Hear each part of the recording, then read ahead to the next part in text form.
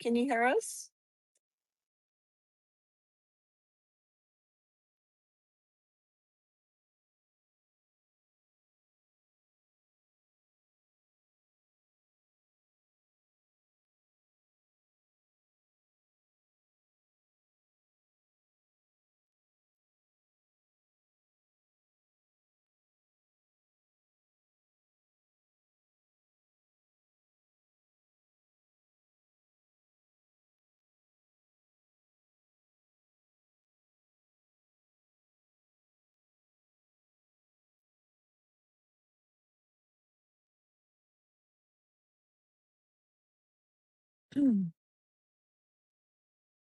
Miss Jones or members in the room, can you hear us online?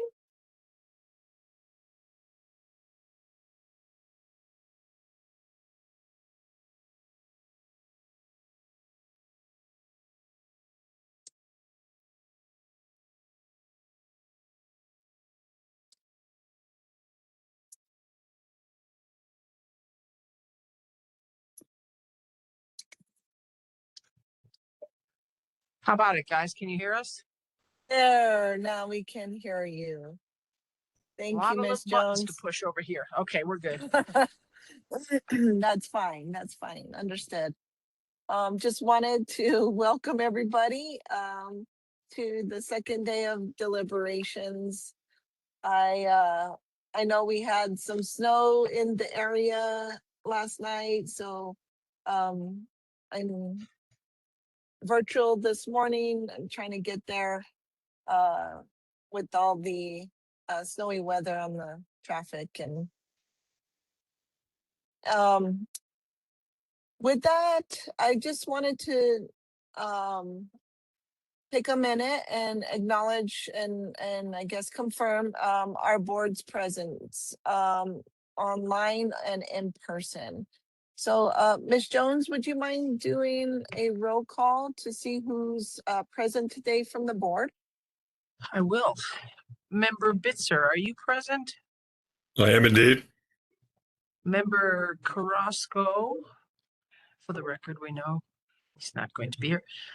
Member Curry, again, same. Member Honker? I am present. Wonderful. Member Ely? Here. Member Garcia? Here. Chair Sweeney. And I'm present virtually. Wonderful. Everybody's present that you're expecting.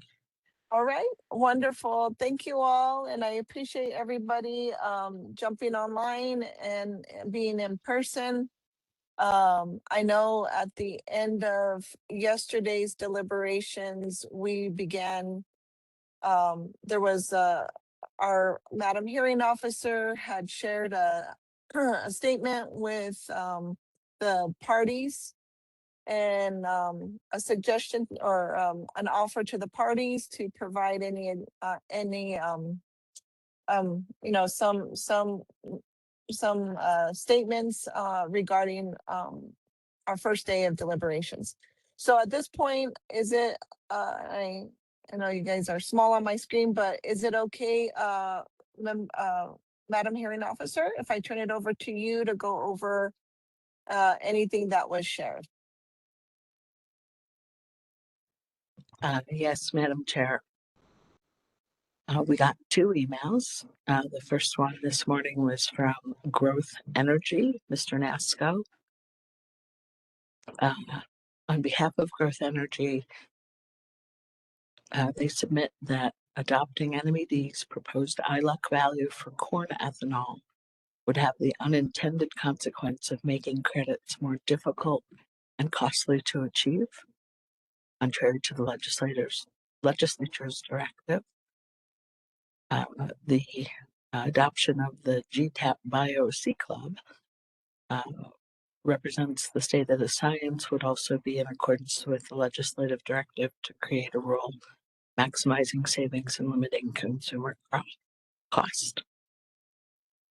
Using outdated modeling data for an ILUC value would impose higher compliance costs without corresponding reduction in emissions. Madam Chair, to the extent the board believes there's something they've heard here and want to reopen the discussion, this would be a good time to ask them if they want to reopen the discussion.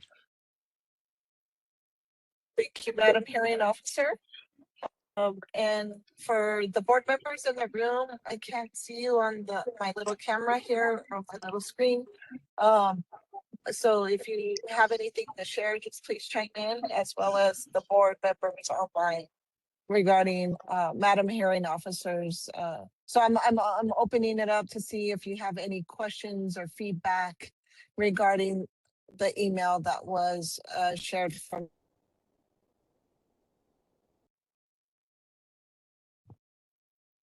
Yes, Madam Chair, this is Sandra, and we had quite a bit of testimony on the cost of credits related to the ILOC values. I don't, for me personally, I believe we've selected the appropriate ILOC value, and that the table is where it should be. We noted in the submittal from Growth Energy that they felt that the ILOC values were outdated. But as stated yesterday, I believe the department did a good job of explaining why they use those older ILOC values that are used in other states. So I don't feel the need to reopen the record to have that discussion.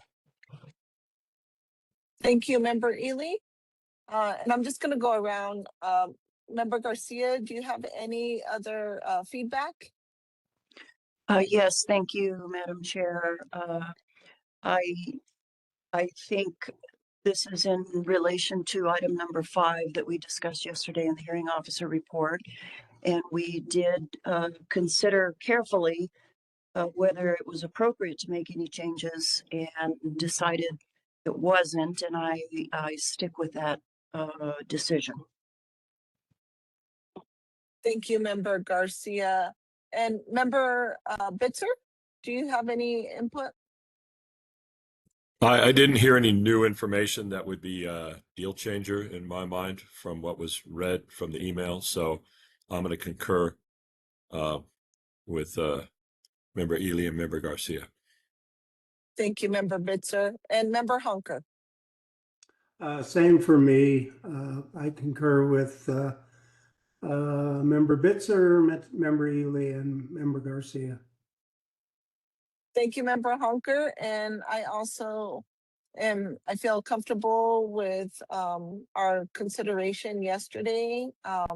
So I think that particular issue, Madam Hearing Officer, I think we have addressed that. So I think we can go on to the next email. All right, thank you very much, Madam Chair. The next email is lengthy, and it's from the department and covers at least 2 distinct issues. The first is the impact in a variety of sections relating to fees and budgeting, which the board may not have intended when it moved the start date, the effective date, excuse me, from April 1st to July 1st. So in 502C2, the language stating that there would be 3 initial CTFP reporting quarters would need revision because it would be only 2 quarters of data. In 502D, the department will not be able to comply with CTFP budget provisions. Again, because of the delay in the receipt of data. So there will be no credit or deficit generation data on October 31st, and that would prevent NMED from identifying a schedule of fees. With that change, the credit deficit data would be first available on January 10th. I won't walk through the way they established that. I'm just giving you the summary here. Another unintended consequence is the regulated parties would be paying annual fees in quick succession, first on April 11th, 2027, then on July 31st.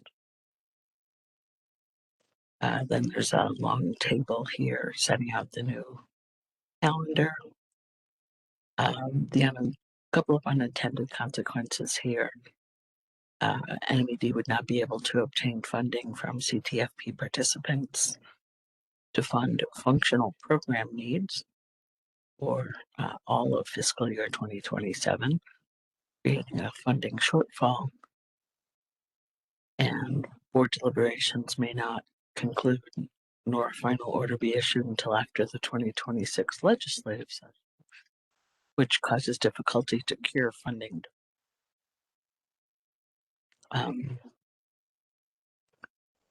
504A, there would need to be a parallel sentence for consideration of the third quarter. In 601C, this is under forecasts. This is a separate set of unintended consequences. There would be no actual data for the 2027 fuel forecast. NED and NMDOT would be required to use alternative data sources that they believe are less defensible. And the 2027 forecast is likely to indicate conditions of a credit shortage that do not reflect the actual operation of the CTFP or the functioning of the credit market. The final set of comments around unintended consequences goes to enforcement. Yesterday, there was a discussion around the administrative compliance orders, and there's some confusion on the part of department staff around whether I guess what the contours of that definition in 604C, if compliance order provisions are eliminated entirely, it's not clear how, let's see, the power of the secretary under the EAA, the administrative protest process, and there won't be a legislative fix to address the department's authority to ensure compliance before the end of the first compliance period on December 31st, 2027. They don't want credits being indefinitely suspended, limiting department authority to take actions that are core to the program. And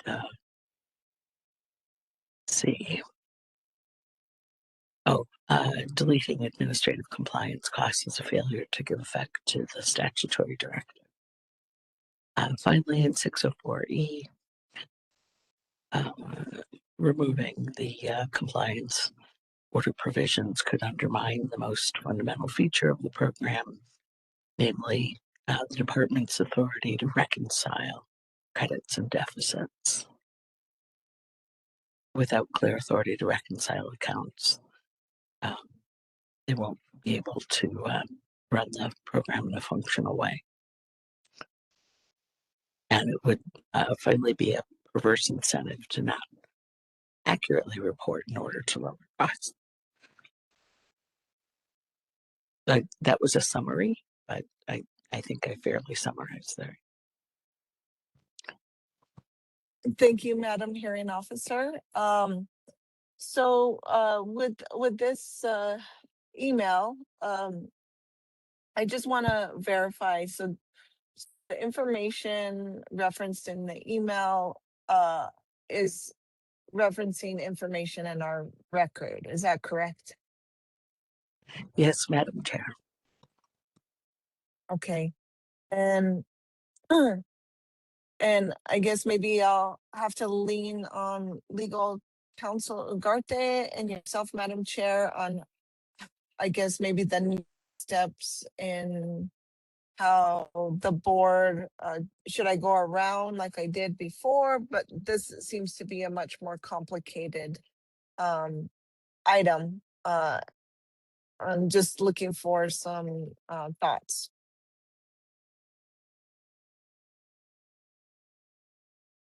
I don't know if legal counsel Ugarte is here. Should I go around like I did earlier on the growth energy email and post the board, or how should we proceed? Good morning, Madam Chair.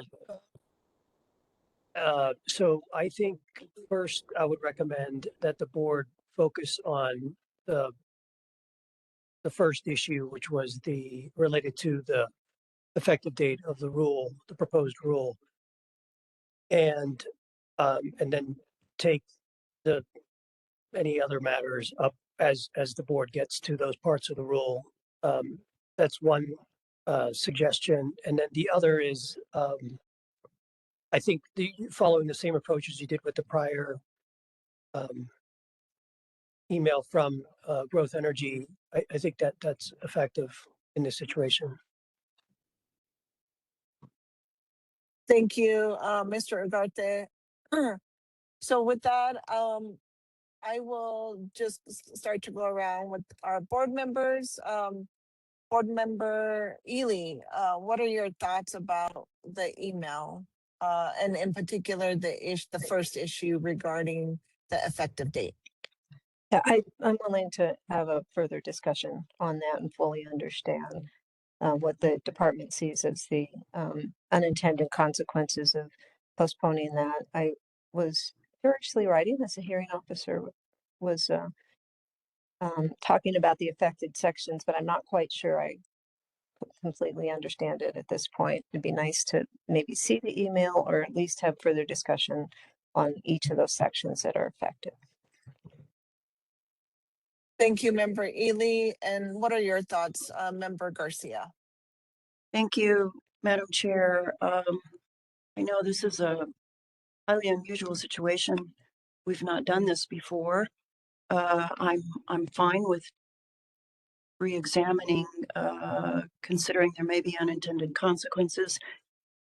And I do have an opportunity to say that I know when we went through the hearing officer report, I voted against changing the date. And then in a fit of expediency, I made a motion and voted to approve the change of the date. So I guess I have an opportunity to correct it. It did keep me up last night that I did that, and I have an opportunity to correct that. I got ahead of myself on that motion, and my original concern on that point was that I wasn't entirely clear on all of the effects of changing the effective date. Therefore, that's why I voted against it to begin with, was because I just wasn't comfortable knowing exactly how it impacted the entire rule. And now I understand that there are other impacts. So if we were to vote again, I would vote against changing the date as I originally did. So that's my comment on that point. Thank you. Thank you, Member Garcia. And then online and Member Bitzer. What are your thoughts? I concur with Member Ely that we might want to go back. Is it possible to get the email and go through it? Yes, Reference Member by Bitzer, reference? I forwarded it. Okay. But yeah, I mean, if it turns out that there's we're derailing other parts of the program or the smooth-ish implementation of said program, then I'd be open to revisiting that as well. Thank you, Member Bitzer. And Member Hunker. What are your thoughts? I agree with my fellow board members. I'm certainly open to reconsidering the effective date issue, but I also have a a question for council, I believe. And any of these other changes that the department has identified as being unintended consequences, can any of those changes be made under the concept of administrative changes to line everything up so that it all makes sense? So we've talked about that with respect to some of the other things. So is any of the stuff on the department's list things that could be fixed in the finalization of the rule as administrative changes for consistency?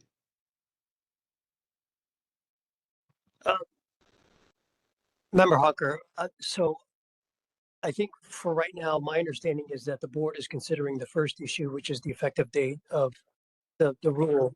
And then when I think the board can certainly take up the question you're asking when you get to that part of the rule that's included in this email. Does that make sense?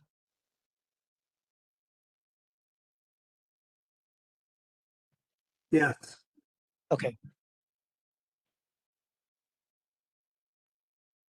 Thank you, Member Honker. I don't know if you have anything else to ask or share, or if you're done with your comment.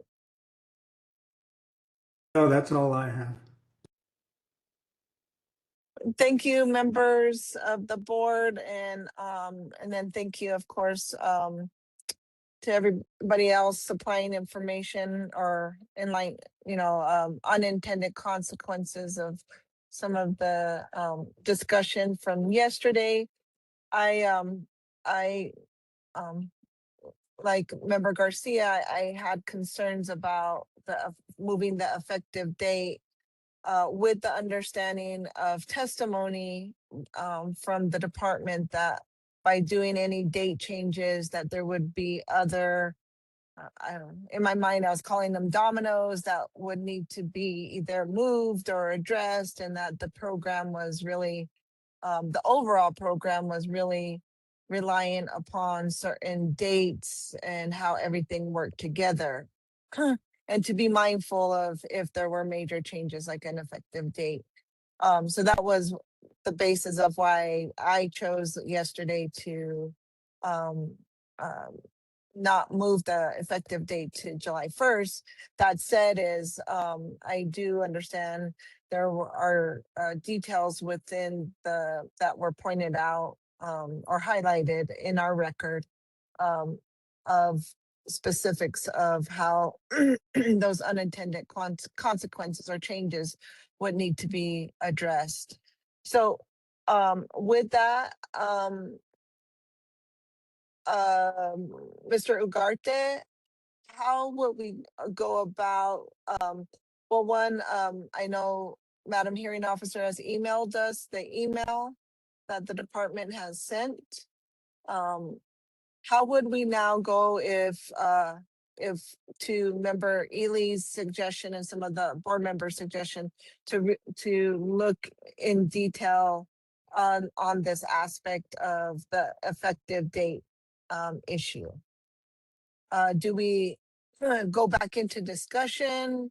Do we go back to the material now that we have the email? What are some of your recommendations? Madam Chair, I think Member Ely had some questions and wanted to go through the information that we received from the department. So I think it makes sense to address any questions or review the material and just like you did yesterday. Okay. So why don't we just start that process then? And Member Ely, do you have any, do you want to start us off? Or do you need, or do we need time to look through the email, a few minutes to look through the email and then come back? Let's do that. At a high level, after the hearing officer summary and a brief review of the email, it seems that the issues are ensuring adequate funding for the program, as well as ensuring that we get the department gets the data they need to do forecasting. So there were more unintended consequences than I anticipated. And so I do think it would be prudent to take just a minute to read this, get a better understanding of what it really means, and then have a discussion. Thank you, Member Ely. Do you have a suggestion on how much time? Maybe 15 minutes? At 10, that's good. 15 minutes or 10? I'm sorry. 10 or 15, that's fine. Yeah, Okay. it won't take long. Yeah. Okay. Why don't we come back at 9:45, giving us time to look at the email and getting together some of our thoughts. All right. Chair Sweeney, you're coming across very garbled. Okay, let me try something. I'll be right there.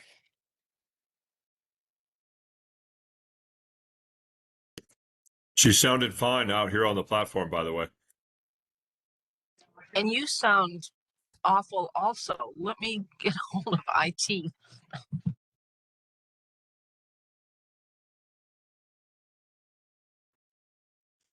Member Bitzer, you sounded fine to me.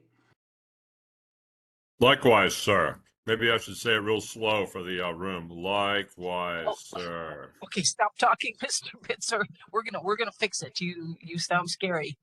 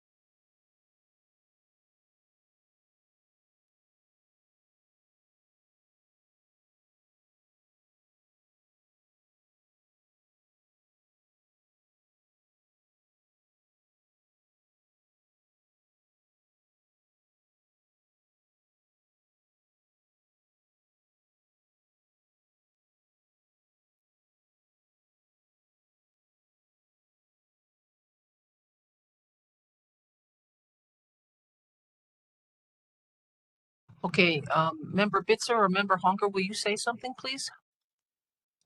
Testing 1, 2, 3. 4, 5, 6. Okay, it's not perfect. Hold on.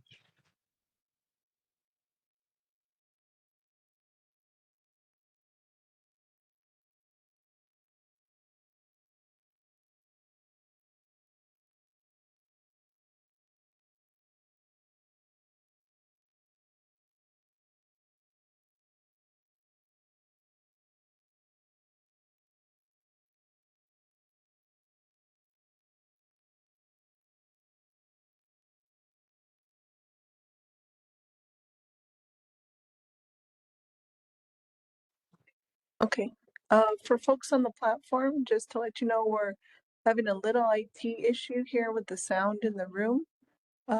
We've contacted the IT personnel here at the Roundhouse, so give us just a few more minutes. I think we finally figured it out, knock on wood. Appreciate it. All right. Okay, thank you, Ms. Jones, and for everybody that's back from our break. And I think we'd like to delve into the email that we received from Madam Hearing Officer from the department. And I'll have Member Ely jump in, if you will.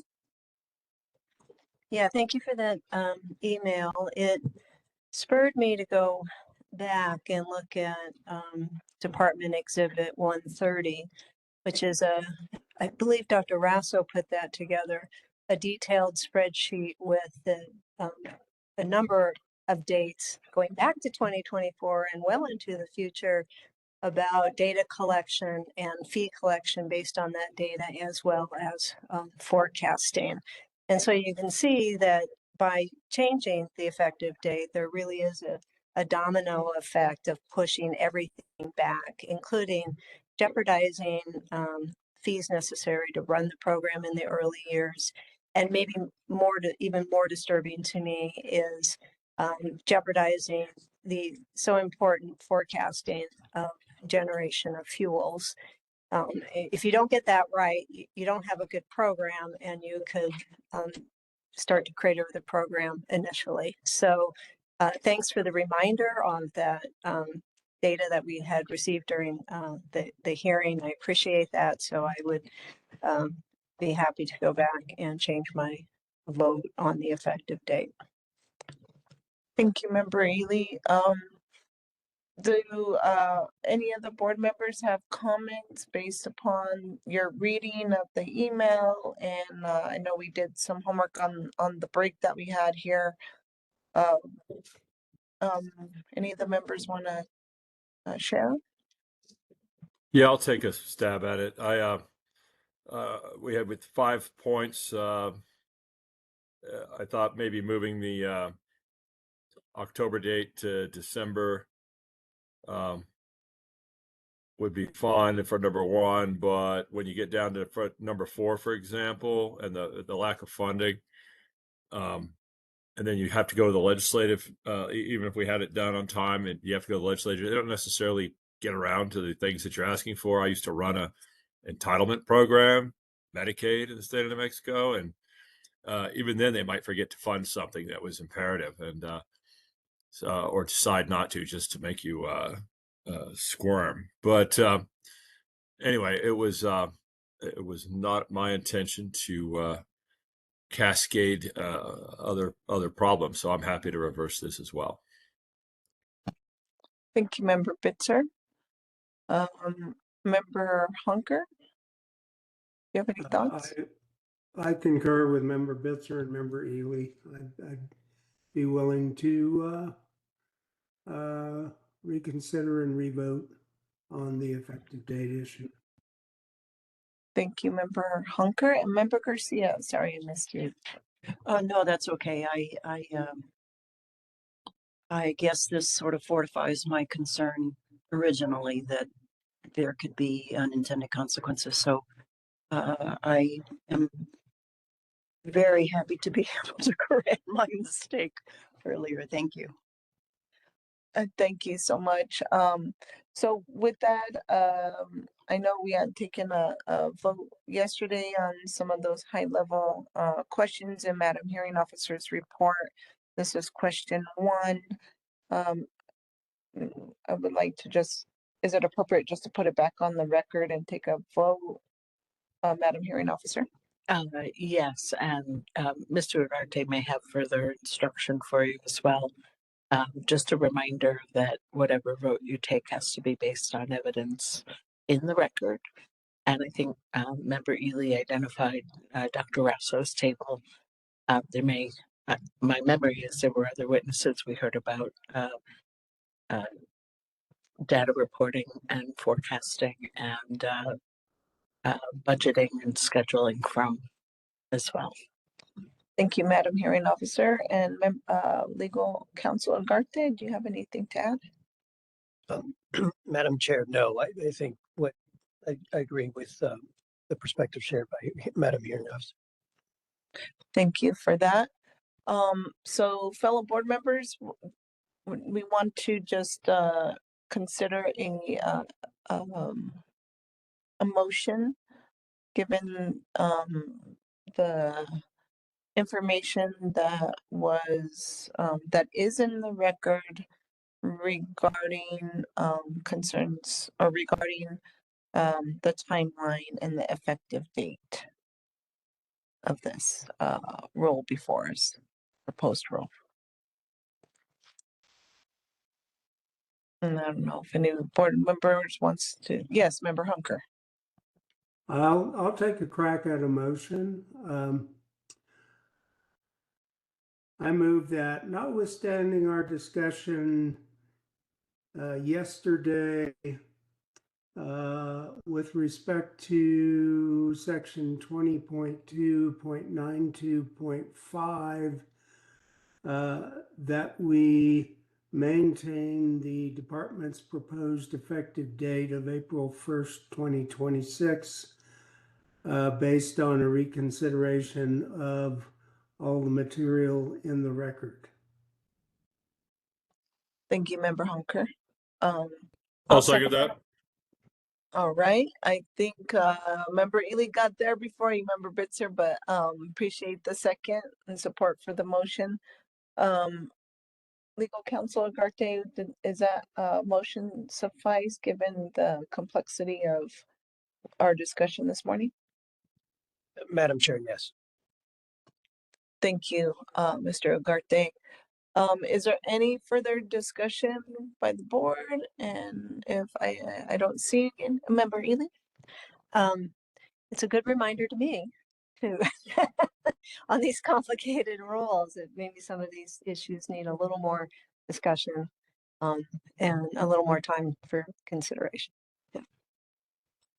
Thank you for that, Member Ely. And again, this is a very complex rule with, as provided during verbal testimony, as well as in the record of the, because of its complexities, we really need to consider changes when in the original rule. I think I recall specifically Ms. Borchardt referring to that in her testimony at the end of the hearing. So please know that that has stuck with me through the, you know, just making sure, to your point, Member Ely, that we're very cognizant that we need to delve into the details as what we've done this morning into changes from the proposed rule. But appreciate the conversation. And with that, yes, Member Ugarte. Legal Counsel Ugarte, sorry. I was elevated. Thank you, Madam Chair. I just want to point out, and I think Member Ely, you brought up a really good point. I think that it's likely that today, as you continue to, as the board continues to go through the rule and come across provisions like that you reviewed just now, I think the board would have seen, oh, well, that's linked to what we moved. Do we have to reconsider? And so I think that's part of the process. So Thank you for that, Legal Counsel Ugarte. Appreciate that insight and perspective. And as we continue with our task today, with seeing no other discussion on the motion, Ms. Jones, would you please do a roll call vote on the motion on the table? I will. Oh, excuse me. Member Bitzer, how do you vote?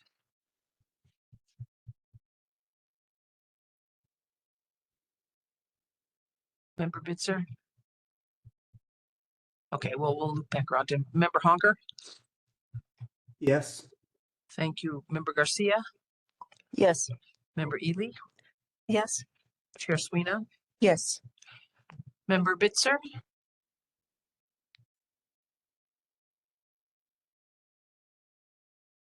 Right.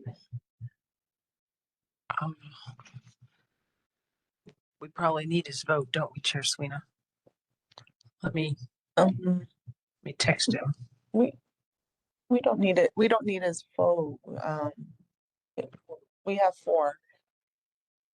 Yeah, I think we're Okay, one more call. Member Bitzer, how do you vote on Member Honker's motion regarding effective date?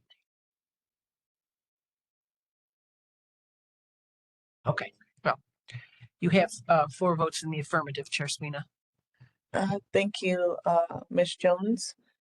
All right. So there's that one item.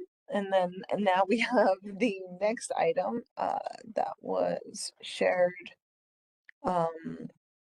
in the email received this morning. Yes, or oh yeah, yes, sorry, we were gonna postpone that. I'm just doing one more check with Member Bitzer, see if he's back online. No? Okay. All right. Is there anything else regarding that we need to discuss? I apologize, I was en route, so I might have missed something.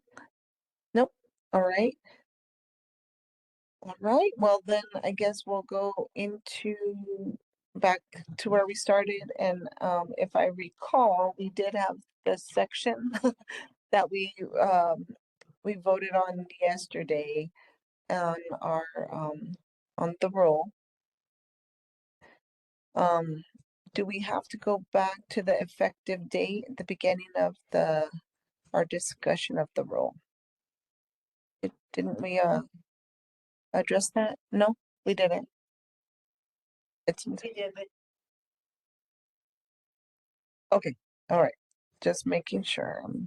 Yeah, I referenced the section number out of the rule in my motion.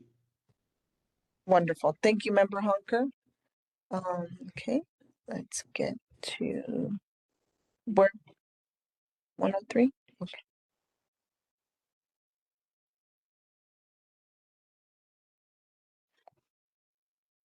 Yes. All right.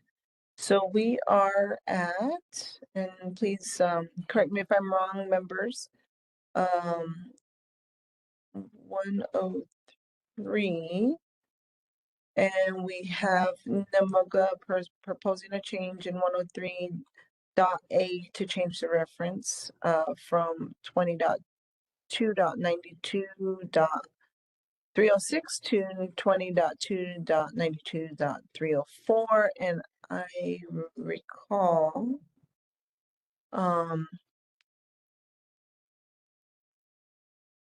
this is in regards to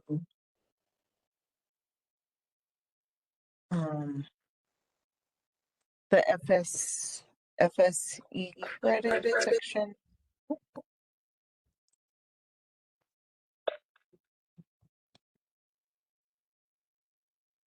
Ms. Jones, do we have, is that Member Bitzers? Or okay, thank you.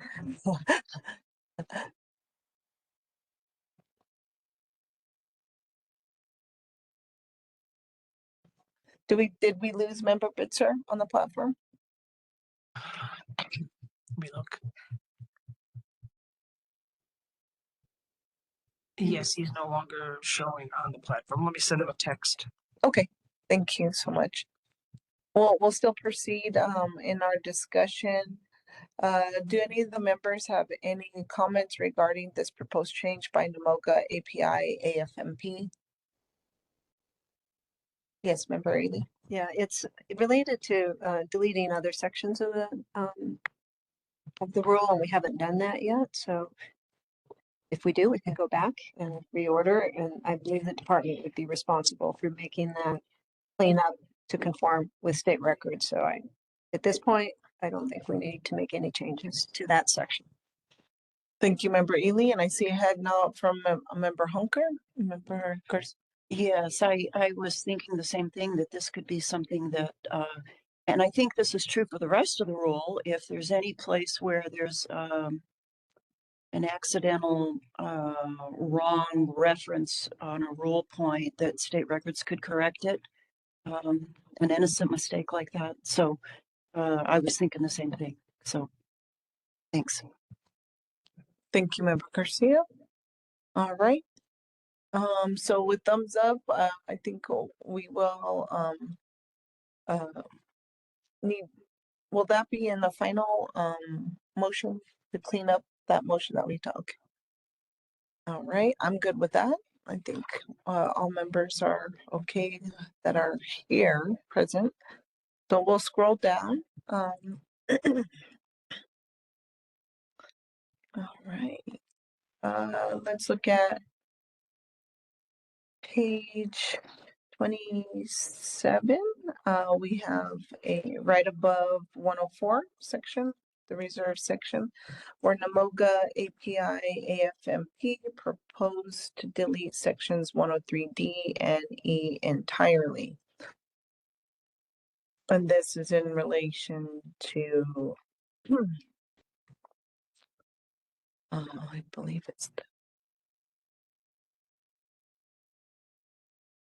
yes, Member Ely. Yeah, the one section is to ensure that the information provided to the department is accurate to the best of the applicant's knowledge. And the other one is related to enforcement, and I think both of those are critical to ensuring the integrity of the program. So I propose that we reject NAMOGA's suggestion to delete those two paragraphs. Thank you, Member Ely. Member Hunker's a thumbs up. Member Garcia. Yes, I think it's always better to spell out requirements, and I would think the industry would appreciate having specificity on the requirements. So so I disagree with eliminating that section. Thank you to the members. I agree with the comments, and so we will not accept the NAMOGA API AFPM's proposed deletion. Let's see, as we continue down, we get to section 201A. And this is in regards to Oxy USA proposing an addition at the end of section A1 and in A3, together with edits in sections 205A2. Create a fuel pathway for transportation fuels produced with direct air capture to enhance oil recovery. What is the thoughts of the board? Member Ely. We had a bit of a discussion on this yesterday, and but my feeling, I think the feeling of the rest of the board was that direct air capture was best kept in just the project section of the rule, and that we should not create a pathway for transportation fuels produced using direct air capture and enhanced oil recovery. So I suggest we reject these edits. Thank you, Member Ely. Member Garcia. I agree with that. We already discussed that, and it was item number 8 in the hearing officer report. We decided not to go with the DAC to EOR. That is correct. Thank you. I see a thumbs up from Member Hunker.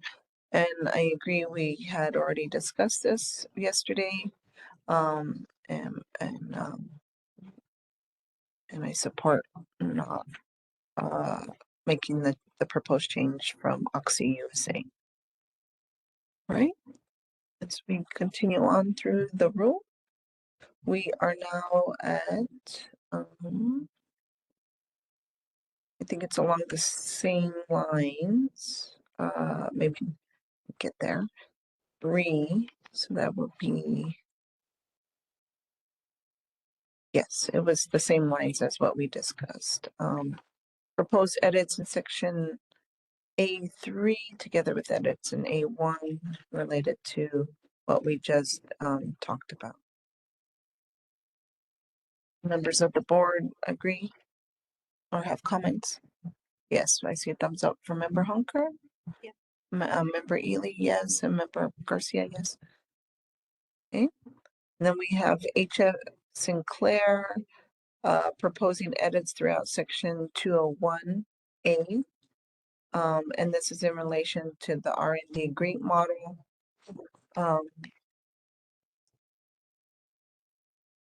Discussion that we had yesterday. I'm just reminding myself and the board members, we did make a we did discuss at length R&D GREET versus NM GREET. So it looks like the changes proposed by NMOGA are dependent upon if we were to use R&D GREET. So to reject the changes. Member Ely. Just say both the proposed language by NMOGA as well as the proposed language by H.F. Sinclair. Right? So we would reject both of those paragraphs they propose. Thank you, Member Ely. All right, thumbs up from everybody. Okay. Keep going down. All right, that takes us to B1. And then we have CCAE proposes to replace taking out shall and using may instead in 201B1 to avoid requiring temporary pathways. Board members have any thoughts? And I am on page 30 of the markup edits of the rule. If anybody's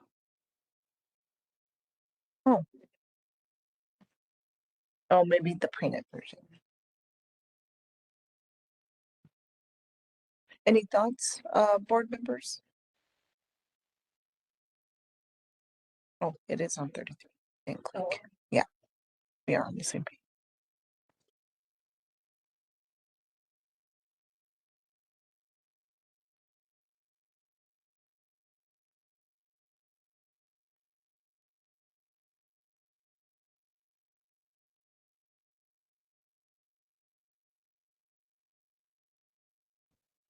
Yes, member Ely? Well, I mean, CCA makes the argument that they're not required to use a temporary pathway, that therefore the shall should be a may. But if it's a regulated party that's going to be entering the program in the state, I think that's the only way for them to do it if they don't have a certified carbon intensity. So, or their fuel. So I'm not sure I agree with them on that. Thank you, member Ely, for your comments. Any other discussion, comments from board members? I agree with that assessment. Thank you, member Garcia. Member Honker. Thumbs up for member Honker. In that case, we would reject the proposal of language change by CCAE, and I support that as well. All right.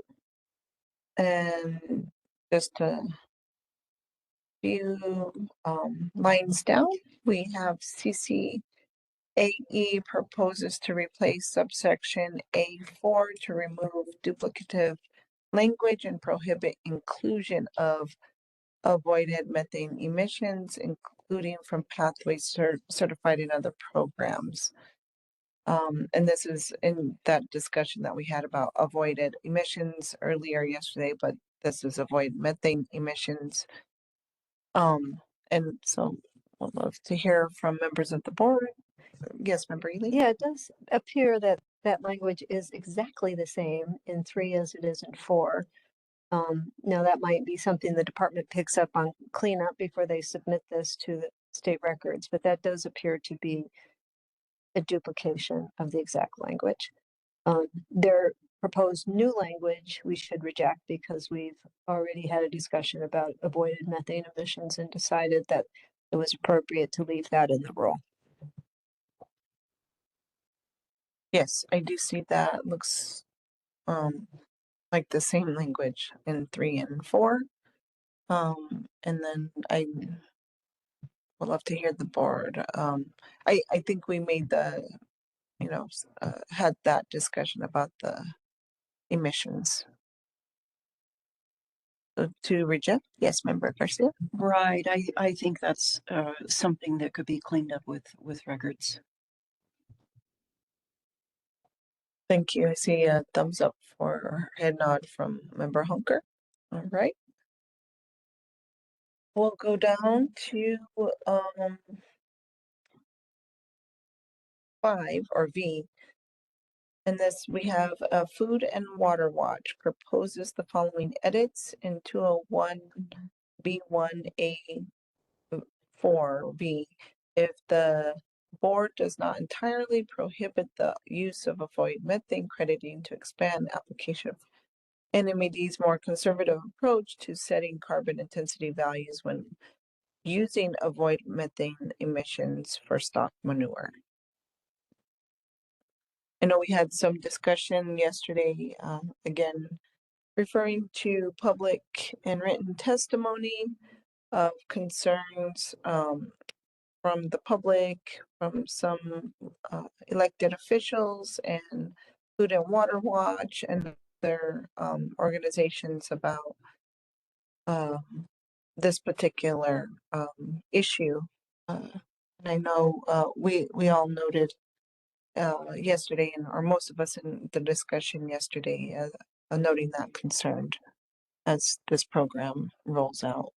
But I would love to hear board members' thoughts on this specific language.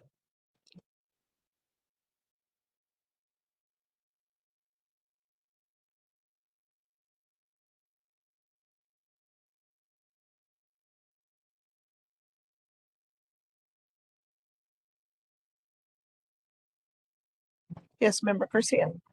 Yes, it looks like this would impact the carbon intensity values that are in the table, and I would not agree to change those values. Thank you, Member Garcia, for your comment. Any other thoughts by other members? Yes, Member Ely. I agree with Member Garcia. Member Hunker has a thumbs up, and I also agree with Member Garcia's comment. And so we will reject the Food and Water Watch's proposed language. Continue on down. A few lines down, we have an little I, B, I, CCAE proposes the addition of a third subparagraph to clarify the important pathway CIs must exclude avoided methane emissions to ensure consistency with program requirements for technology neutral accounting. And this is again regarding the avoided emissions discussion we had. What are the thoughts of the board? That we reject it based on previous discussions related to avoided methane emissions. Thank you, Member Ely. And I see it. Agree. Member Garcia agrees, and Member Hunker, I also agree. And we will continue on to section 3C, where CCAE proposes the addition of a sentence in subparagraph 3 to clarify that applicants must not include prohibited avoided emissions in their application, even if another jurisdiction. So again, the emissions question. Members of the board feel the same rationale? Yes, Member Ely? Yes. Thank you. Member Garcia, Member Hunker, all thumbs up. So we will be rejecting CCAE's proposed addition in this section. And then we go to CCAE's proposed edits in subsection 4. This is in regards with limitations on reporting transportation fuel without a certified carbon intensity. In addition to 4A, 4AI, and 4AII, we have some proposed edits by CCAE in this section. What are the thoughts and comments from board members regarding this proposal by CCAE?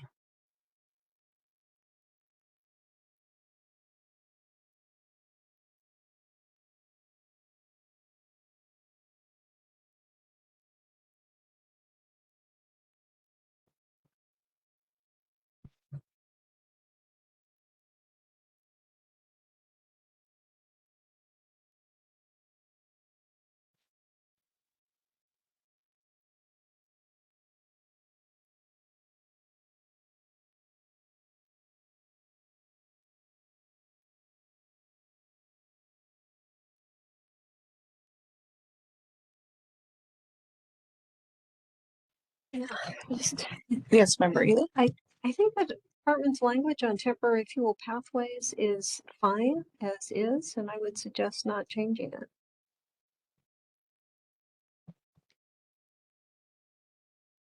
Yes, Member Garcia.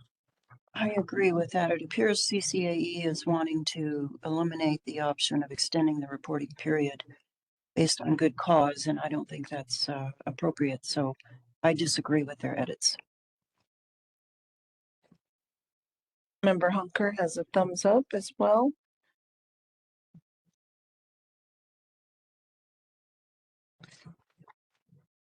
And I just, I want to acknowledge that the rule is complicated. There's a lot of detail in the rule and what ifs, as we talked about and heard about during testimony.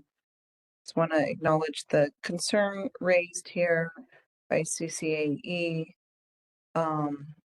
And again, as the program rolls out, I at this point I do support not including the proposed edits, but as the program rolls out, to be aware of some of these concerns. So I support fellow board members' recommendation to not include it, but with a note that we need to continue to be aware of some of these concerns. Thank you. We'll keep going on. A minor typo. But numeration typo. I don't think we need to discuss that. But we do have HF Sinclair's proposed edits throughout 201B regarding carbon intensities for reporting. So we have also a API NAMOCA and AFPM with the addition about, again, the CTFS baseline. Referencing the 2018 values calculated using the R&D GREET model.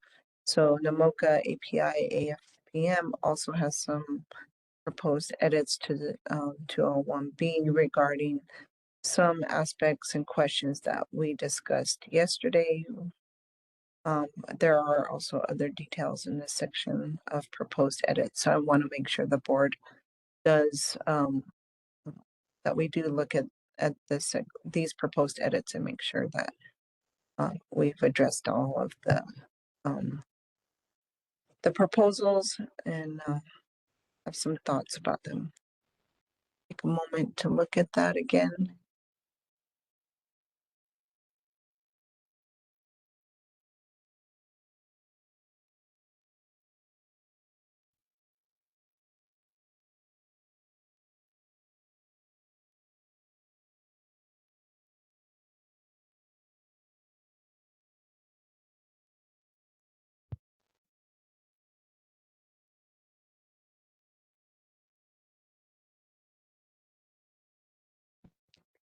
All right.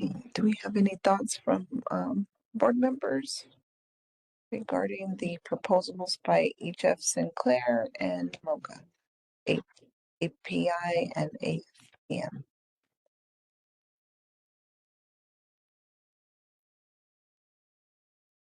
Yes, Member Garcia. Since part of this is about using the R&D GREET model, I think that eliminates most of these changes since we already agreed on NM GREET. Thank you, Member Garcia. I see a head nod from Member Hunker. And also Member Ely. I also see that in the proposed language by HF Sinclair and Namoga API AFPM, and we have discussed yesterday of utilizing an GREET versus R&D rate. So we will reject these proposed changes. All right. Scroll down. All right. So then in CE 1 through 5, we have Oxy proposing edits to retain booking claim accounting eligibility for liquid transportation fuels. This is our booking claim discussion. Yes, Member Ely? As noted in the NMED notes, there are no other jurisdictions with a low carbon fuels program that has a liquid booking claim provisions. We had discussions at the hearing about this, and I believe one of the reasons for rejecting liquid booking claim provisions was to ensure that we get the value of all the co-benefits of the program in state. So I suggest we reject Oxy's proposed language change. Thank you, Member Ely. Looking at, see Member Hunker head nodding, yes. Member Garcia as well. And I also agree with my fellow board members on rejecting Oxy USA's based upon the material in our record and the proposal by NMED's supporting NMED's proposed rule text. Go one section down to 6, or actually CCAE proposes to delete section C in its entirety to eliminate booking claim accounting. We have already discussed this, that we will be keeping that, and so that would mean rejecting CCAE's division.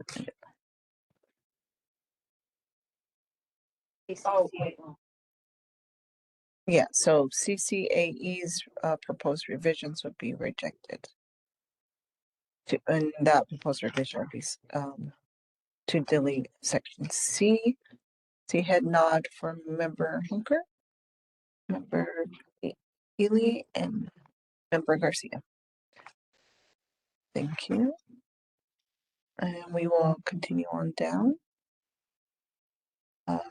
to section D, where we have additional recommend or some proposed changes by Rio Valley Biofuels. Proposes to delete the phrase and table 9 in subsection I of 20.2.92.701 NMAC. And this is regarding the definition of ILUC. And then we have a proposal by HF Sinclair to delete to a 1.d entirely. And this goes by to align with API NMOCA and AFPM to propose a 3-year review and update process. Yes, members of the board, Member Ely. Yeah, we've had discussions on both these items. We opted to retain the ILOC, and the ILOC values proposed by the department, as well as we rejected the R&D GREET for the NM GREET. So I think we reject both the proposed changes for this section. Thank you. See thumbs up for Member Hunker, and I'll head nod for Member Garcia in the affirmative. I also agree to not incorporate Rio Valley Biofuels proposal as well as HF Sinclair's proposal for this section. and to keep NMD, NMED, the department's language for this section as we go forward. We're on section 202, and we get to CCAE's proposal to insert quote unquote non-dash lipid ROP in subsection 4 to require use of table 1 ILUC value for all crop base, and again the ILUC discussion. We also have Rio Biofuels proposal to delete section 202.A4 entirely for reasons stated above under the definition of ILUC. So, members of the board? That's member Garcia. Right, because we already discussed this previously in the hearing officer report. I would reject those changes. Thank you, member Garcia, and member Ely agrees, and member Hunker agrees as well. I also agree to reject the changes by CCAE and Rio Biofuels for this section. We'll scroll on down. We have next iteration regarding the Renewable Natural Gas Coalition, RNG, proposes an edit to 202.E3A and delete E3B. And this is regarding the avoid methane emissions crediting period for facilities or feedstock production operations. Want to look to fellow board members on your thoughts. 50 on mine. I think it's how it was printed, but yeah, I'm on 50. So 50 kind of in the mid section, the Renewable Natural Gas Coalition.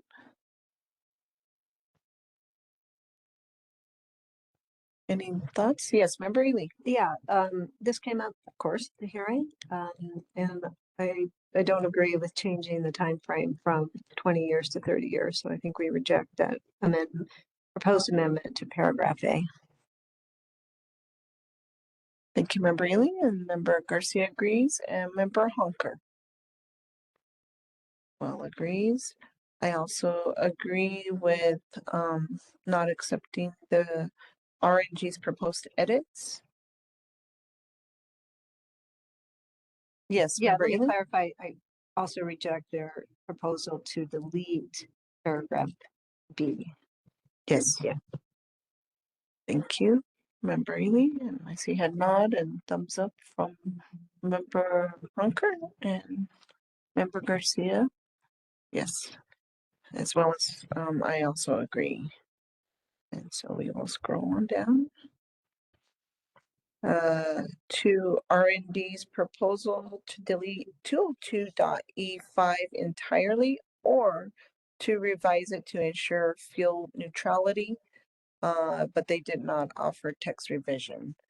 And then we have the section 202E5.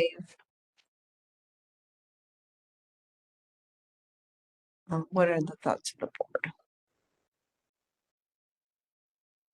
Yes, member Garcia. I disagree with their edit and deleting 202E5, so I don't think it's appropriate to incorporate that. Thank you, member Garcia, for your comments. Other board members?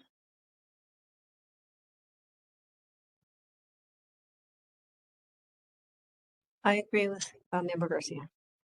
Thank you, member Ely. Member Hunker.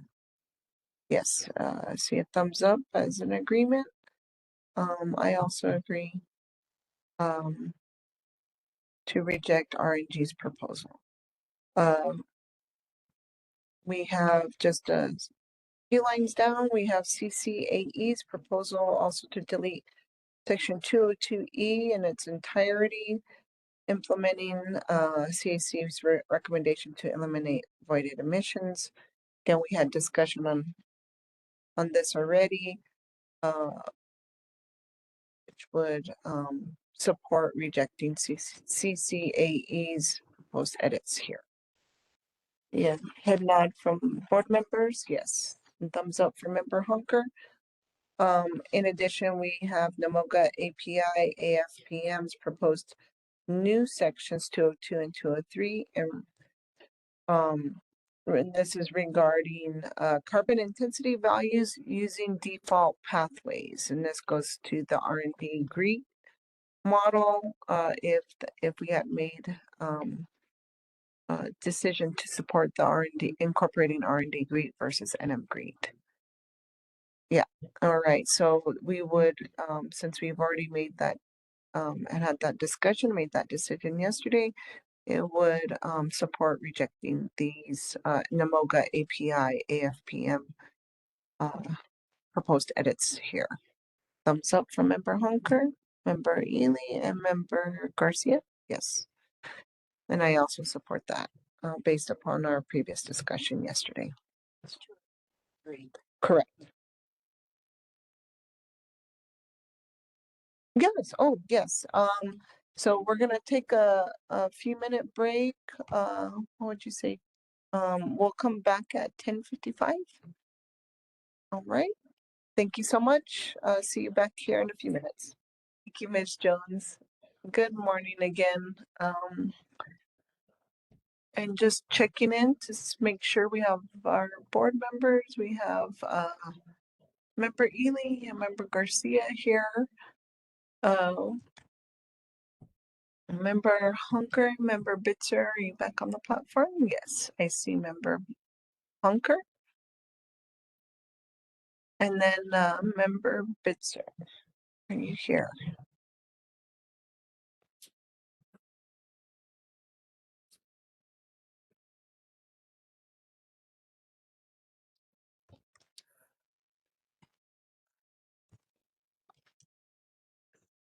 All right. Folks are still coming back in the room. And we have Madam Hearing Officer coming in and Legal Counsel of Garden. We have member Bitzer. Good morning, everybody again. All right, just to bring everybody and re-ground ourselves here, we are on page 54. Just checking on the multicolored document, which takes us to sections CCAE's proposed edits in subsections 203B1, C, D, and E. Is that correct, board members? Okay. And member Bitzer, I know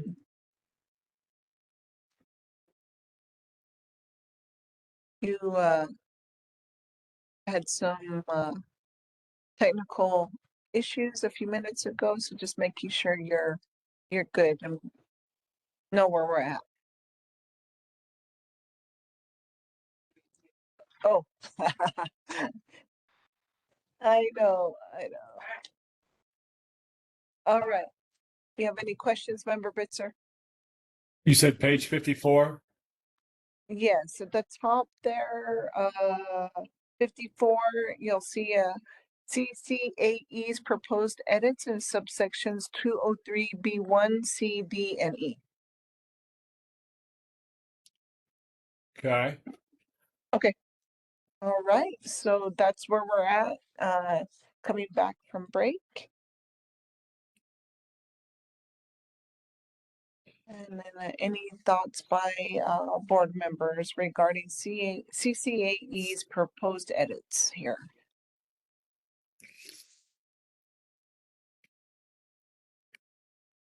Yes, member Garcia. Yes, I looked at their proposal to eliminate the ability or the exception as authorized by the department. I don't think that's appropriate to do that. And since we did not eliminate book and claim, we kept book and claim. The rest of it is not appropriate either. Thank you for your comments, Member Garcia.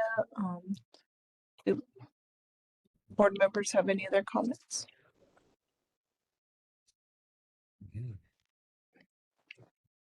Thumbs up from Member Hunker. Same thing for Member Ely and Member Bitzer. Sorry, No, I'm good. I concur. thank you, Member Bitzer. And I also agree with the comments provided by Member Garcia. And therefore, the board will not incorporate CCAE's proposed edits in subsections 203B1, C, D, and E. Right? And we'll scroll on down to section 204.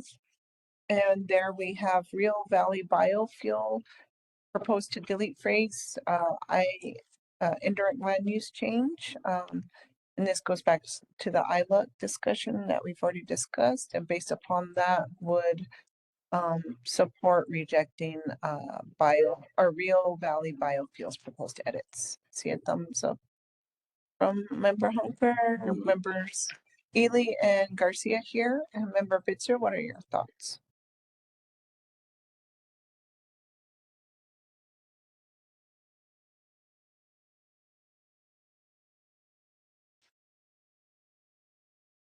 Did we lose Member Bitzer again? Ms. Jones?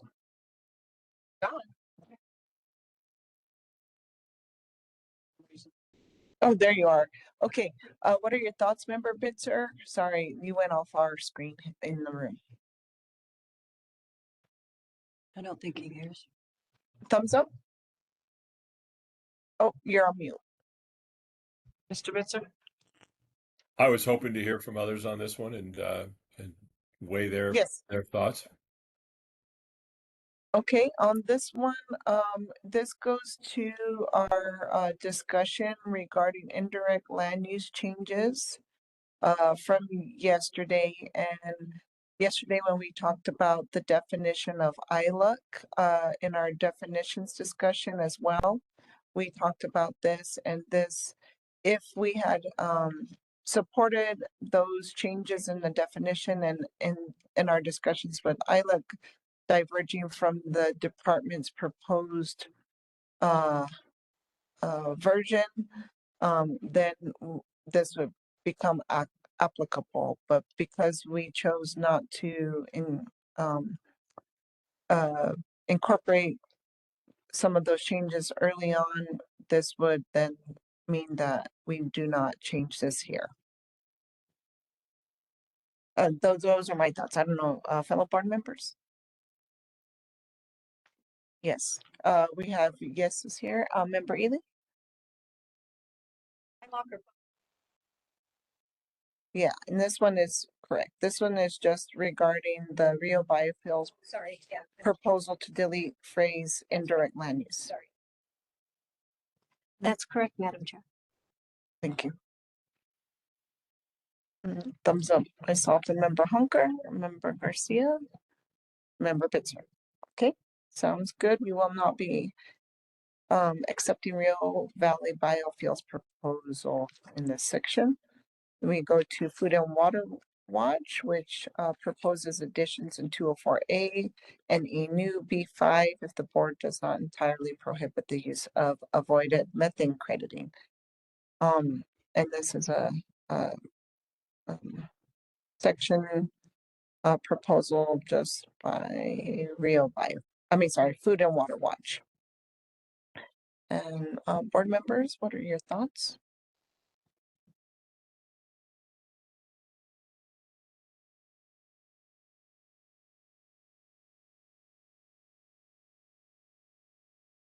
Yes, Member Garcia. Yeah, since we already voted to keep the avoided methane emissions portion, I think it is appropriate to keep the way it's calculated as well, and not change it as proposed by Food and Water Watch to calculate the carbon intensity differently. Thank you for your comment. I see a head nod by Member Hunker.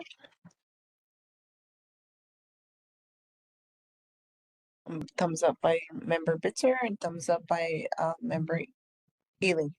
I also agree not to incorporate Food and Water Watch's proposed additions in 204A nor a new B5 based upon previous discussions and also supporting the text as proposed by the department. All right, now we go to NAMOCA API AFPM proposed edits in former section 202 renumbered by them in section 204. This is in regards to carbon intensity values using approved novel fuel pathways. Yes, Member Ely, do you have comments? Yeah, it's a redraft of 202, which is carbon intensities for alternative fuel pathways. They're proposing to rework the whole section, and I disagree with doing that. I believe the department's approach on alternative pathways is sound and should remain unchanged. Thank you, Member Ely. Other board members, Member Garcia. I agree with that. They also are incorporating R&D GREET, which is we've already decided against. So I agree with Member Ely. See a thumbs up by Member Bitzer, Member Hunker. I also agree with the comments by board members Ely and Garcia to not incorporate the proposed edits by NAMOGA API AFPM in this section. So that takes us to scroll down to section 205A 2. And there we have Oxy USA's proposed edits in subsection 205.A2I in connection with the edits in 201A. Again, we just reiterating, we did reject the proposed edits in 201A. So I would support not accepting these edits in 205A2I. Agreement here in the room by board members Garcia, Ely, I see on the platform, Member Hunker and Member Bitzer also agree. So I also agree in not accepting Oxy USA's proposed edits in subsection 205A2I. We'll scroll down to section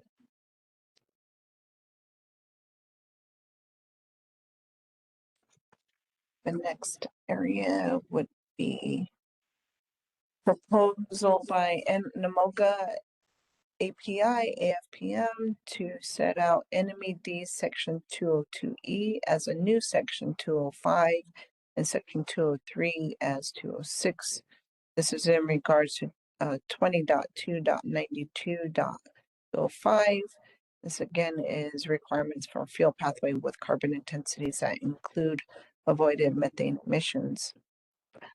Please review those proposed edits by NAMOCA API and AFPM. Also, if you could also review the next would be just down the line there. There's a whole section here of proposed edits, excuse me, by NAMOCA API and AFPM. Take a moment to look at that, fellow board members.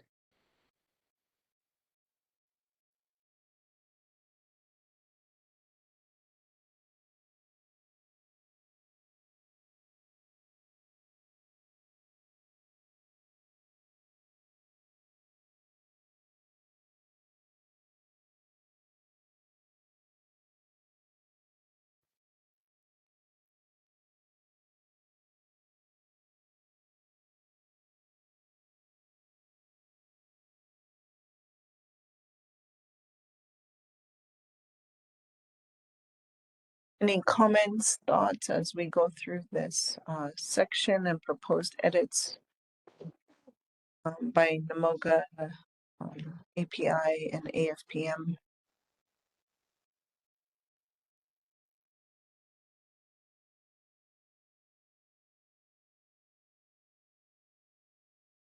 Yes, Member Ely. On the first redraft of avoided methane emissions, I'm certainly not comfortable changing what the department has already proposed for avoided methane emissions. They seem to be wanting to expand that. I don't think we should. Thank you, Member Ely. Member Garcia. I agree with that. This is changes to the entire section 205.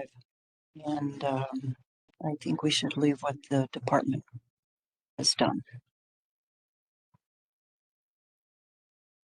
Thank you, Member Garcia. And I see a thumbs up by Member Bitzer, Member Honker as well. And again, just want to reiterate that the department's proposed language for this section is based upon information in the record and how they have set up the program. And also in looking at this language, I also support the fellow board members in not accepting revisions to what has been proposed by NMB for this section. So we will reject these proposed revisions.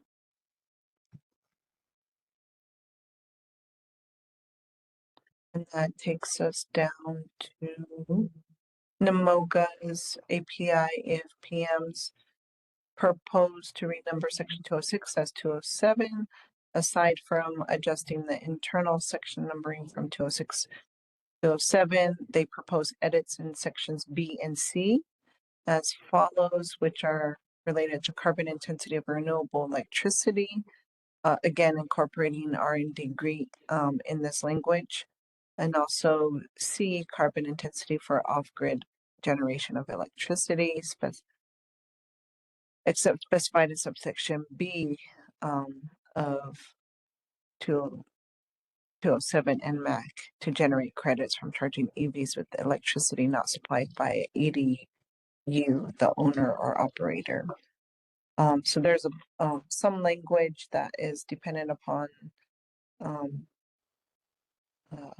the R&D GREET, again, that we've already we're relying on the NM GREET model. So that section B would be support rejection of that proposed edit. And then I should allow fellow board members your thoughts on this proposal of edits from NMOGA API AFPM. And yes, Member Garcia. I agree with you, Madam Chair. We've already discussed most of their proposed changes. It wouldn't make any sense to change them here. Thank you, Member Garcia. And any other board members would like to chime in on discussion of this section and the proposed changes by NMOGA API AFPM?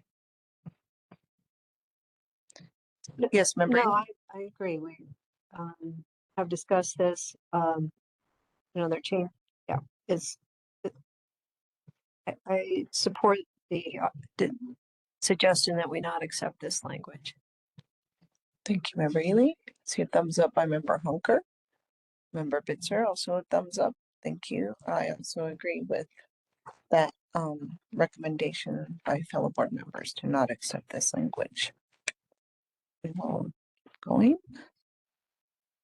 All right, we're on page 60 of the electronic version of our markup here, and we are at CCAE's proposal to delete section 206E entirely and to delete subsection F2 below the word substantially similar to the requirements of subsection E. And yes, did I miss one section? Yeah. Okay, let's go back. Member Ely pointed out. Yes. Yes, Namoga has a proposal for C, and I apologize. Should have double checked with board members on if you had any comments on C. Any discussion? Yes, Ely? Again, it's R&D GREET and it's changes, eliminating tier 1 and tier 2 alternative pathways. And we've already decided that those are not options we're willing to adopt. Yes, I see head nods from member Hunker. And again, just to clarify, we've discussed some of these items in previous decisions, and so supporting the rejection. I see a thumbs up from member Bitzer and a head nod yes from member Garcia. I also support that. And so we will go on to CCAE's proposal and to delete the section 206E entirely and to delete subsection F2. Portions of that subsections below substantially similar to the requirements of subsection E.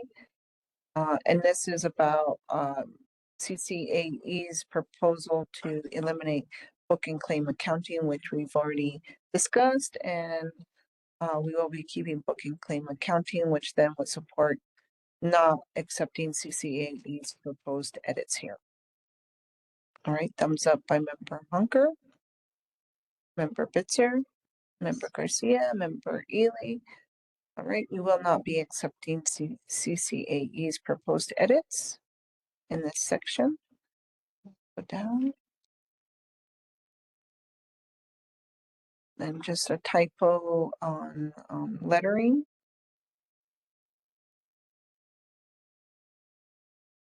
Page 71. All right, and then on page 72, we have, I am at 301 fuel credits and deficits, section E. And this is NAMOGA API AFPM's proposed edits in the last sentence of section 301B. And this is a proposed edit credit after January 1st, 2028. A regulated party shall not generate or claim credits for transaction or activities occurring in a quarter for which the quarterly reporting deadline has passed.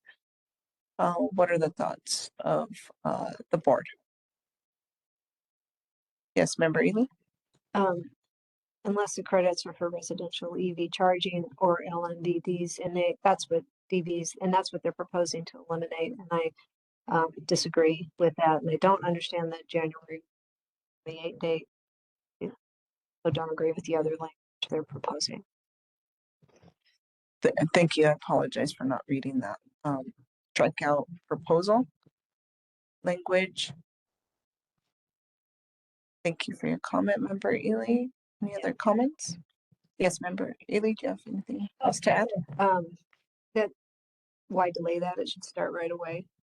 Yeah, that provision. Thank you, member Ely. Member Garcia agrees. Member Honker agrees. And member Bitzer agrees. And I also agree to not include NAMOGA's proposed edits in section 301B and support the NMED's proposed language. Again, based upon what they have provided to the board for support of this section.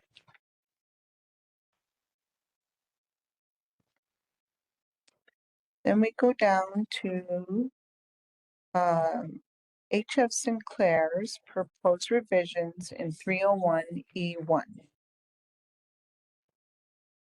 This is determining the energy in megajoules of a transportation fuel by multiplying the transportation fuel quantity, strike out as this section striked out as measured in the applicable unit listed under the column entitled Transportation Fuel Unit of Table 7, the subsection G of 20.2.92.701.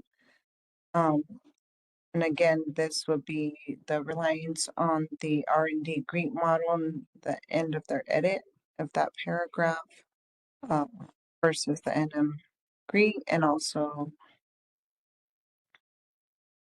so we'll tackle that one first. Any thoughts? Yes, Member Garcia. Right, I would reject that proposed change because we're not going to use the R&D GREAT model in this rule. Thank you. Thumbs up from Member Bitzer, Member Hunker, Member Ely. Yes. So we will not be accepting that change in 301E1 as proposed by HF Sinclair. And then we have immediately under that HF Sinclair agreeing with API, NAMOGA, and AFM's proposal to eliminate Table 7 in favor of calculating energy densities using R&D GREAT. So just below that, we have NAMOGA, API, AFPM's proposal for section E1 through E6. And again, this is this proposed revision, again, is dependent upon the R&D GREAT model, which the board has already discussed the supporting the department's use of the NM GREAT model, which would then support the rejection of these proposed edits. Members of the board, what are your thoughts? Yes, thumbs up from Member Hunker, Member Bitzer, Member Garcia, and Member Ely. And again, based upon our previous discussion, would support the rejection of these revisions.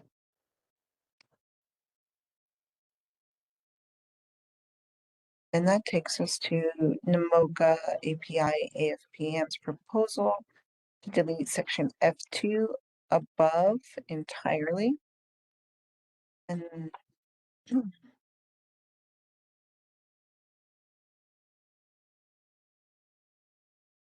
yes, so any thoughts by the board?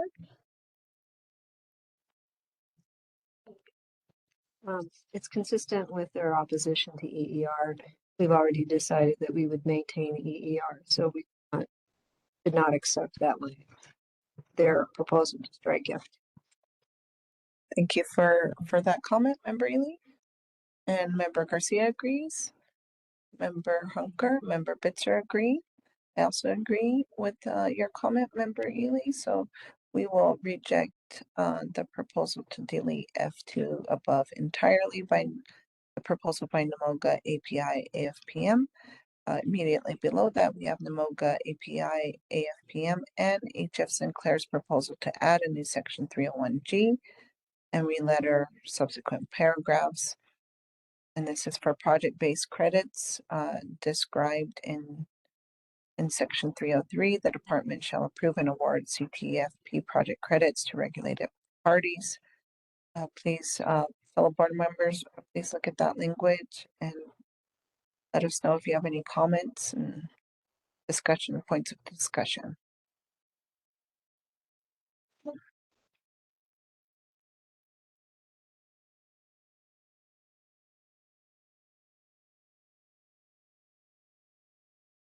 Yes, Member Garcia. Yeah, since they're proposing to change the calculation process and prorate, use a prorated basis, it doesn't, I disagree with that. For your comments, Member Garcia. Any other comments by board members?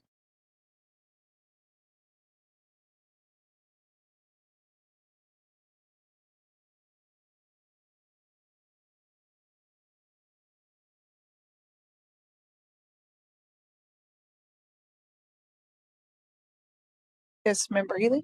Yeah, it's just trying to assist the department in what type of information should be considered when accepting project credits or application for project credits, which is fine. But I'm guessing the department probably has a clear idea about what they want.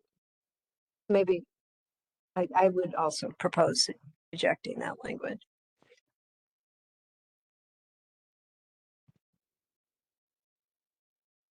Thank you, Member Ely.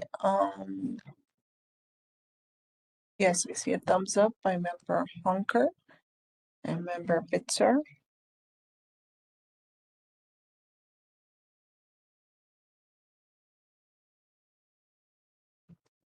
Yeah, I also, Member Ely,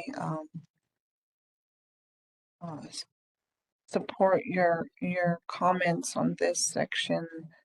I also see in this section to the in particular G3 discussion about the applicable CTFS 2018 baseline language that we talked about yesterday as our discussion between the two models and the basis of information and the baseline discussions as well. So with previous discussion and decisions by the board, I also support not incorporating this language proposed by NAMOGA, API, AFPM, and HF Sinclair. Thank you. We will go on to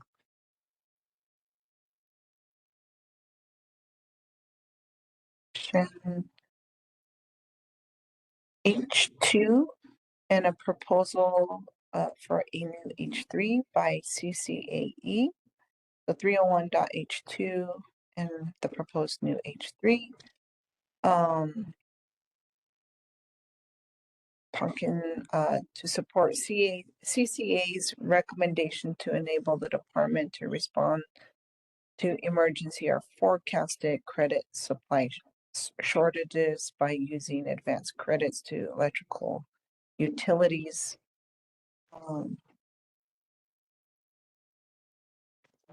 What are the thoughts of the board? That first proposed language, we rejected the definition of advanced credits. So I think we reject this language here too. Thank you, Member Ely. Members of the board? Yes, I see a head nod by and a thumbs up by Member Bitzer, thumbs up by Member Hunker, and head nod by Member Garcia. I also support that as well.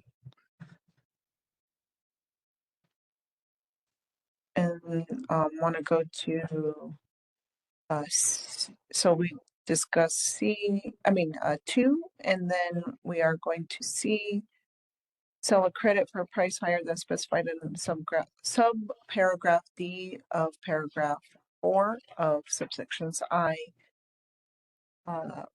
section 507, and this will implement CCA's recommendation to apply credit clearance market cost cap on all credit transactions. Any thoughts on that, fellow board members?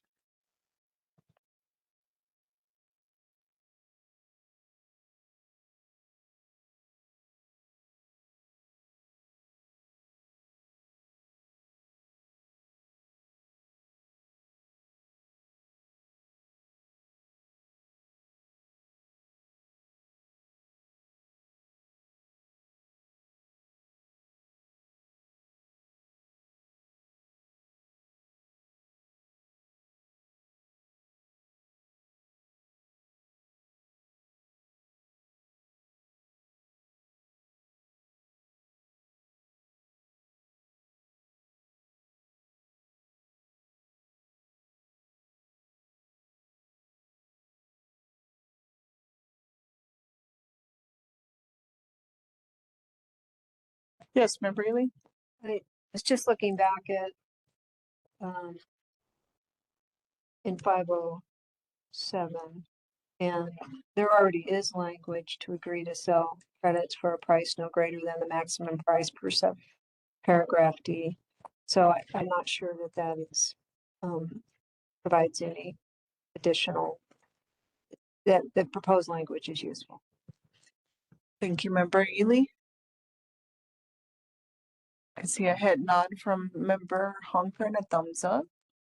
Member Bitzer, a thumbs up, and a head nod from Member Garcia. I also agree with not accepting CCAE's recommendation for language change here.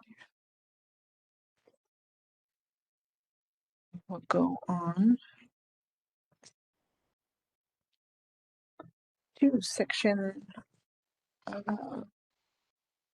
I, 301I/J, and a proposal for a new section 301K from NAMOGA API, AFPM, and HF Sinclair. Please review that. Let's go through the I/J first.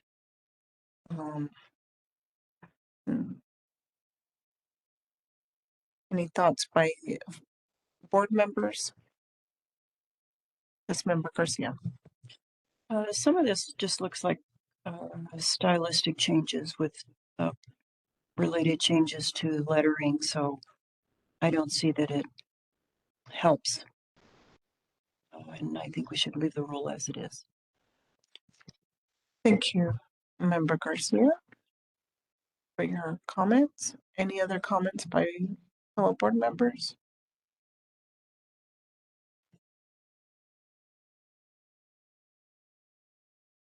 Thumbs up from member Honker and member Bitzer.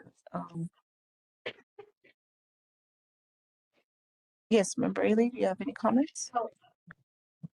Well, it just pulls in the transacting credits, and I don't know that we want to do that. So I would agree that with member Garcia that we not accept that language. Thank you, and I agree not accepting the language as proposed by NAMOGA API, AFMP, and HF Sinclair for sections 101 or 301I/J. And then we go to the proposed new section K. And that goes to NAMOGA's proposal that they have a year of banking credits before the deficits kick in, and we've already decided not to accept that proposal. So I think we should reject the proposed language for a new K. Thank you for your comments, member Ely. I see a head nod from member Garcia. Member Bitzer, head nod. Member Hunker, head nod in the affirmative for all of those head nods. I also agree based upon our previous discussions of the board. To not include any decisions by the board, to not include or to not incorporate a new section here, K, in the proposal by NAMOGA API, AFPM, and HF Sinclair. We'll go on to the next proposal, and this would be in section 302A, and this is CCA's proposal to insert approved, quote unquote, in 302A in front of the words FSE pathways to clarify that the pathways must be approved prior to generating credits. We are on page 79 or 80 on the printed version. Yes. Yes, purple language. Thank you.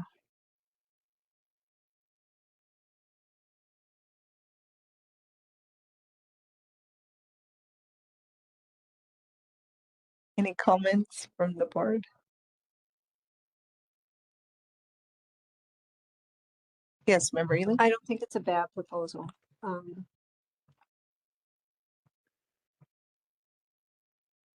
not sure if there are other consequences of it. Yes, member Garcia? I just wonder if we put in approved here, we would have to do it everywhere that FSE pathway is in the rule. Not sure if that's what they intended.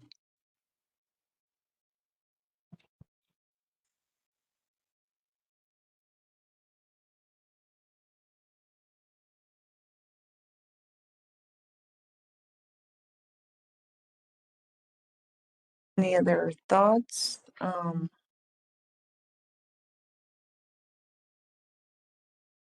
Yes, Member Garcia.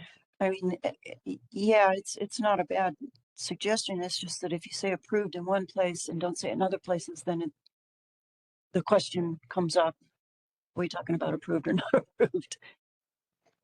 Yes, thank you for those additional comments. Yes, Member Hunker. Yeah, I don't think it's necessary. This is with respect to what the department shall do, and I think they're capable of screening things as necessary and appropriate. So I don't think it's necessary. Thank you, Member Hunker. Member Ely? There is a certain verification process the department must go through, so they'll know and approve or not approve, or allow or not allow FSC credit generation, I think, through that process. Thank you, Member Ely, for that.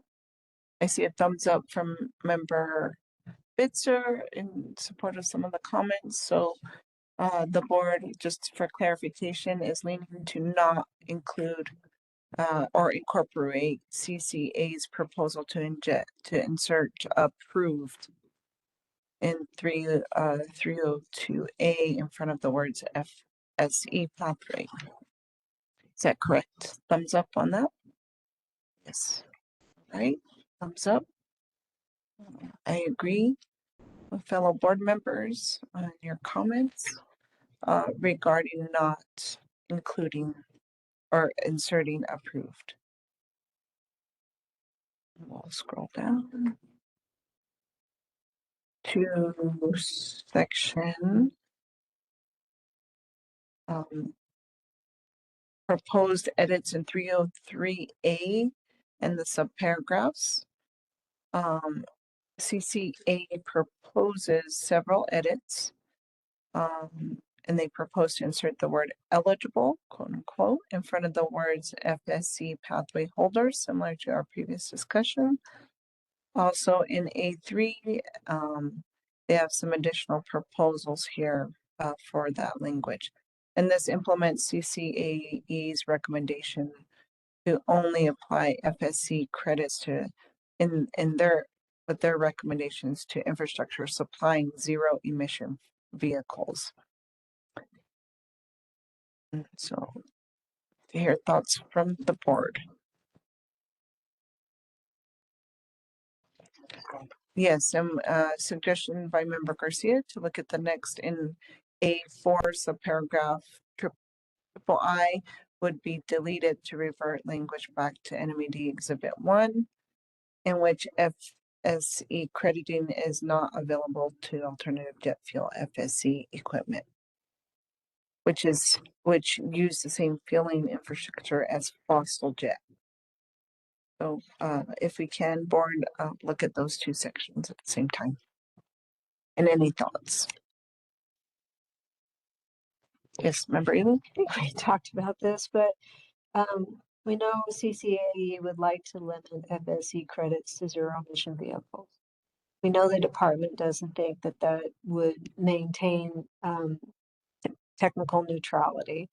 And so they have extended FSC credits to other types of transport that are not zero emission vehicles. So I think we have to reject, for that reason, I think we have to reject CCAE's proposal.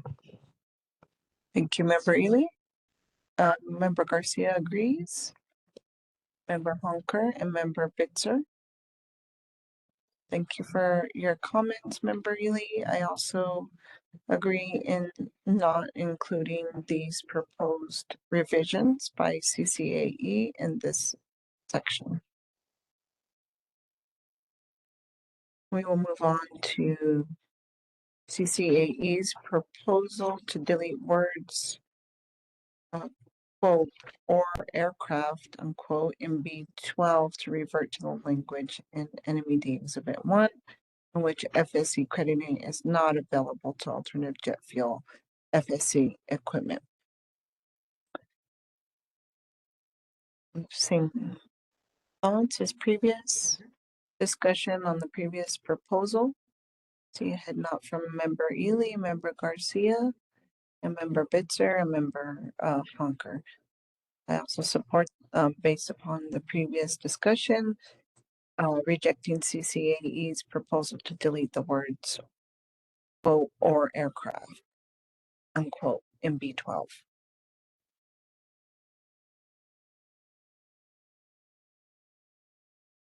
Go down. Typo for two, it looks like just a typo. I think we need to discuss that. But we do have a proposal in section 304A where we have the typo where CCAE recommends removing FSC credit for aircraft. However, if the board chooses to include FSC crediting, it should limit the credits available to such equipment. Thoughts? Yes, thoughts by Member Garcia is the same as previous discussion. Yes, Member Ely? Yeah, one of their concerns, of course, is that there's a kind of a cap on the number of FSC credits, and if it goes to non-zero emission vehicles, then there's less for zero emission vehicles. But I believe the department in their assessment that that they can't do that for technology neutral reasons. Thank you, Member Ely, for the additional comments. So just taking another clarification would be to support for not incorporating CCAE's recommendation in removing FSC crediting for aircraft, nor if we choose to include FSC crediting, it should limit the credits. So rejecting those recommendations. Yes. See a thumbs up by Member Hunker, Member Bitzer, head nods by Member in the affirmative from Member Garcia, Member Ely. And again, just noting the typos in this A initially was 2, now it's 3. FSC duty type vehicles, same thing in B, 3 instead of 2. And going down.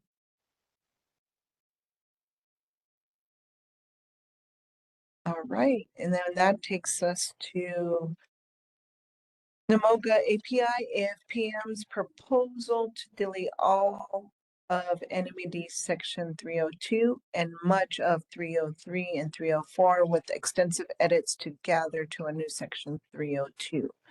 And this is in regards to section 302, fuel supply equipment, registration requirements and reporting, proposal language by NMOGA API AFPM.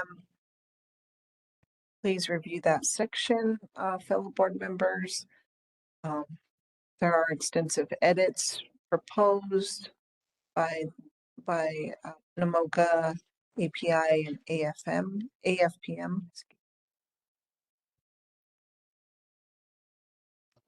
Any thoughts by board members?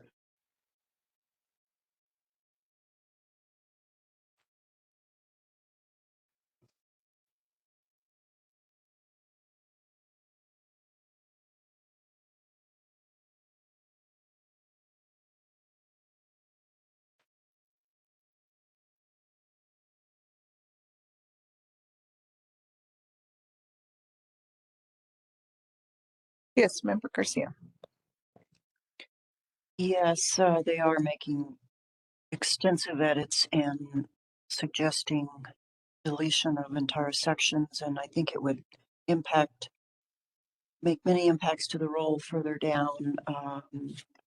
So I would reject their those changes. Thank you, Member Garcia, for your thoughts. Other board members, do you have any thoughts? Yeah, Yes, Member Ely. it also eliminates the issue of capacity. So the equipment is awarded credits based on the capacity, and they're proposing that it be awarded on metric tons of carbon dioxide. So I think we've had a discussion around capacity, decided that that was an appropriate way to award credits. It's how other states do it, and that for that reason we should also reject. Thank you, Member Ely. I see thumbs up from Member Honker and Member Bitzer. I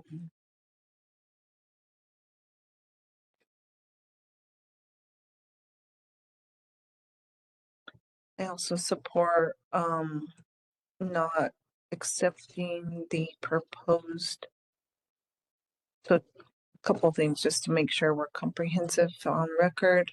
NMOGA API AFPM's proposal to delete all of NMED section 302. Reject that, as well as the edits for 303 and 304, and also reject the new section 302.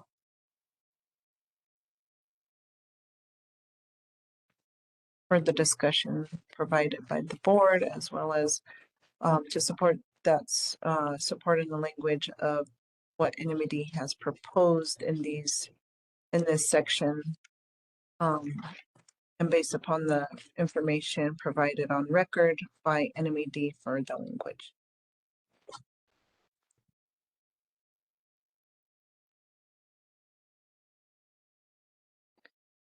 Right, we go to Halfway through.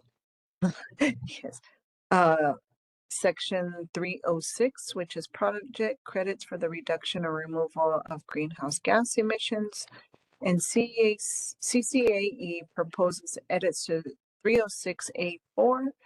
Or did I miss one? Sorry. Oh, sorry, I did. NMOGA E, yes. I apologize.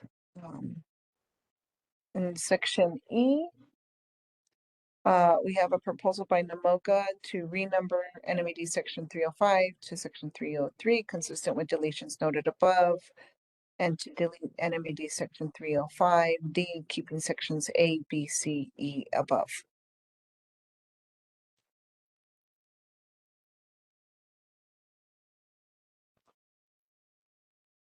Yes, Member Ely?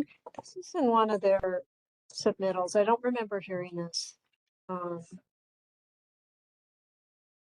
during the hearing. But what they're proposing is that vehicle manufacturers subject to 92 can't use the sale of credits attributable to residential EV charging because the statute only specifies EDUs being able to do that.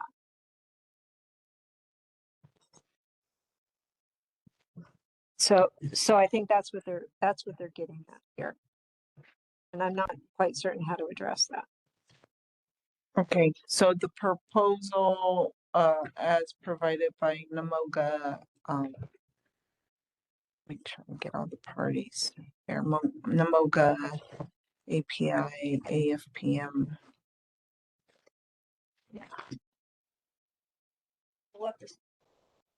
Yes. Consistent with the deletions and to delete.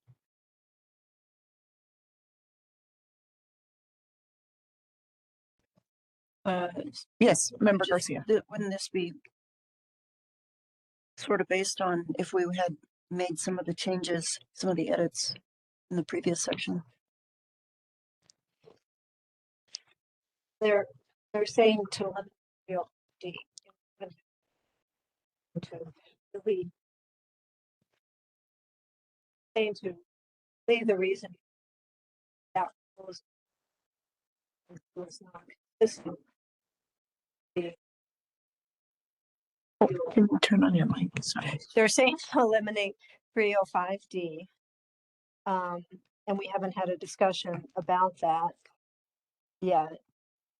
And the reason I believe they're saying that is because it is not consistent in their mind. It's not consistent with the act. Okay, let's go up to 305D as in dog and look at that section.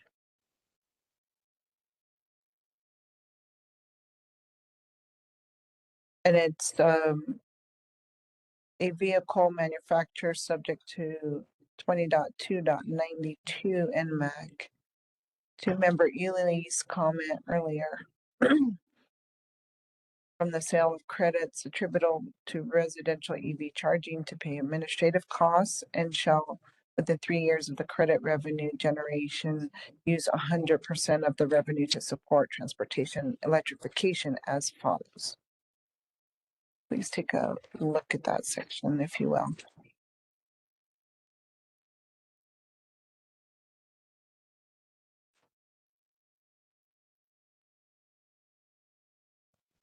Yeah, and so if you look at 74.118 paragraph 5, it requires a utility that elects to participate in the program to invest all revenues from the sale of credits, not including administrative program costs, into distribution, grid modernization, infrastructure, and other projects that support transportation decarbonization. And then it goes on.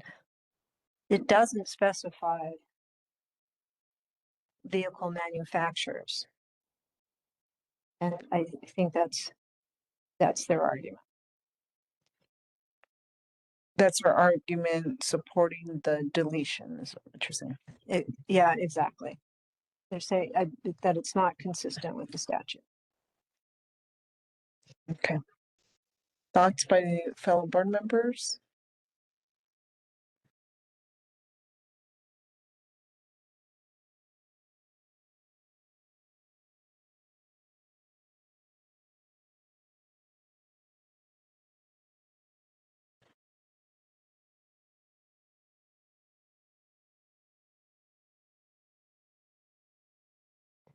Yes, Member Ely? I don't know if there's anything else in the statute that would make them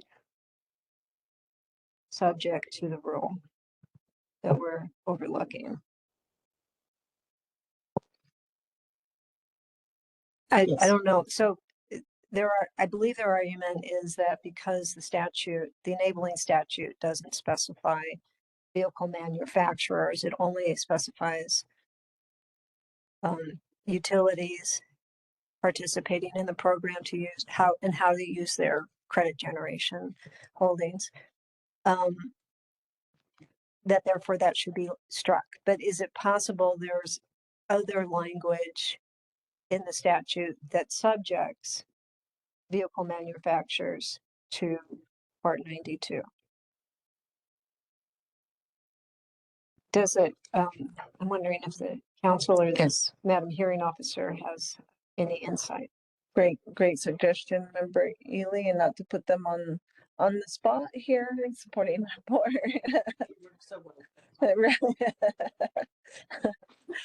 But I don't know if either legal counsel Ugarte or Madam Hearing Officer, if you have any input, please share. Thank you, Madam Chair. Member Ely, so where you've been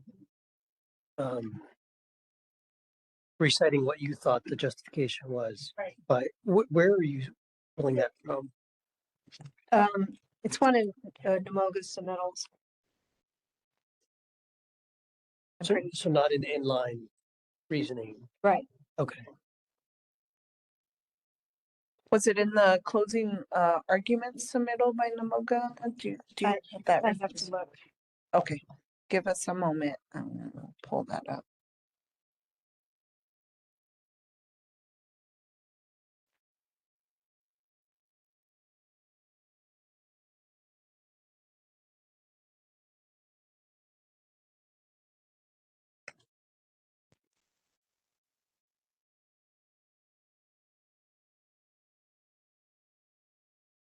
Yeah. Yes. Yes. So Yeah, I'm I'm thinking that maybe we should go back to this, Okay, but, leave D as it is for now, but do a little research on that. okay.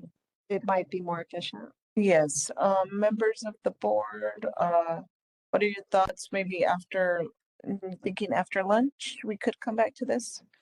Okay, after lunch, we can come back to this. Uh, and allow us to do some homework during our lunch hour. Sound good? All right. Do you want to break for lunch or do one more section? Couple more sections here. This a good break? Okay. So we'll stop here at this one, and we will take a lunch break and come back at 1 o'clock. And see everybody at 1 o'clock. And thank you again for wading through this task, and look forward to the afternoon portion. Thank you so much. See you at 1 o'clock. Thank you, Ms. Jones. Good afternoon. It is 1:02 and we're back. And just double checking, can we just do a quick check? Do we have member Hunker on?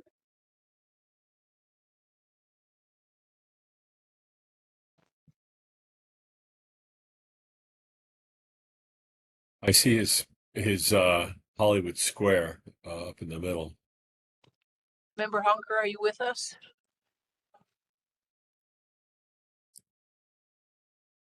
He must have stepped away, Chair Sweeney.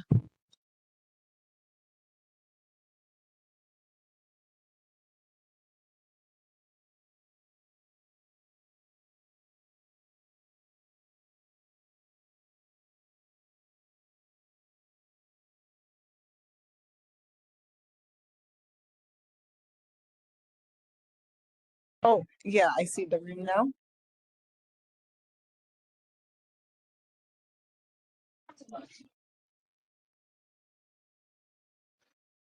Okay. All right, so Ms. Jones, we still don't have confirmation of member Hunker? He is on the platform.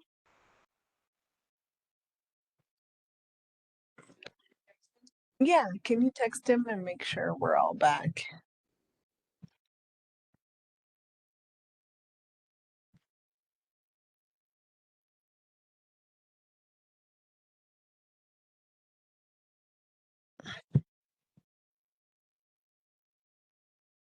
Okay, all right. I think we can move forward. I just want to make sure that we keep an eye out for member Hunker. All right, well, we ended right before lunch, talking about, let me get back to it here. The comment from NMOGA, API, and AFPM proposing text change to the role of section 305D. And I know we had said members wanted to do some homework over the lunch break. Is there any member that has additional comments regarding this? Member Garcia. We were just going to wait for legal input. Oh, that is right. Legal input, there was a question about the, I'm gonna read the comments in the submittal by NMOGA API and AFPM regarding the text and their requested revision. They propose to eliminate the limitations and requirements for vehicle manufacturers regarding the use of revenue from sales of credits to support transportation electrification as provided in subsection D of section 305 of NMED's proposed rule. The statutory mandate for the use of revenue in this fashion is limited to EDUs, electric distribution utilities, and does not extend to manufacturers.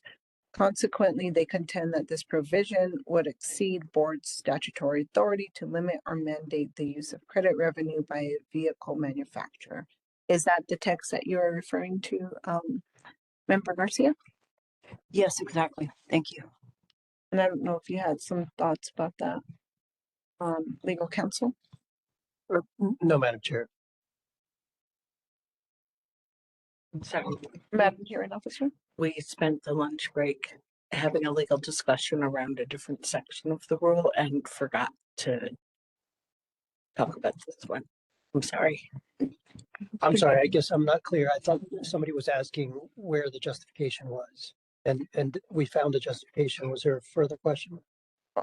The justification, yes, the further question is whether, to Namoga's, written, closing argument is that this provision would exceed board statutory authority to limit or mandate the use of credit revenue by a vehicle manufacturer. I think that's their claim. Yeah, That's your position. that's her position. Is there any other, I guess, guidance or recommendations?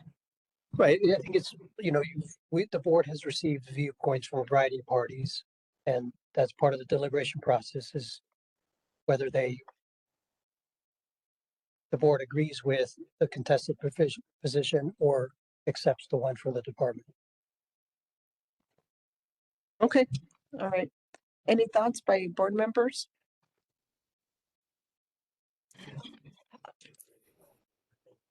Clearly, Member Bitzer, go ahead. clearly, department councils feel that we're within our authority or they wouldn't have included it. So that's tantamount to legal advice to move forward in my estimation. Thank you, Member Bitzer. Member Ely, did you have a comment? Well, I'm guessing this rule is going to go to appeal, and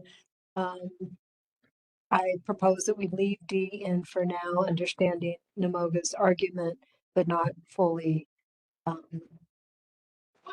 believing that the argument is legally correct. So I suggest we just leave 305D as is. Thank you.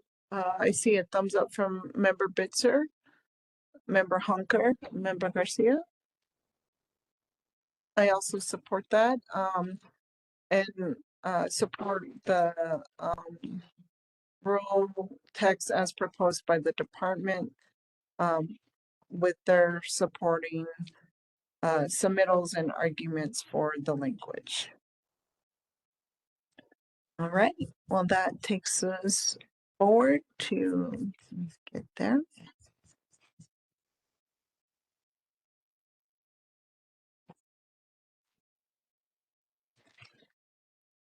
Thought I had marked it. What page are we? 19. So we were on the 3 on it. Okay, Brings okay, let me get there.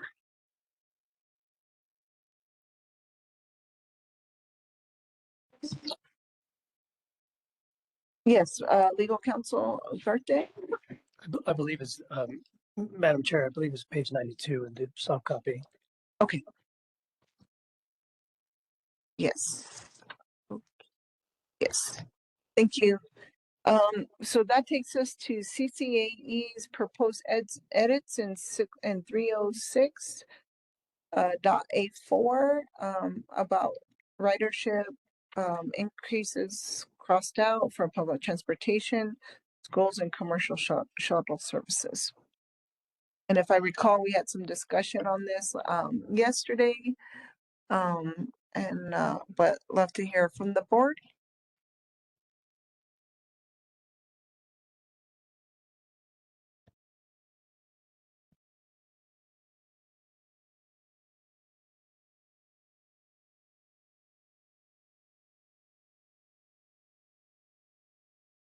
Member Ely?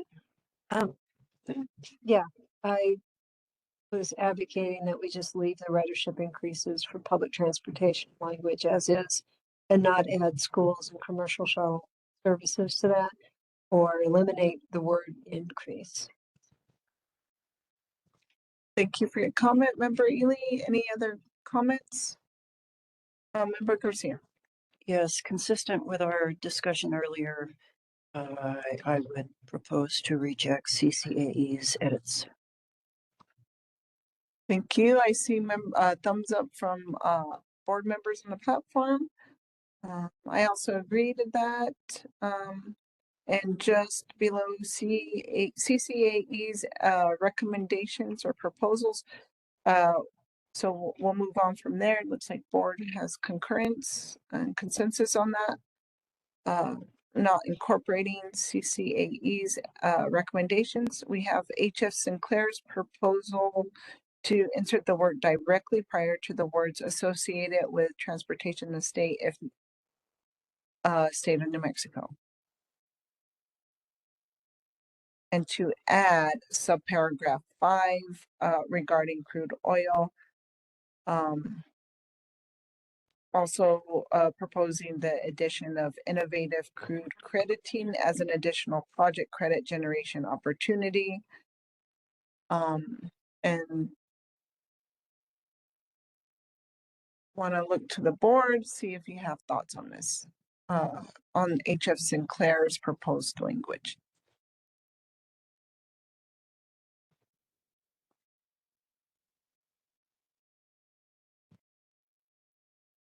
Yes, Member Ely? So they're proposing that if they go beyond the capture rate required by the Energy, Minerals, and Natural Resources rule, that they should get project credits for that.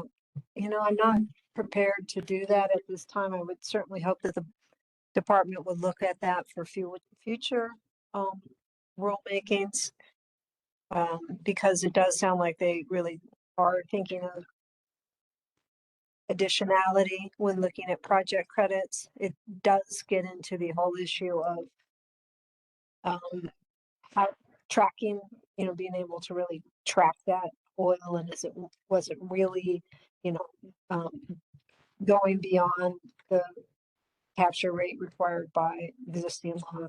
So I'm not prepared to do that now, but I would be open to looking at that in the future. Thank you, Member Ely, for your comment. Any other comments by board members? Member Garcia agrees. And thumbs up from Member Hunker and Member Bitzer. And yes, I appreciate the recommendation or proposed language change by HF Sinclair. I think at this point, though, given where we are in the role, supporting your comment, Member Ely, to not include HF Sinclair's proposed edits. I think we have consensus on this section, and we will go down to Oxy USA's proposed edits in sections B, D, and E of 306. And the changes in section B would allow the department to consider protocols approved for similar projects developed by International Carbon Reduction and Offset Alliance. And there's Oxy's proposal. We'll tackle that before, or we'll address Oxy USA's proposal prior to NAMOGA's API and AFMP for section 306 A and B. So we'll tackle them separately here. So any discussion on Oxy USA's proposed edits in sections B, D, and E of 306 from board members?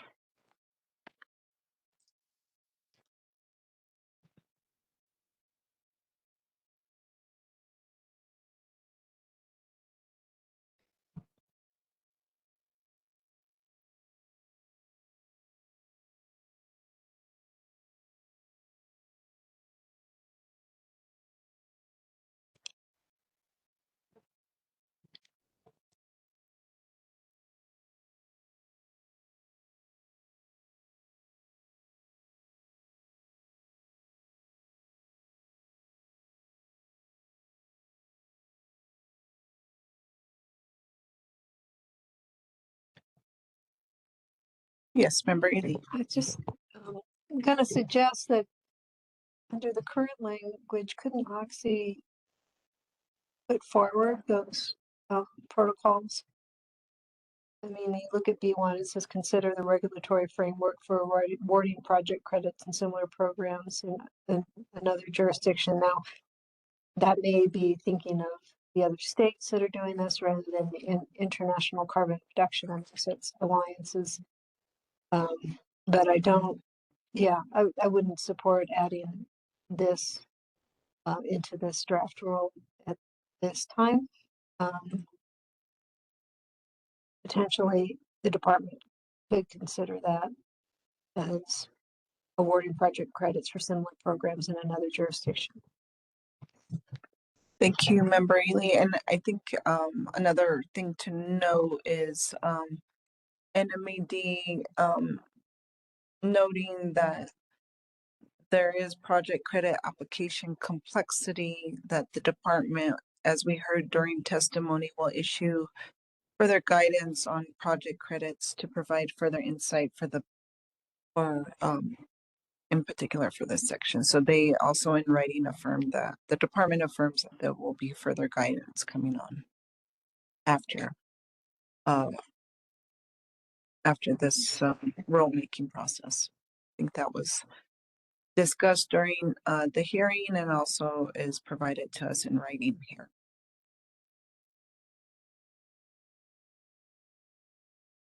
So with that, are the thoughts of the board to not accept Oxy USA's recommended revision? Yes, thumbs up. Thumbs up from Member Hunker, Member Bitzer, and Members Garcia and Ely. All right, well, let's, and I also agree with that. Not including Oxy USA's proposed edits in sections B, D, and E of 306. And supporting NMED's written language as proposed and based upon the reasoning that NMED has provided on record. Now we will be going to NMOGA API AFPM's proposal to replace NMED section 306 A and B, having it renumbered as section 304. And we also have the proposed edits in this section from NMOGA API AFPM.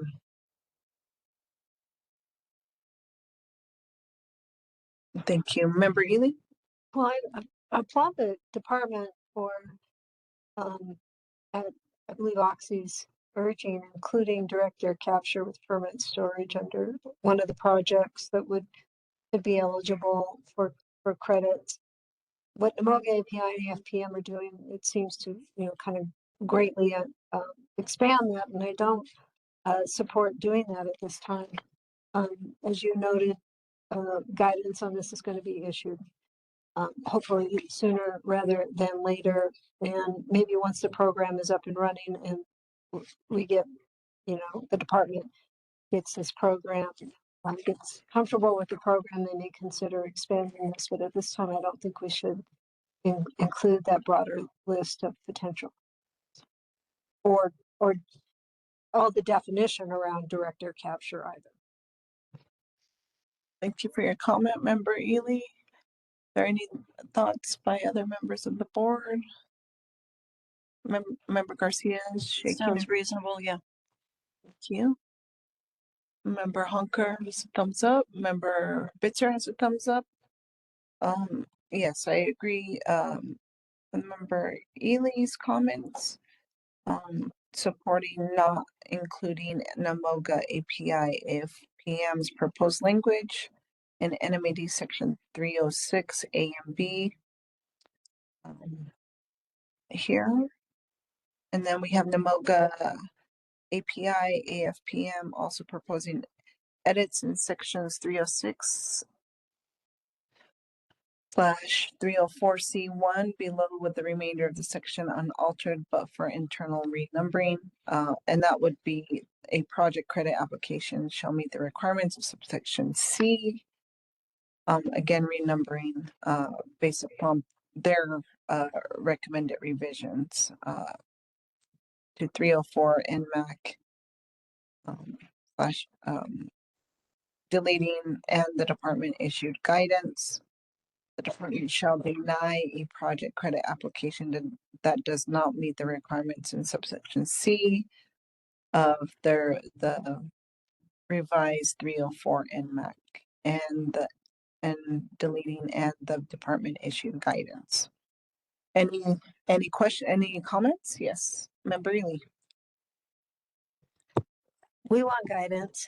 Industry wants guidance, but so if guidance is out there, industry should comply with the guidance. And if they are not meeting the requirements in the guidance, then those projects should be rejected. So I don't accept the language as proposed. Thank you, Member Ely, for your comments. Any other comments? Yes, Member Garcia. Just that we already rejected the renumbering of 306 with 304. Right. Yes. Thank you for detail. I see a thumbs up from Member Bitzer and Member Honker. I agree to not include NMOGAs or incorporate NMOGA API AFPM's proposed edits as proposed here in this section, and keeping the NMAD's language for this section as supported by their proposal and the information in supporting the language for this section.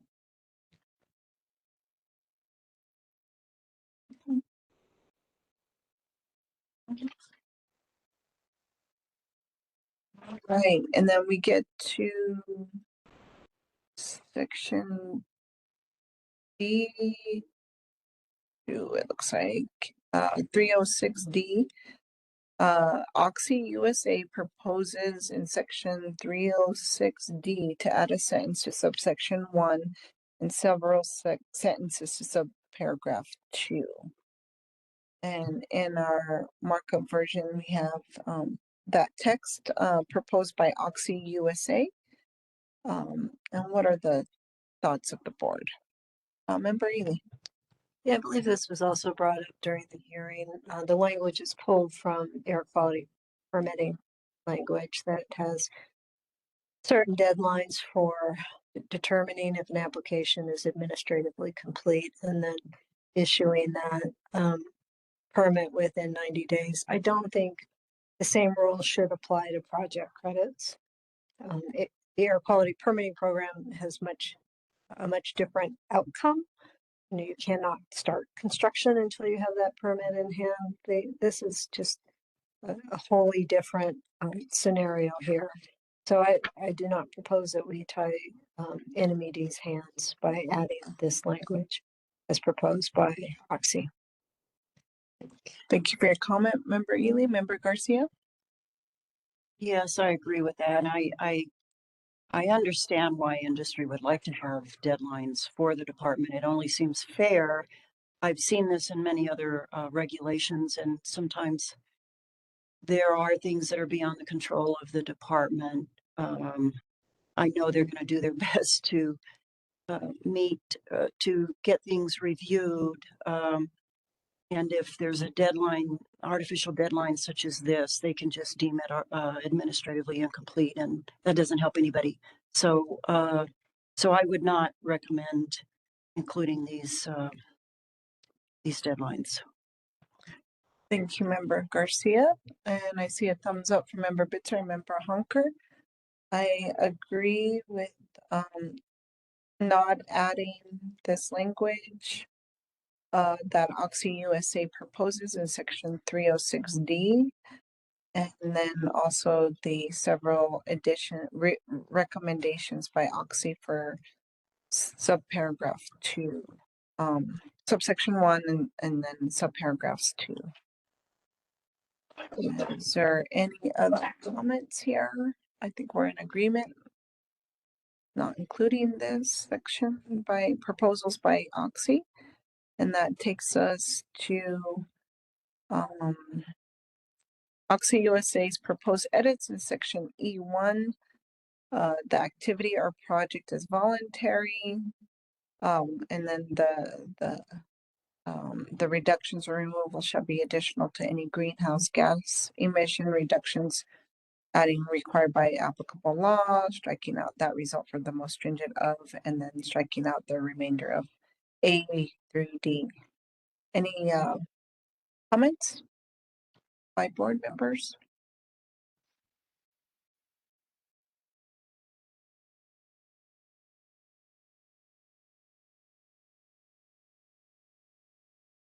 Yes, member Ely. You know, they're seeming to just wanting to streamline that. That I don't see the harm in listing federal, international, and New Mexico laws, and also the most stringent of, striking that language. So I would reject. Thank you, member Ely, for your comment. Any other comments by board members? Member Garcia agrees. Member Bitzer, member Hunker. I also agree not to include Oxy USA's proposed edits in section 1E. And again, agree to the language as proposed by NMED based upon the submittals and record provided by NMED for the language. Next, we have CCAE's proposes a new section 306H. And this is to implement the recommendation for avoiding overly broad project crediting. So look to the board as to your thoughts on this proposed new section by CCAE or 306H. Member Garcia. Yes, I see they're trying to avoid overly broad project crediting. However, it looks like it's going to be overly broad enforcement requirements for the department that are unnecessary and burdensome for the department, I think. Thank you, Member Garcia, for your comment. And Member Ely, do you have a comment?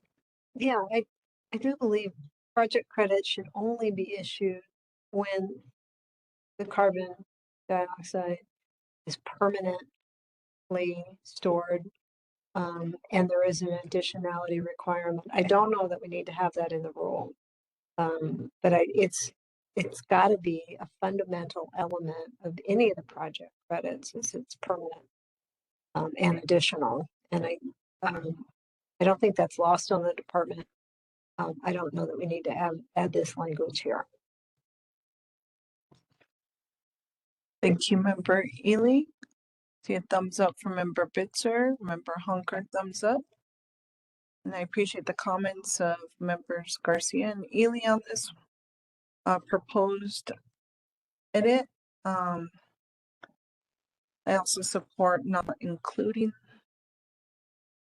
this proposed edit by CCAE.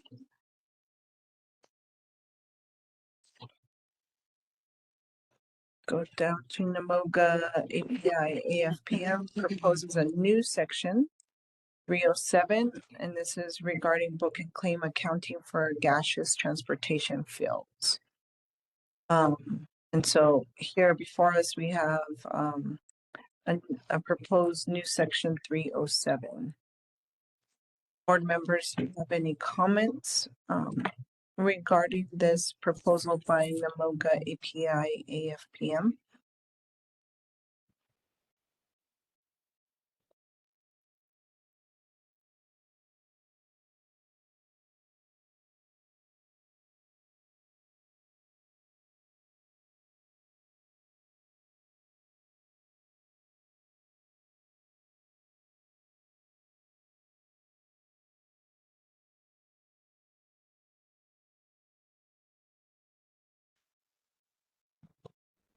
Any thoughts?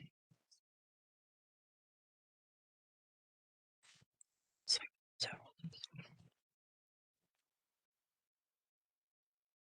Just going back to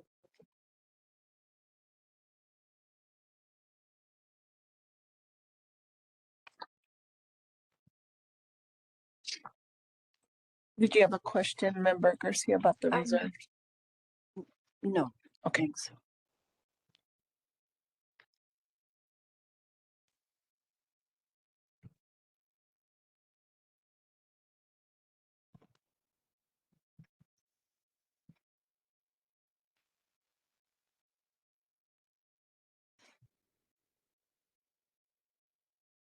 Yes, Member East. so going back and looking at the booking claim provisions in 201, it seems like they're just pulling it out and putting the language up in 307, and I don't understand why we would do that. I think it's fine as it is in 201 paragraph C.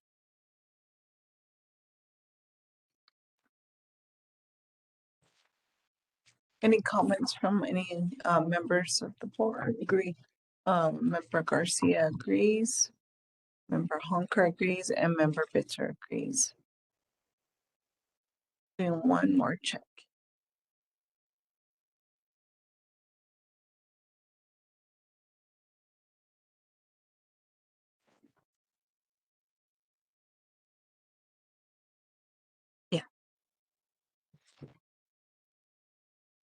So currently 307 is just listed as reserve. There's nothing in there.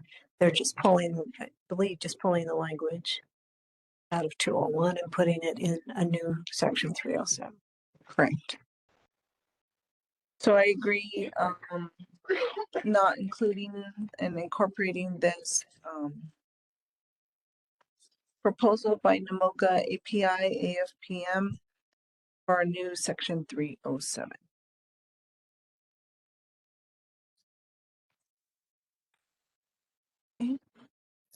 Quick question. Does anybody have an idea of why 307-400 was there reserved in the first place? I think so in the future when the department starts adding new language and brings it to the board, they've got those sections available to use. Yes, see some head nods here in the room by Madam Hearing Officer.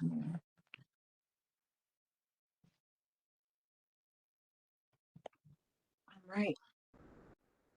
Let's keep.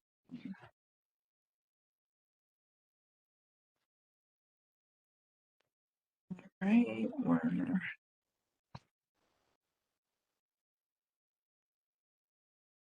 second, trying to get to the next proposed language.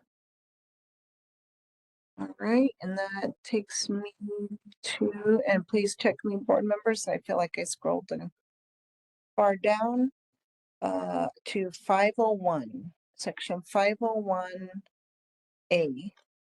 Okay. And we are at a proposal for NAMOGA, API, AFPM, and HF Sinclair to delete subparagraph 8 and renumbering of subsequent subparagraphs. They're in their proposal, they state this requirement as unnecessary for the CTFP and unnecessarily burdensome. Provide your thoughts, board members. I am on the electronic version, page 105.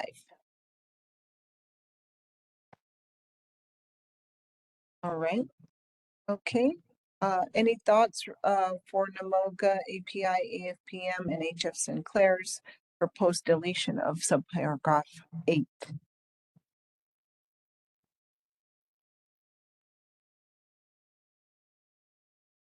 And this is to their proposal to delete a list of the names of all related business entities and regulated parties that share common interests or control of or with regulated party that is operating in New Mexico, including subsidiaries or parent companies. Excuse me. Member Garcia. I would disagree that it's unnecessarily burdensome, so I disagree with that deletion, as well as the following edit. Thank you.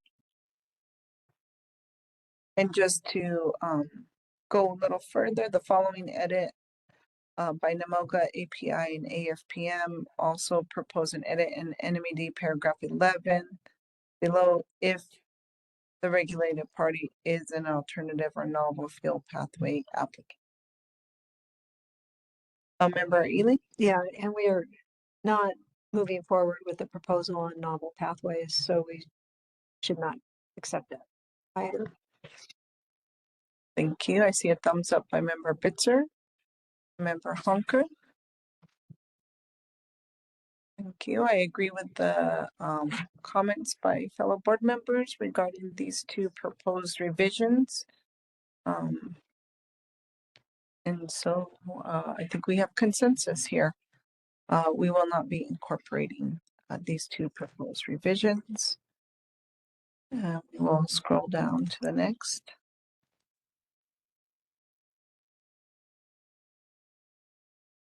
All right, and that takes us to 501.F1. And this is NAMOGA, API, AFPM, and HF Sinclair's proposed revisions regarding registration, application approval, and establishing and maintaining a CTFP-DMS account. There's added language here proposed by NAMOGA, API, AFPM, and HF Sinclair. What are the thoughts of the board? Member Ely? Yeah, again, that we reject the 30-day deadline being proposed. You know, if the department is unable to, issue or move through the application process as quickly as industry wants, then I think they should come back next time on a rulemaking and consider it. But at this time, I don't think it's prudent to put that deadline in there. Thank you, Member Ely, for your comments. Any other comments? Agreement by Member Garcia. Member Bitzer has a thumbs up, and Member Honker. What are your thoughts? Thumbs up as well.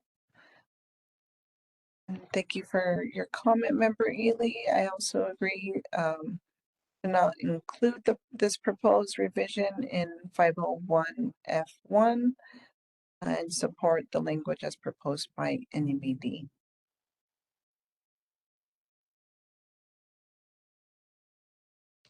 That takes us to 502 program fees, and we're looking at to consider next the proposed language by NAMOGA, API, AFPM. Their proposed edits in section 502 regarding 502A regarding applicability. Fellow board members, please review that language. Love to hear your thoughts. Yes, Member Garcia. Yes, reading this language, I don't see any substantive changes. I don't think that it adds any clarity to the rule, so I would reject the changes. Thank you for your comments, Member Garcia. Member, any other board members have any comments? Yes, I agree with Member Garcia. Thank you, Member Ely. Board, Member Bitzer agrees, Member Honker agrees. I think the main proposed revisions are looking at striking out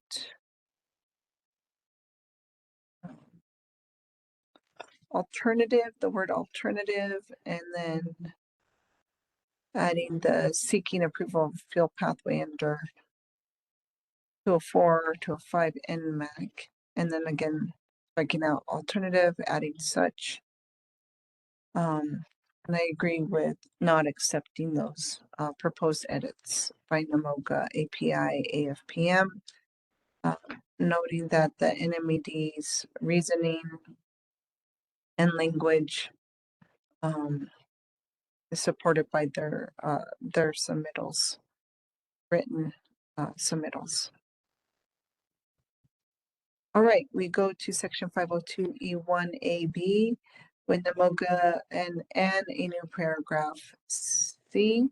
With NMOGA API AFPM's proposed edits. And this is regarding fees per deficit, in A, fees per credit, and then another new subparagraph C after the first 3 calendar years. So those proposed edits. What is them? Comments from the board regarding these edits?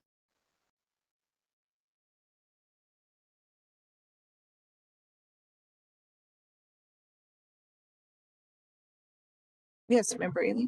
So the department is basing the percent of fees assessed for deficit and credit holders based on what's in other jurisdictions. This is their best estimate of what it should look like, and I based because of what other jurisdictions are seeing. So I see no reason to change that at this point.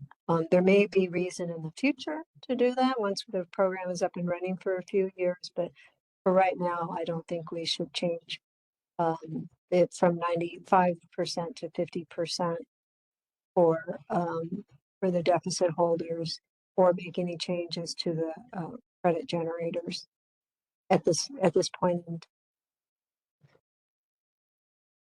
Thank you, Member Ely.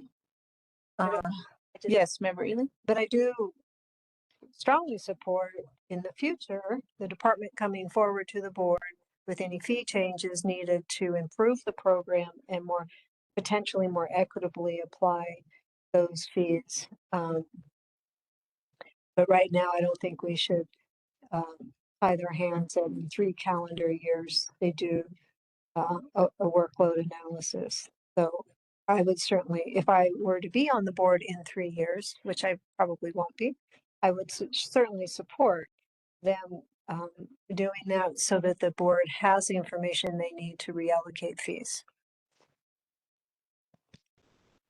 Thank you, Member Ely, for your comments. I see a thumbs up from Member Bitzer, Member Hunker, and Member Garcia agreeing to that. Not accepting and incorporating NMOGA API AFPM's proposed edits. And I also support Member Ely's comment, and also support not incorporating nor getting a new paragraph C. All right, we go to NMOGA API AFPM's proposed edits in section 502 F1 and 2. This is with pathway application and project credit fees.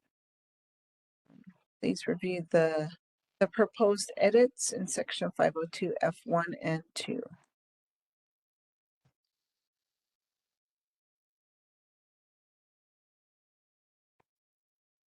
And the floor is open for any comments and discussions regarding these proposed edits.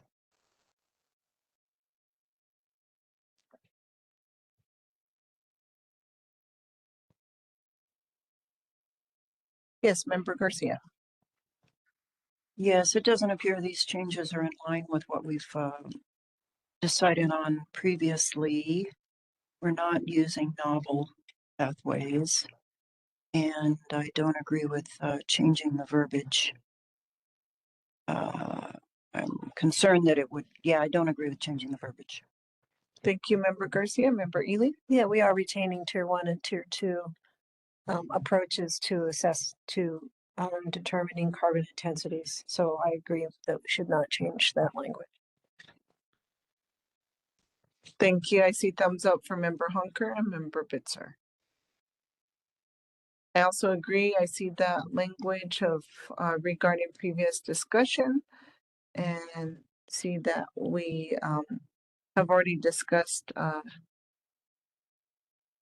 the basis of this proposed revision previously, and not incorporated those proposed or those concepts or proposed revisions previously. So support incorporating these changes as proposed by NMOGA, API, AFPM for sections 502 F1 and 2. We'll go a few lines down and we go to NMOGA API AFPM's proposal to delete the first sentence in section 502 H4.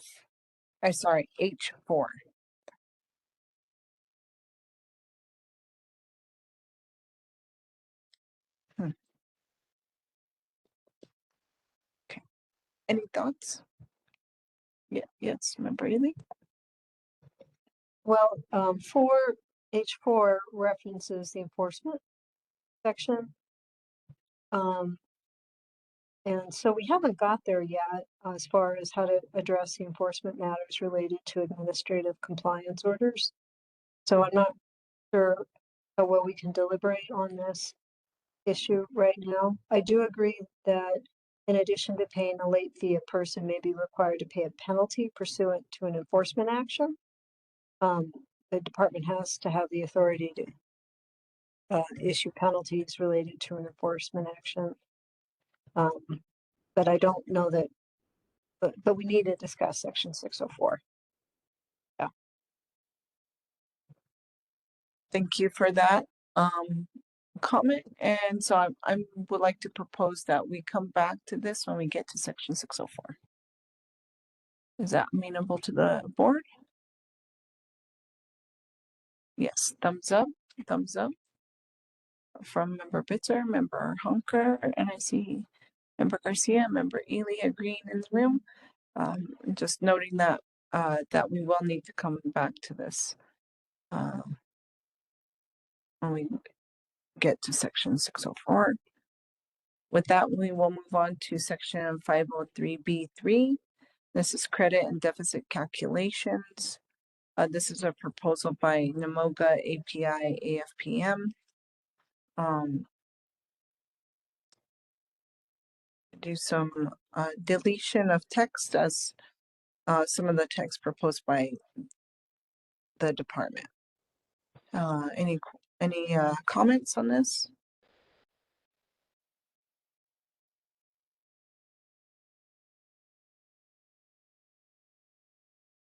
Yes, Member Garcia.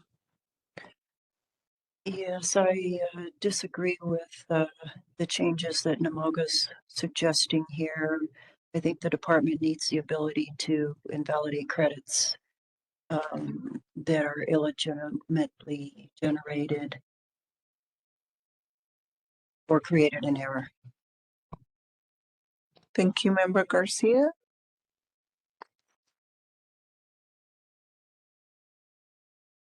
Okay, so the discussion on the floor is that not to incorporate NMOGA's proposed deletions in section 503B3, correct? Do I see consensus from the board? I see a thumbs up by Member Hunker, Member Bitzer, Member Ely. I also support that decision not to incorporate these proposed deletions in section 503B3.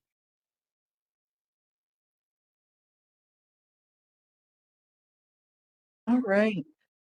And that takes us to section 504 C10 and renumber the remaining paragraphs. Proposed to delete, and this is a proposal by NMOGA API AFPM to delete section 504 C10 and then renumber the subsequent sections. And this is regarding the EER that we said that we would need to keep.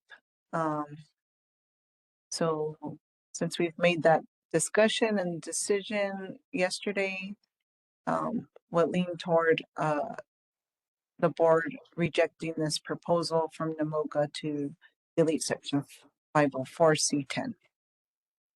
Yes. Thumbs up in the room, head nod, an affirmative thumbs up from member Bitzer, member Hunker. I agree based upon our discussion previously.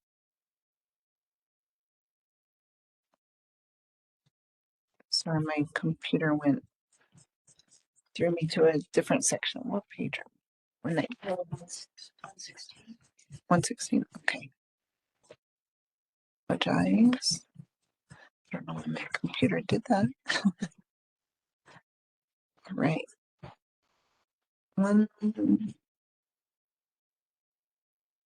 All right, and that takes us to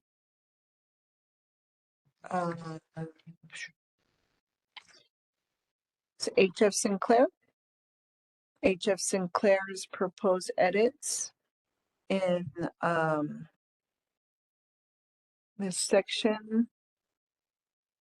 HF Sinclair proposes edits to more closely align the reporting requirements with the intent of the rule. They would insert a new paragraph 1 for all types of gasoline, all types of diesel, ethanol, renewable, and so forth. And again, please review the language as proposed by HF Sinclair.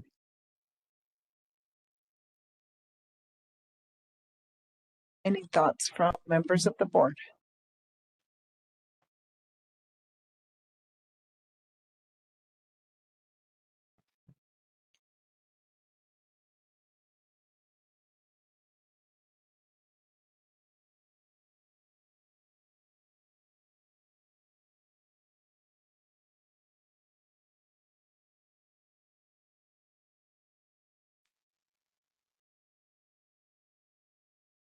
Yes, member Ely? I think they're just trying to provide clarity on what a reported transportation fuel would be. But I don't think we need that. So if you go back to paragraph D, it says for each reported fuel transaction for the following transaction types. And they're instead suggesting we add gasoline, diesel, ethanol, renewable naphtha, and alternative jet fuel.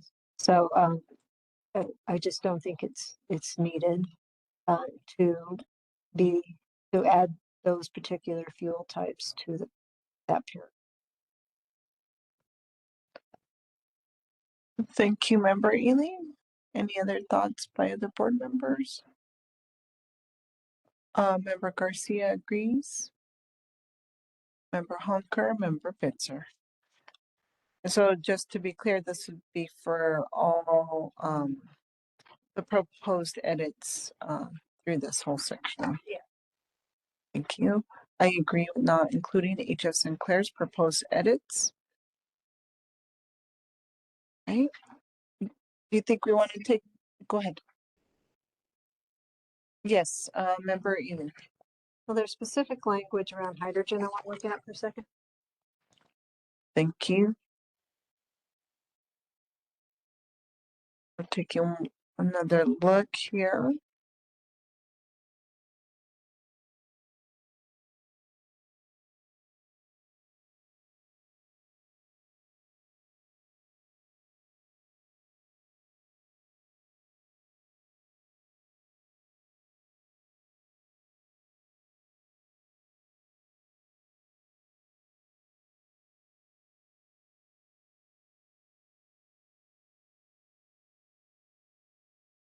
Yeah. Do you have any Yeah, thoughts and discussion? That's a good catch. That's curious whether the department meant to say hydrogen rather than LPG.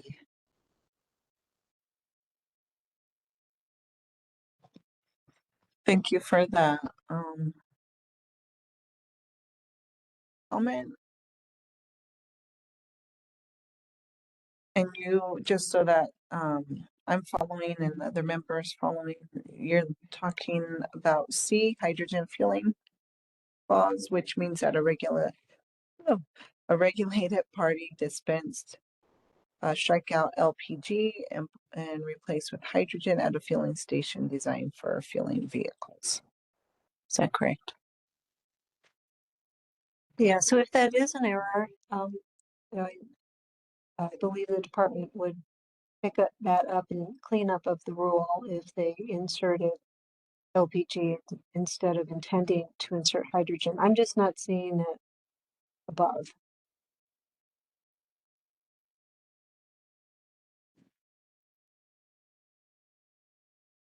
One thing we could do, I think it would be safe to not strike Oh, LPG. it's below. I'm sorry, it's below. You see, so sorry, I didn't want to interrupt you, Member That's okay. Garcia. If you go 3 lines down, it's in 20. Hydrogen fueling, which means a regulated party, dispense LPG Yeah. at a fueling station designed for fueling vehicles. Okay. All right. All right. Just for clarity, Member Ely, did you want to just explain?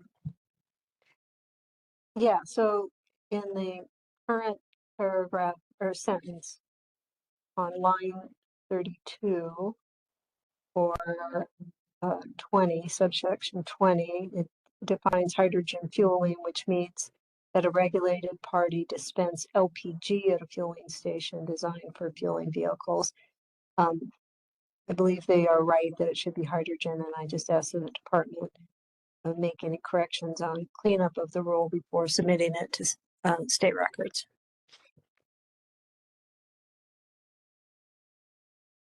Thank you, Member Garcia. Can we ask counsel if that's an acceptable way to tidy this up? Thank you, Member Bitzer. Legal Counsel Ugarte. Thank you, Madam Chair. Yes, I think that's correct. Member Bitzer. Thank you. I see a thumbs up by Member Bitzer and Member Hunker. Yes, I see that detail, and thank HF Sinclair for pointing that out. Appreciate that.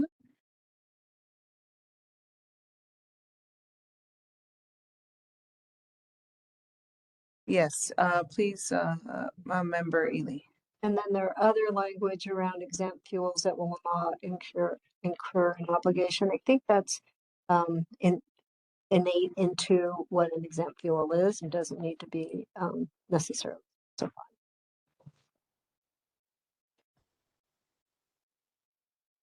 Okay.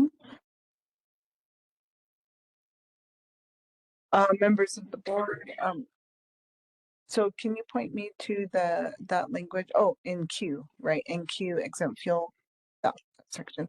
Okay, just for clarity, in HF Sinclair's proposed edits in this section, the new paragraph 1, we are not incorporating that. And then changes, and then let's see, and then change existing paragraphs 1 through 17. Okay, to subparagraphs A through Q. So it looks like they would then put those 1 through 17 and reformat A through Q.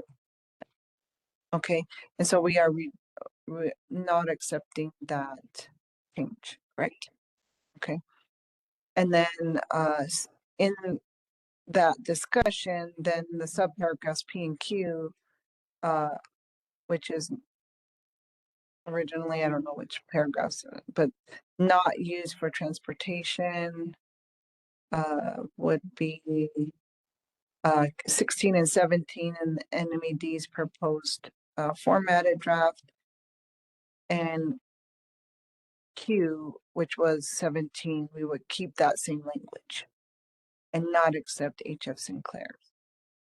And then below, so thumbs up on that. I just want to double check for clarity from the board. I have affirmative nods here in the room. Yes, and Member Bitzer, Member Hunker. And then the next set of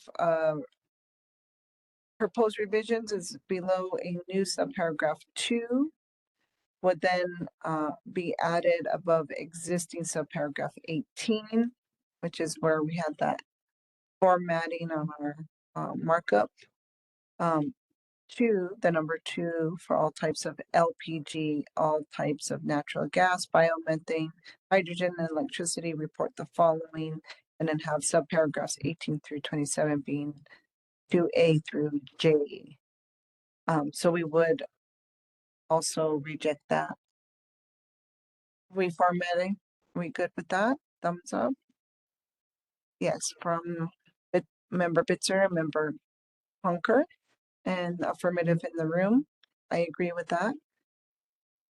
And then we go to B and C being revised, which would have been 19 and 20 in NMAD's proposed version. Correct. And this would be in B, adding H.F. Sinclair's proposal to add methane after natural gas. So be natural gas / methane, and the comments from the board. What's your thoughts about adding methane to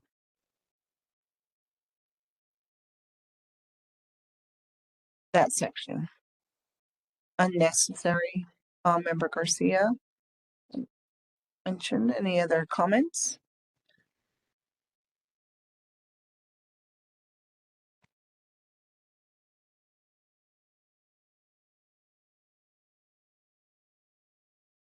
Okay. Member Ely? Nice job doing that crosswalk for us, Madam Chair.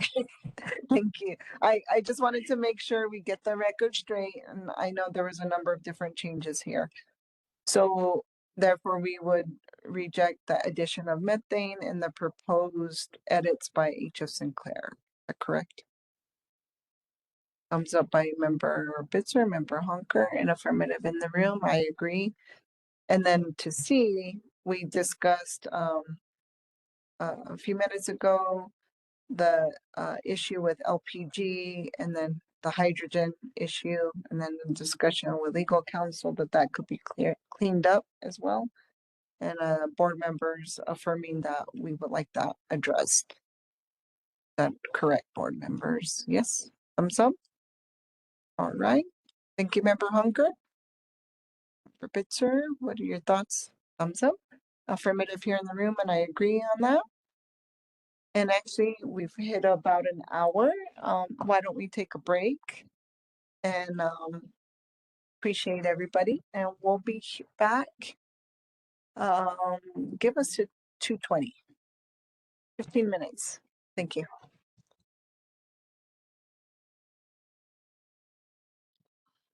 Wonderful. I think we're back.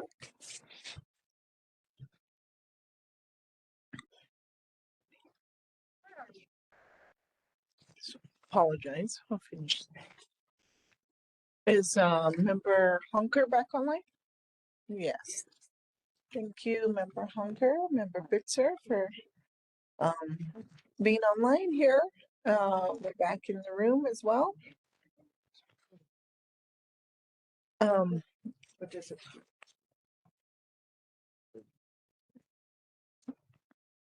Let me get back to where we were. We had just finished the reviewing the proposal by H.F. Sinclair under the section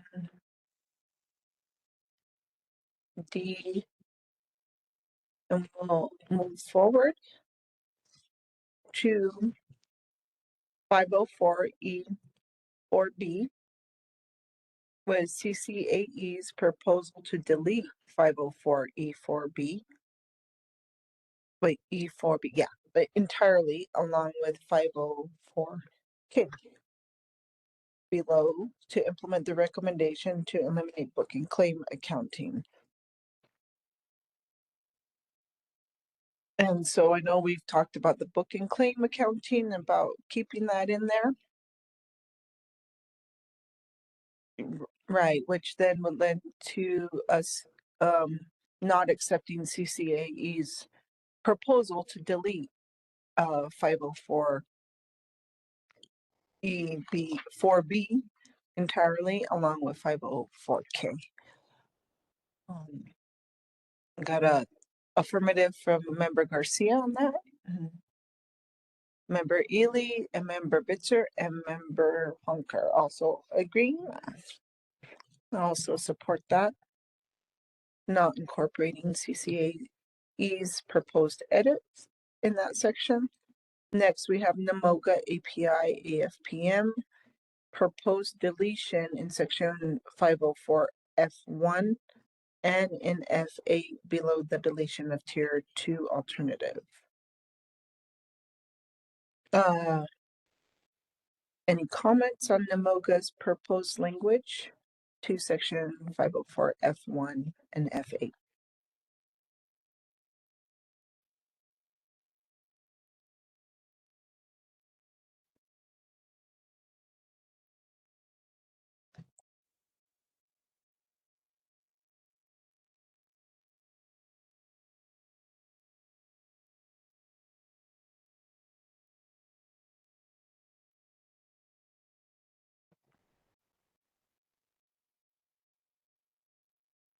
Any comments from fellow board members?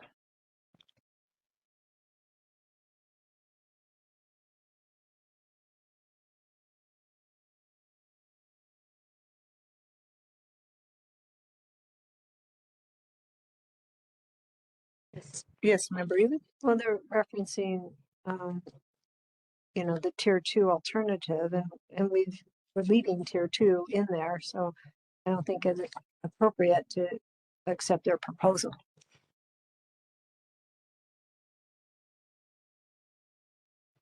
See head nods from Member Hunker, thumbs up. Member Bitzer, thumbs up from Member Hunker. Affirmative head nod from Member Garcia.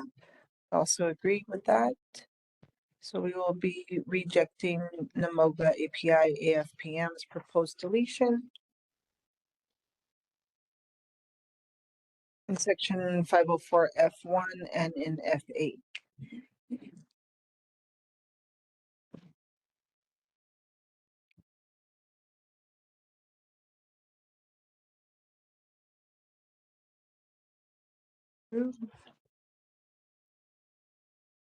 Right.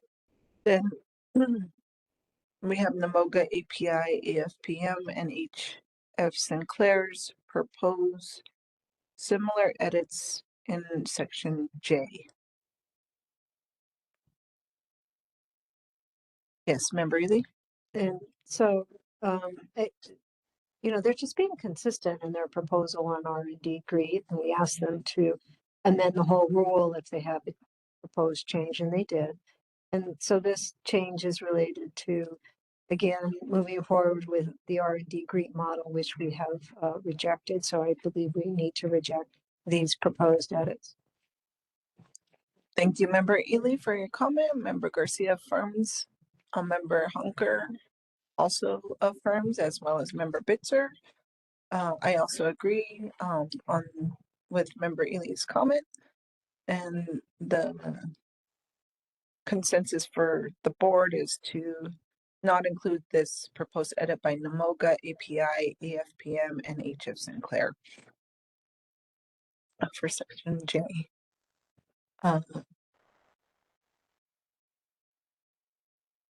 And then there is a HF Sinclair agreeing with API NAMOGA and AFPM's proposal to eliminate table 7 in favor of calculating energy densities using R&D GREET model for consistency of calculation used for purposes of CTFP. Again, the same, we will be using NM GREET versus R&D GREET.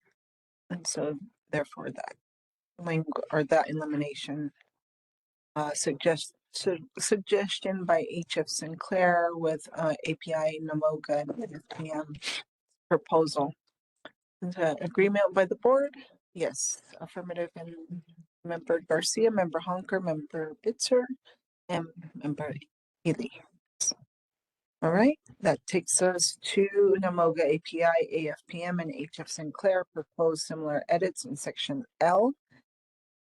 Again, based on using the R&D Greek model here. And again, HF Sinclair agrees with API NAMOGA and AFPM's proposal to eliminate Table 7. Again, similar to the previous proposed changes by these parties. Are we in agreement that because we will be relying on NMED's proposed language in this section to not include this revision? Yes, affirmative in the room. Member Hunker, Member Bitzer as well. I agree. We will not be accepting NAMOGA API, AFPM, and HF Sinclair's proposed edits in section L. So this to HF Sinclair's proposed edits to the dates in section A. Members of the board, please look at HF Sinclair's proposed edits. We look at yes, Member Ely. Yeah, this goes back to our discussion about delayed implementation, and we rejected the proposal to have a year of credit generation before deficit generation. So I suggest we reject these edits. Thank you, Member Ely. Other board members have any comments? Yes, Member Garcia. Member Garcia agrees with Member Ely's comment. Member Hunker has a thumbs up, so does Member Bitzer, and I also agree, Member Ely, with your comment, and so we will be not incorporating HF Sinclair's proposed edits to the dates in section A. And we now go to NAMOGA API AFPM's proposed to delete section 505A entirely and re-letter subsequent sections. What is the thoughts of the board? Member Garcia? I wholeheartedly disagree with that proposal to delete the entirety of section 505.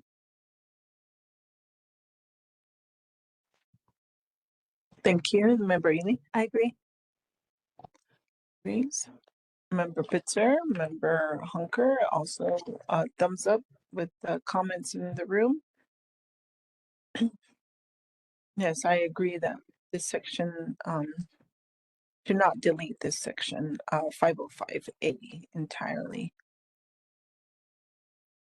Okay, and we go on. We have consensus on that. Go to section 506 E11 CCAE, or sorry, I jumped ahead. NAMOGA API AFPM proposes to insert the words quote unquote or novel and following the word alternative quote unquote in section C first and fourth lines and also in E7. Thoughts from the board? Yes, Member Garcia. We already decided not to use novel pathways, so that's already been discussed, so I disagree with this insertion. Thank you for your comment, Member Garcia. Member Ely agrees. Member Hunker, Member Bitzer also thumbs up. I also agree, since we've already made previous decisions regarding words like the word novel and some of these other alternative words in previous discussion. Agree to not incorporating the NAMOGA API AFPM's proposed language. And next that takes us to CCAE's proposal to delete section 506E11 entirely. And again, this is because of their concern with, or their comments on booking claim accounting, which we have already decided to keep booking claim accounting. So that will lean us toward not incorporating CCAE's edit. We in agreement? Yes. All right. In the room and on the platform, we have consensus. Right. scrolling down. We are on page 129 of the electronic version. Section 507I4B, NMOGA API AFPM and HF Sinclair's proposal to delete this section entirely.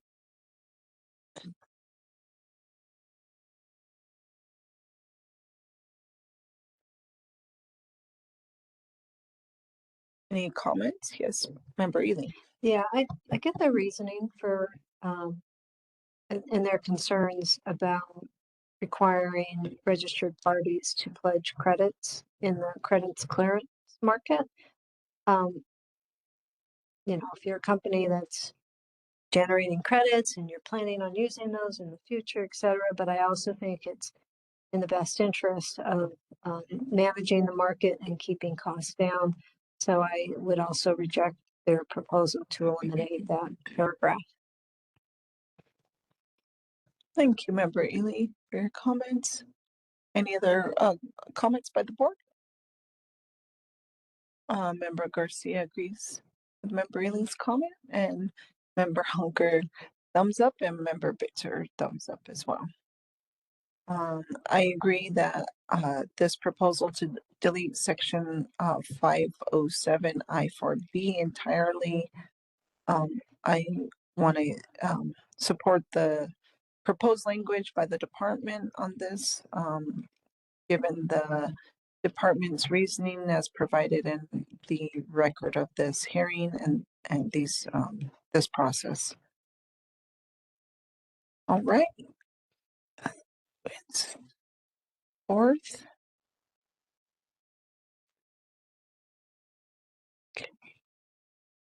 We are at section 508B1, B1B, and B2A. NMOGA proposes edits regarding general requirements for verification of reports and strikes out alternative, field pass, strikes out applications, regulated parties required to complete third-party verification for all, strike out alternative field path and application, strike out. Again, B for strike out alternative, added or field path applications added, submitted under sections 204, 205, and 207. In addition, edits to section 2A in this and 508B. 508, sorry. Yeah, B.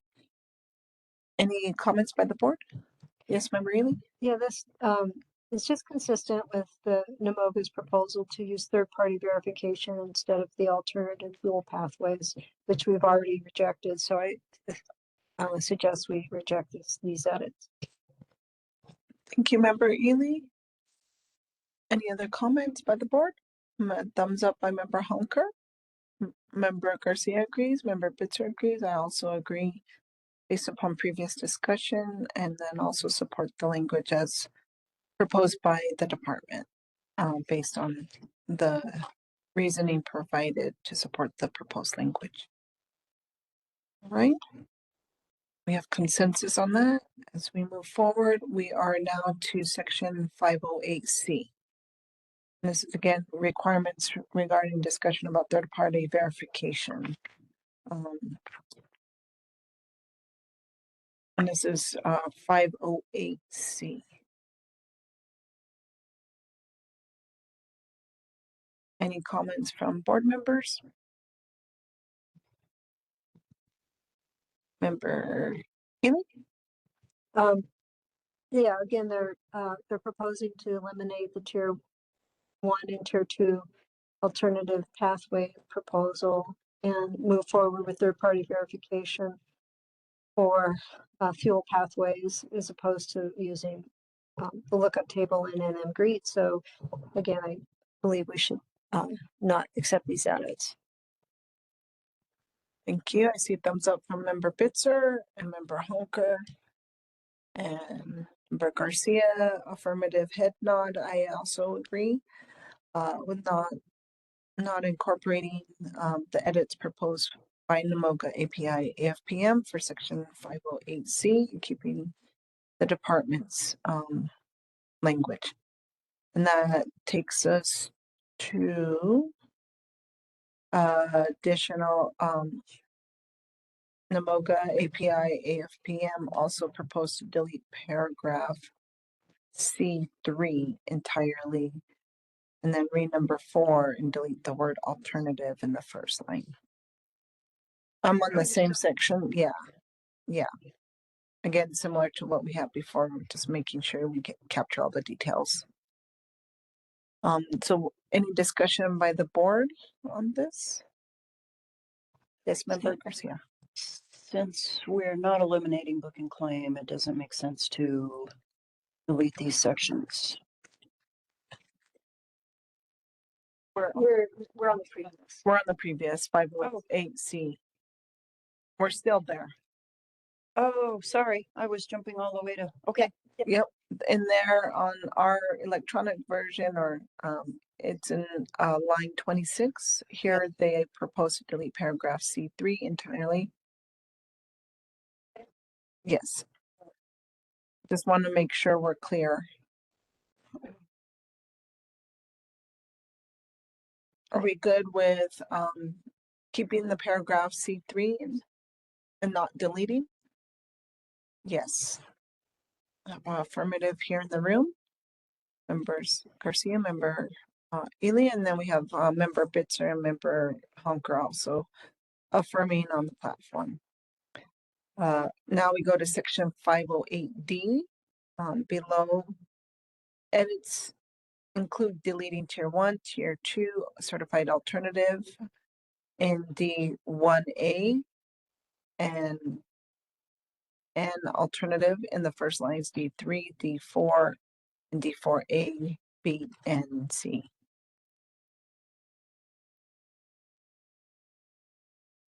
Any thoughts?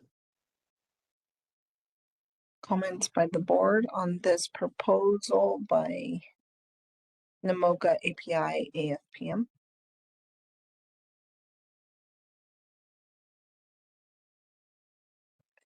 Yes, Member Ely? Just for our previous conversation about maintaining the tier 1 and tier 2 pathways or certified alternative fuel pathways, support not accepting these.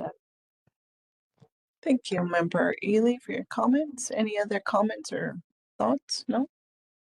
All right. So based upon Member Ely's comments, would be to not accept the edits in section 508D. These are suggestions by, again, NMOGA API AFPM. Is that correct? Board, are we in consensus on that? Thumbs up by Member Honker, Member Bitzer, Member Garcia, and Member Ely. Wonderful. And that means we will be keeping the language as proposed by NMED, again, with the written reasoning and evidence in the record to support this language in this section.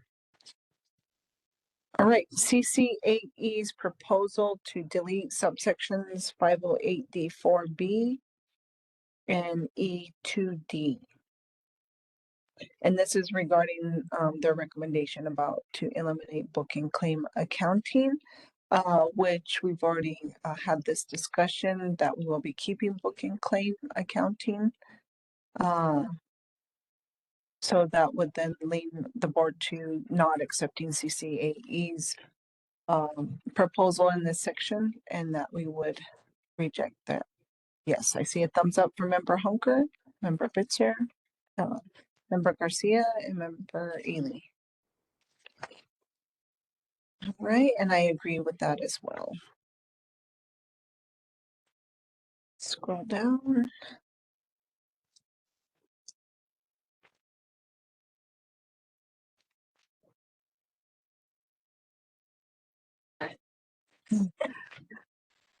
There. Won't jinx us yet, just yet. All right, we are scrolling down.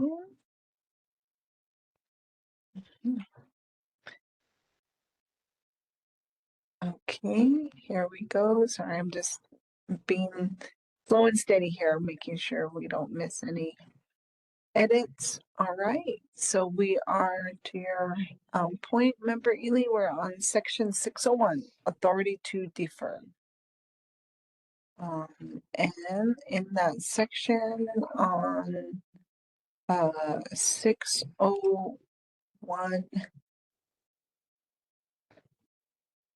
under B, we have CCAE proposing to insert a new subparagraph to implement the rebuttal recommendation to reduce the risk that a hypothetical future administration could arbitrarily defer the standard without holding a public rulemaking. So their recommendation, CCAE, is to insert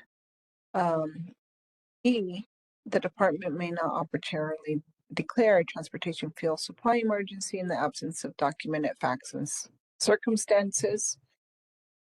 What are the thoughts of the board? Yes, Member Garcia. I commented on this issue before that this is just something a regulatory agency has to deal with, different administrations having different policies regarding enforcement. So I don't think it's necessary to insert this section into the rule. I disagree with it. Thank you, Member Garcia, for your comment. Any other comments by board members? Member Ely? No, I think that's right. Rather see it in statute than in the rule. Rules are so easy to change. So yeah, I agree with Member Garcia. Thank you, Member Ely. Any other thoughts? So given the comments by Member Garcia and Member Ely, would be to reject the insert of a new subparagraph E here, and this was a proposal by CCAE. Thumbs up from Member Bitzer. Member Honker? Yes, thumbs up. Again, I do see the concern, but I also understand that maybe this is not a good place for to address it, and it's hard to, we can't yeah, put it in the rule to yes, so maybe I'll just stop there and just say that the department to add this language, I don't see at this point necessary to add this language. All right, I think we're in consensus on that. So we'll go to NAMOGA API AFPM's proposal to insert a new section 601B1 and renumber the remaining paragraphs and with an insertion of a new paragraph 2. And this is in regards to emergency deferral. I know we've had some discussion and we've also had some testimony regarding this from parties during the hearing. Would love to hear board members' thoughts on this proposal by NAMOGA API AFPM. Member Ely. Yeah, as noted during the hearing and earlier discussion on the hearing officer's report, I am not in favor of hardwiring an emergency deferral under the circumstances described. The department's testimony was it's, would be possible to game this for personal gain, and I think we need to continue to allow the department to have discretion on when to call an emergency deferral. Thank you, Member Ely. Any other comments? Member Garcia agrees here in the room. Member Hunker agrees. Member Bitzer also agrees. So with that would be not accepting the MOGA's API AFPM's proposal to insert a new section 601B1. And then would that also apply, board, to the insertion of a new paragraph 2 for circumstance not covered by 1 of this subsection? So if we don't accept the insertion, then that tends that we will not accept number 2. Is that correct? Is that the feeling of the board? Yes. Thumbs up by member Hunker. Member Bitzer, thumbs up. All right, and then I agree. So we have consensus on section 601B1 and then the proposal to not insert a new paragraph B2. And then we have NAMOGA API AFPM's proposed insertions into new subparagraphs B3 and B4, inserting words quote under 1320.2.92.601.B2 following the words emergency and emergency deferral respectively. The same, yes, member Garcia was commenting it's the same discussion we just had of we've addressed this in previous discussions yesterday and earlier today. So we would not be accepting the MOGA API AFPM's proposed insertions. Are we good with that? Members on the board? Yes. Member Hunker, member Bitzer, affirm. Member Garcia, member Ely, affirm yes. Okay. Thank you. We will keep, and I also affirm. All right. We will go to forecast the section 601C1, which is forecast deferral section. We have a proposal. We'll go one at a time. Rio Valley biofuels. So we have a couple of different proposals for this section, and we'll hit Rio Valley biofuels first. The Rio Valley biofuels proposes to insert after the second sentence in section 601C1, quote, the department will also evaluate reports from the Federal Energy Information Agency, EIA, or other similar nationwide data source that analyzes data regarding biofuel production and capacity throughout the United States and determining whether sufficient supply is available. Any discussion by the board on this proposed insertion?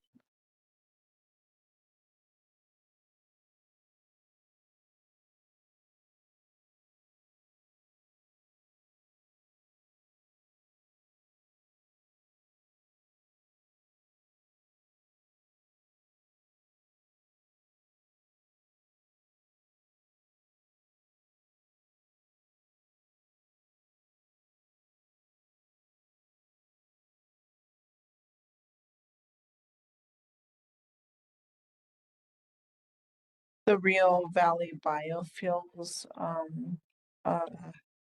proposed revision under forecast deferral. Yes. Yeah, it seems like they're just asking to ensure that the department looks at data beyond what's in the state regarding credit generation and fuels available and capacity throughout the U.S., not just in Mexico. As a summary of what I believe they're proposing. Yes, that's a summary. Member Garcia? I don't think this needs to be put into the rule. It's a good idea. I think that a lot of this comes down to trusting that the department will make the right decision regarding deferrals. So it'll just have to play out. But I don't think it's necessary to change the rule to add that. Thank you. Member Garcia, Member Ely. Yeah, I agree. I mean, the first sentence there says that the department shall annually arrange for an impartial preparation of a transportation fuel supply forecast of the compliance period that ends on December 31st. It doesn't limit it to supply in New Mexico. So I agree that it seems like the EIA data would be readily available for them to evaluate when making their forecast. Thank you, Member Ely. All right, so the with the comments and discussion would be to reject Rio Biofuels proposal to insert the language, correct? Yes. All right, thumbs up from Member Hunker, Member Bitzer. And that takes us to, I also agree. So that's the consensus of the board to not include Rio Valley Biofuels proposal for section 601C1. We have NAMOGA API AFPM's proposal to replace section 601C1 with the language in under the forecast deferral.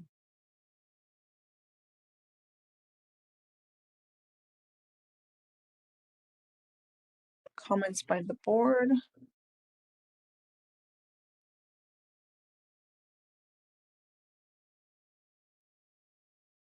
This is the same third-party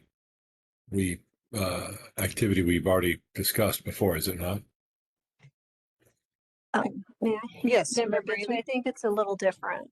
This Oh. one is ensuring not third-party verification of carbon intensity, but the department would be required to contract with a third party to do the forecasting for fuel and credit availability in the next year. So I see this as being different from what we've discussed. Any thoughts on, thank you, Member Bitzer, Member Ely. Any thoughts? I know there's a little difference than what we previously discussed regarding third party. Any thoughts on NAMOGA's proposed language? Yes, Member Garcia. Yes, I think that the design of the rule is for the department to make these decisions based on data that they gather. And if for some reason, I mean, there seems to be a lot of concern by industry that they're not going to agree with what the department decides. So if it's that big of a problem, they can come to us and propose changes at that time. But I think we should let the department go ahead and take a stab at making decisions based on their own data gathering for forecasting credits and deficits and whether a deferral is necessary. Thank you. And Member Bitzer, did you have anything to add? I agree. Thank you, Member Ely. And I just note that the department could contract with a third party to do this under the current language. This would mandate it. You know, if I were in the department, I probably would have a third party do it just because of staffing time, et cetera, provided they had the revenue to get that done. So I don't think we should tie their hands to require it. But I believe are certainly allowed to do that under the current language. Yes. And I see Member Hunker agreeing with you, Member Ely. So with the discussion, just to clarify, that would mean not incorporating the MOGA API AFPM's proposal to replace section 601C1 with their proposed language for forecast deferral and keeping NMED's language at this point for C1. Is that correct? Yes. All right. We have affirmative nods here in the room. Members on the platform, Member Hunker, Member Bitzer, what are your thoughts about keeping this language? Yes. See thumbs up by Member Hunker. I have thumbs up by Member Bitzer. All right. I agree with that as well. And we'll go to the next subparagraph C2, the word November is replaced with August, and in C3, December is replaced with September. Members of the board, any comments on this proposed language by NMOGA API AFPM? Discussion, points of discussion? Yes, Member Ely? Yeah, I can understand the industry's desire to get the data forecasts sooner rather than later. The initial one is no later than November 1st, 2026, and then November 1st thereafter. But I don't want to tie the departments. I don't want to shorten their the timing of getting that analysis done. They may need all that time to analyze the data from the previous quarter. So I propose not changing the language in paragraph 2 or 3 to expedite this report. Thank you for your comment, Member Ely. Members of the board, your thoughts? Member Garcia agrees. Member Hunker agrees. Member Bitzer agrees. I also agree with fellow members of the board, and which would mean we would not incorporate and accept NMOGA API AFPM's proposal for section C2 and C3. Let's go on down. Next, we have proposed edits in 601 D1 and 2 by NMOGA API AFPM. We'll tackle D1 first. The words paragraph 2 are inserted after the word subsection B in the first line. Actually, let me look on here. D1.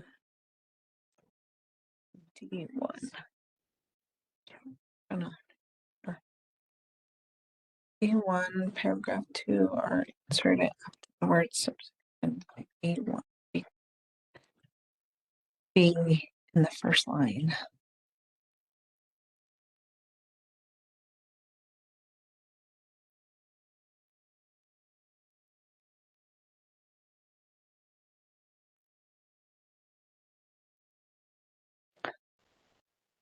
Okay. Fellow board members, look at that and share any thoughts, comments you have regarding that.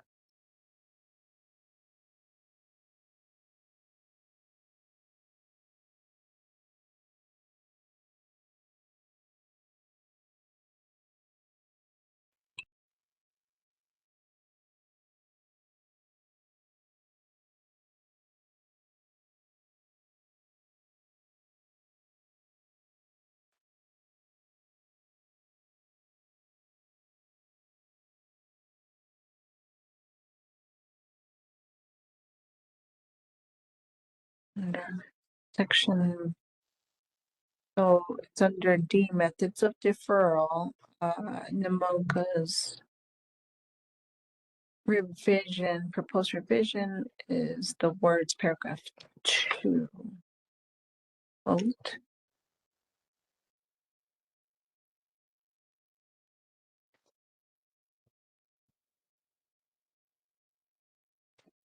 Emergency.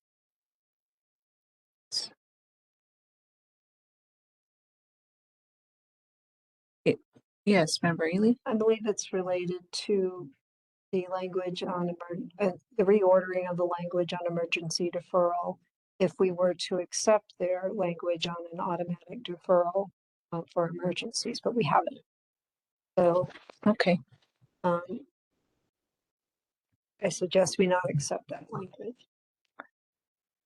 Thank you for that. I was trying to track that. Yeah. Yes, now that you share your thoughts on that, that's how I'm reading it now.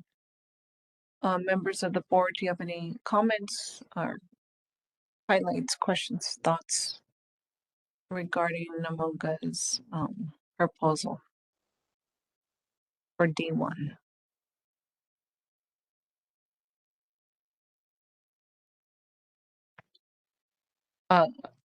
Member Garcia agrees.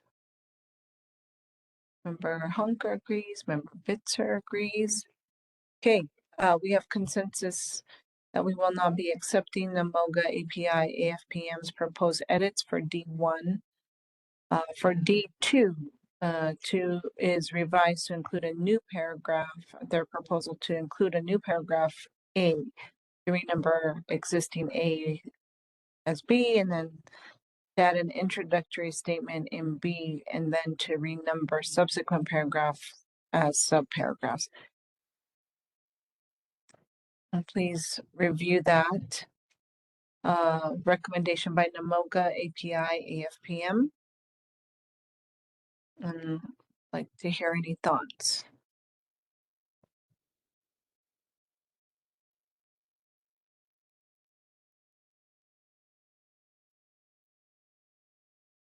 Member Garcia? Yes, I think that for some of the reasons we described before, to let the department utilize the deferral methods they've already outlined and not include this.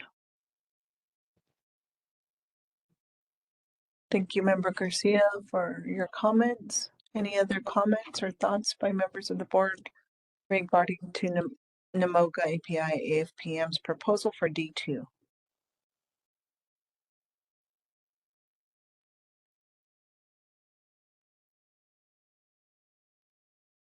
Yes, so based upon Member Garcia's comment would be not to accept NAMOGA's proposed changes, correct? Yes. Yes.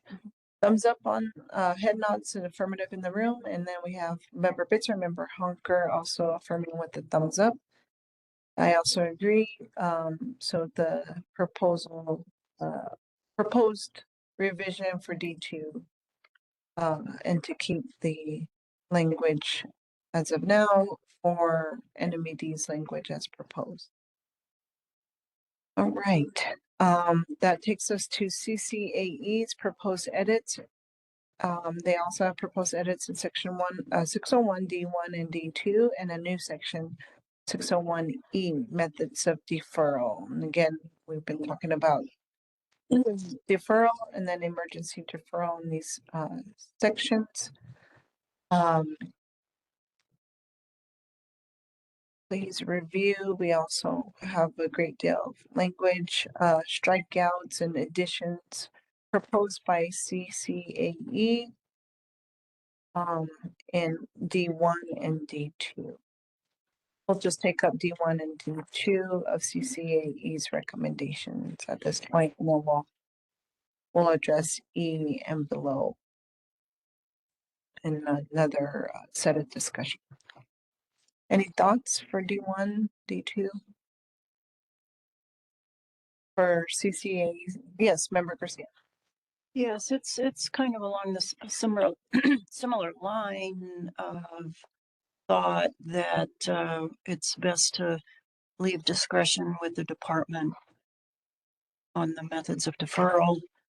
And again, if for some reason this plays out in such a way that is problematic for folks, then there's an opportunity to make changes in the future. Thank you, Member Garcia, for your comments. Do we have any other comments by members of the board? Yes, Member Ely. Yeah, I agree with Member Garcia, and related to that is the notion of advanced credits, which I am not comfortable doing. I also allow the department to adjust the CTFS if needed during an emergency deferral, and that is being proposed. That language is being proposed by CCAE to be struck. So. Thank you, Member Ely. Any other comments by the board? Thumbs up to not accept CCAE's proposed language. Member Honker, Member Bitzer. Also the affirmative in the room.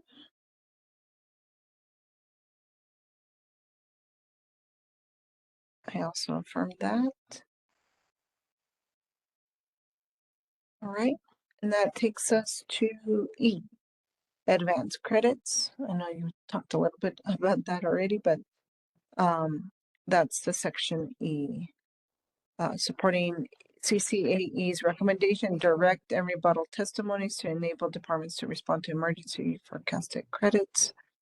By supplying shortages by loaning credits to electric utilities with requirements that credits be repaid, helping to mitigate price spikes or compliance challenges while maintaining the integrity of emission reduction trajectory over time.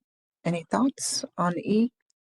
Proposed by a CCAE.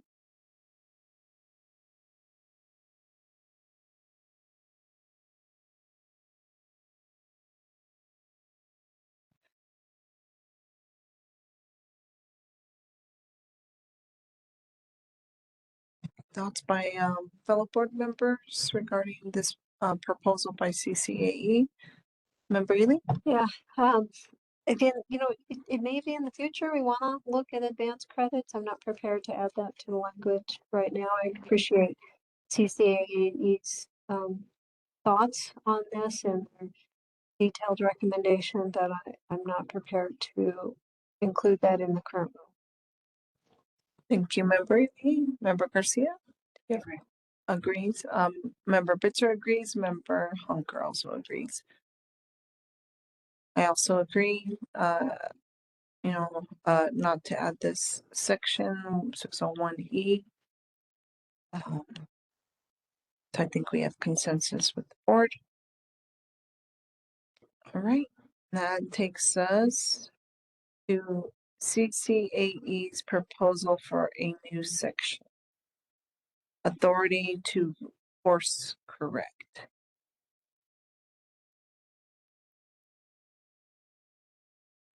All right. And this is in respect to the department adjusting compliance with provisions from 20.2.92 NBAC by issuing a declaration of excess credit surplus in accordance with subsection B of 20.2.92 number, which would be the number of this section, NMAC. Any thoughts by board members on this proposal by CCAE?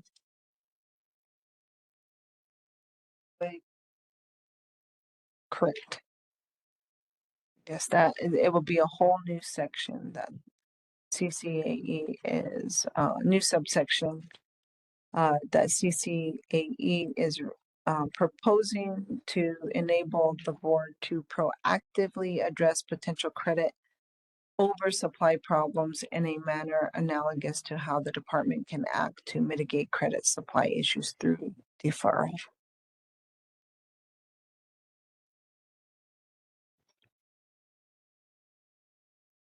Thoughts by the board or comments regarding CCAE's proposal? Member E. I would just suggest that the language in the current rule regarding forecast deferral and emergency deferral are what the tools the department needs right now in order to address issues related to the market. And I propose that we do not accept the language as proposed by CCAE to create a new section regarding authority to course correct. Thank you, Member Ely, for your comments. Any other comments by fellow board members? I agree with that. I think that what is currently in the rule is adequate.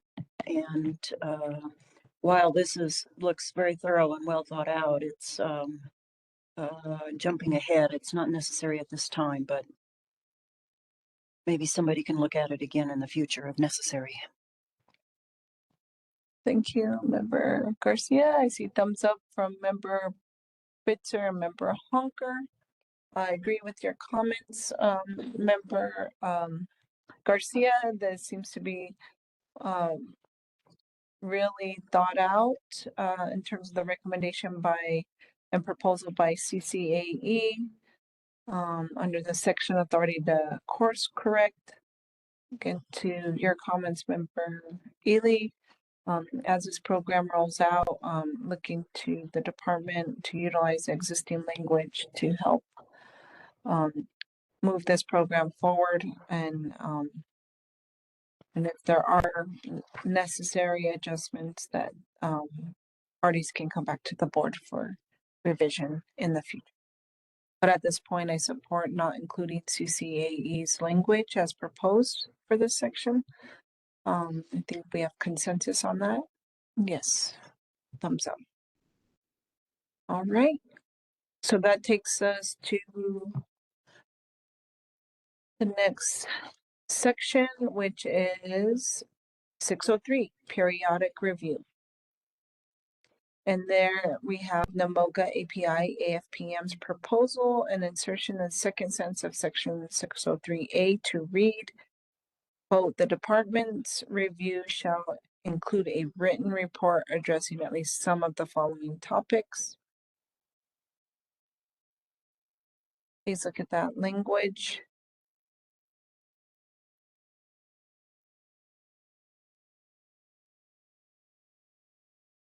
Here, thoughts, comments by the board on this proposal by NAMOGA API AFPM. Member Ely? So I think all they're requesting is that the data that needs to be evaluated periodically or every 3 years should be put into a written report rather than distributed. I imagine that the department will put a lot of this into a written report, or at least in written documents that may not all be consolidated in one location. But I would leave that up to the department as whether they put it in a report that they would in a written report or not.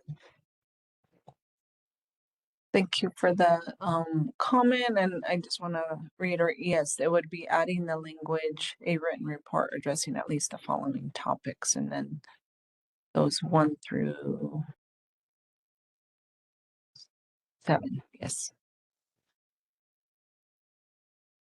So any other comments by the board? I like it. Seems like it's within existing scope. It's not going to cascade into other challenges like some of our other variations from the proposal.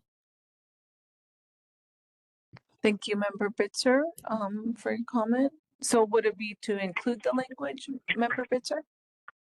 Yes, yes. Okay.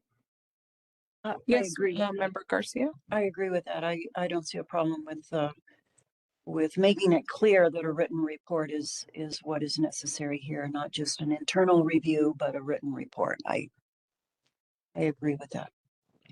Thank you, Member Garcia. Any other thoughts? Further discussion? So, Member Ely, would you be do you have any concerns with including this language? No.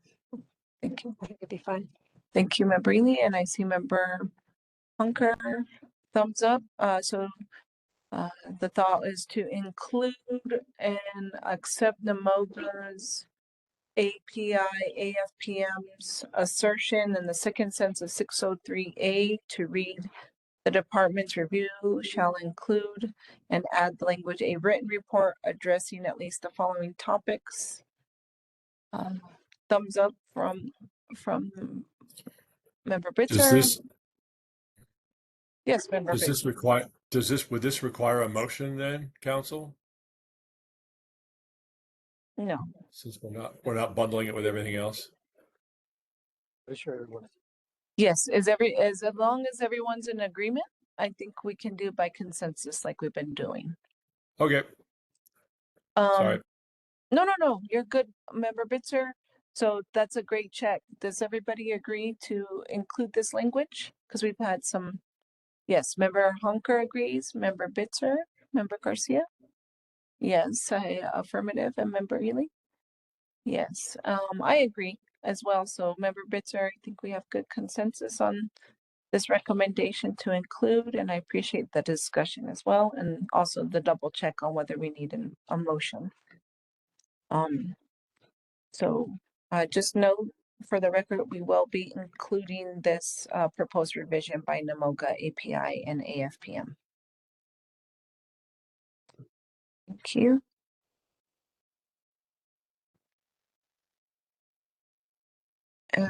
We get to NAMOGA, API, AFPM, and section 603B1 to delete most of section, 603B1, and to add new paragraphs, B2, B3, incorporating existing B2 as a subparagraph. So please take a look at the language, fellow board members. This is advisory committee review. We did hear testimony by NAMOGA and others regarding the advisory committee. So please take a look at this section. And open the floor to any discussion. Yes, member Garcia. Yeah, I think we addressed this when we rejected the idea of identifying the membership. I'm not sure if there's other things in here we need to address. Thank you. And that was the discussion that we had yesterday. Yes.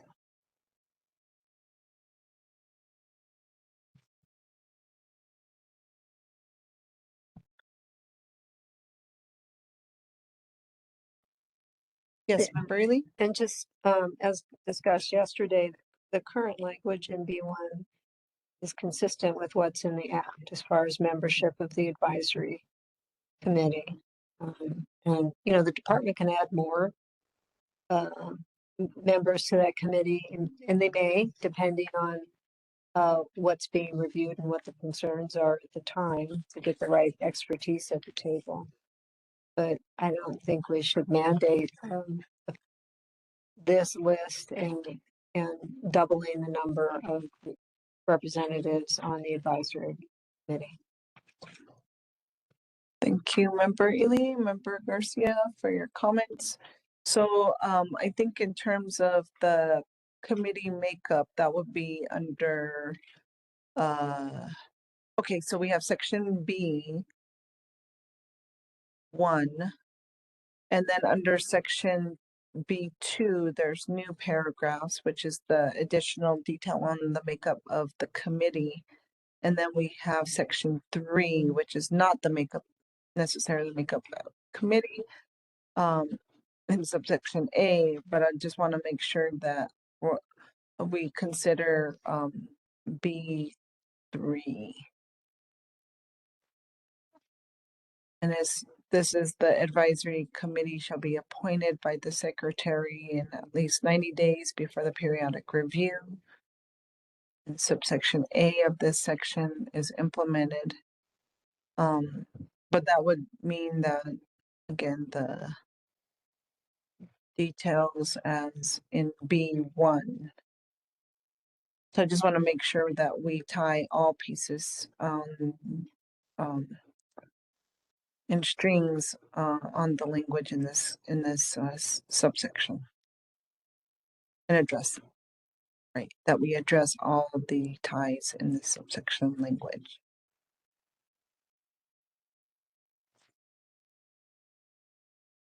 Yes, member Garcia. Right, I also would reject the putting into the rule the timeframes, meeting once every month and making a report, etc. I think that is excessive, not necessary. If it's, I think it's important that the advisory committee is reconvened periodically as the act requires. I think that's very important. But to put this strict language in the rule, I think is going to be problematic for the department. Thank you, Member Garcia, Member Ely. Yeah, and having language in there requiring a vote and having the recommendation be advanced based on the vote is just it's just it's just over managing the department and what needs to be done to get input from the advisory committee. Thank you, Member Ely. I see a head nod from Member Hunker. Any other comments? Member Bitzer also agreeing with fellow board members' comments. So given the comments, I just want to make sure I clarify for the record and our discussion. So therefore, given the comments heard, it would be to reject NAMOGA API AFPM's proposal to delete most of the section 603B1, and then also not to add new paragraphs B2 and B3, and nor incorporating existing B2 as a subparagraph, correct? All right. I see affirmative in the room and a thumbs up from Member Honker and Member Bitzer. Thank you. All right, and I also agree. So we have consensus on that point.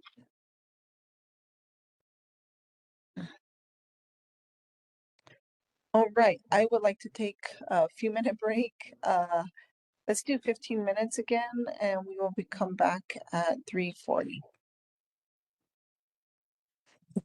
Yeah. Good afternoon, everybody.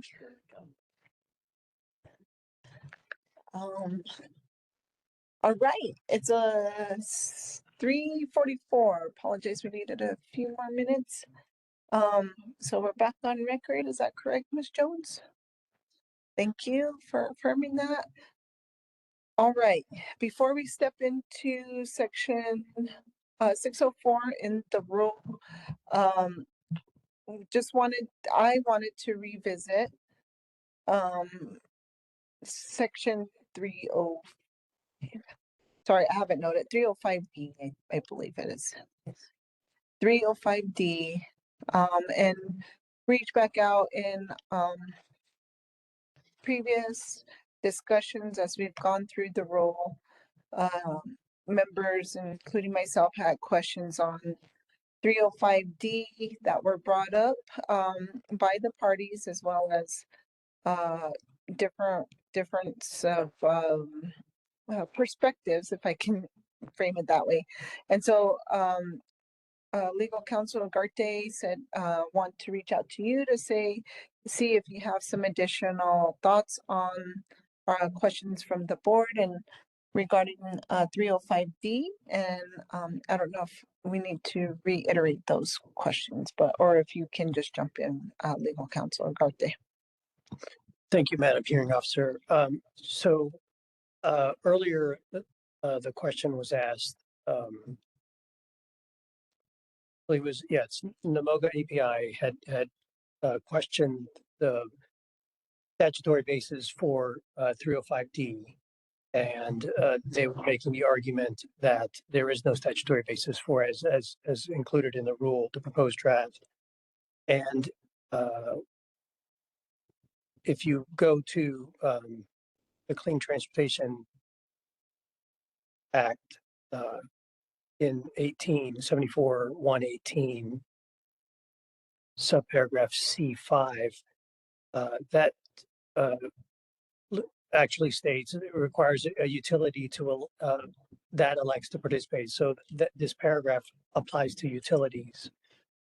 It refers to another statutory provision at the bottom of that subparagraph 62:18:12, and that statute does not make reference to manufacturers. And if you look at the underlying rule, which is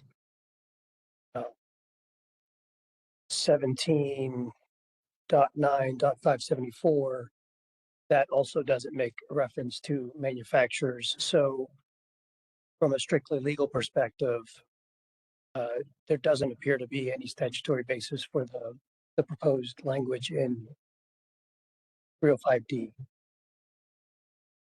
Thank you, legal counsel Ugarte. With this, further, and we did, mention this earlier in the day, also referenced, some of the closing arguments by Namoga. And so, I want to open it up to the board for further discussion. And, Member Ely? Yeah, I was a little concerned we were going to go down this path, but because it's not explicitly allowed in the enabling statute, like the language around utilities, it doesn't seem like the limitations on the use of revenue related to credits generated from vehicle manufacturers are not allowed. And it would be unlawful for us to accept the language in paragraph 305. Thank you, Member Ely. And I want to just point out to the board in Namoga, I remember I highlighted it. It's on page 47 of Namoga's closing argument. There's a paragraph that was referenced in Madam, what's been provided to us and what we discussed yesterday and this morning. And it's in the middle paragraph, and I'll reread it. I know I read it earlier when we were bringing this issue up, but it's just to re-ground the board. On a similar topic, this is from the closing arguments from Namoga. Namoga API and AFPM propose to eliminate the limitations and requirements for vehicle manufacturers regarding the use of revenue from the sale of credits to support transportation and electrification, as provided in subsection D, as in dog, of section 20.2.92.305 of NMED's proposed rule. The statutory mandate for the use of revenue in this fashion is limited to electrical distribution utilities, EDUs, and does not extend to manufacturers. Consequently, we contend that this provision would exceed the board's statutory authority to limit or mandate the use of credit revenue generation by a vehicle manufacturer. So I just wanted to re-ground us in the discussion and what was brought up this morning, as well as just the questions we had for legal counsel. So I know legal counsel Ugarte, I had read that earlier to you, and just appreciate your further research and further support of the board and what we're reviewing today. And with that, thank you, Member Ely, for your comments. I don't know, I want to keep the floor open, and any other comments by fellow board members regarding this item. Yes, Member Garcia. Yes, and thank you again, for our counsel Ugarte for clarifying that. I think it's important that we not miss those types of things. And so I guess the question becomes, is it, if we choose to eliminate this provision, are we talking about the entirety of D? I think so. Thank you, Member Garcia, for that. So I apologize to the board. We're going back to 305D as in dog. In that section, and it's starts out a vehicle manufacturer subject to 20.2.92 NMAC. That whole section is what you're referring to, Member Garcia, is that correct? Yes.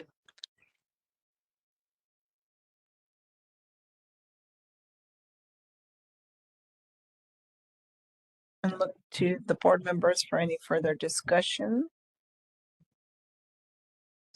Member Ely? I read that it would require us to delete the whole thing because it puts limits on how revenue from the sale of credits will be used. Shall within 3 years of the credit revenue generation use 100% of the revenue to support transportation electrification as follows. That's the introductory paragraph on D. And then it goes to A, additional rebate and incentive beyond the existing local, federal, and New Mexico rebates. That's one. Two, a vehicle manufacturer may develop and implement other projects with revenue from the sale of credits attributable to residential EV charging that support transportation electrification.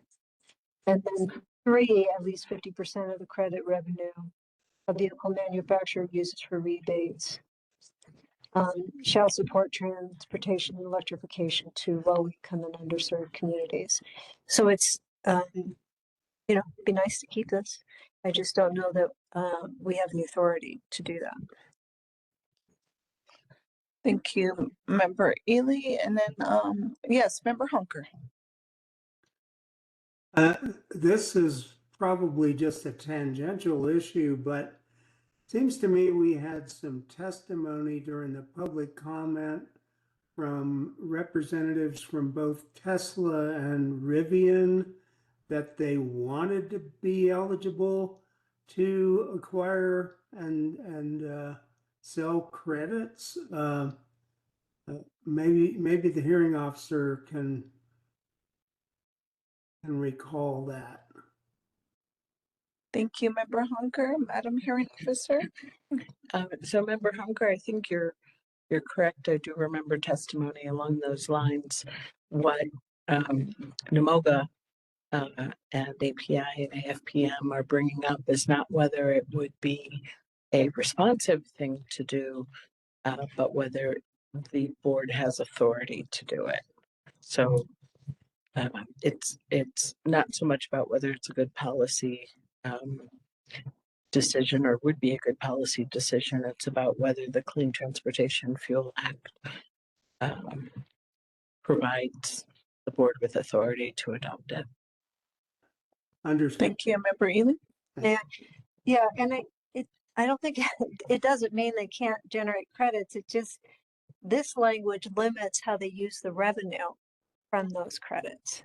And so eliminating D, I don't think it prohibits those manufacturers from generating credits. They just wouldn't be subject to the limitations in this paragraph.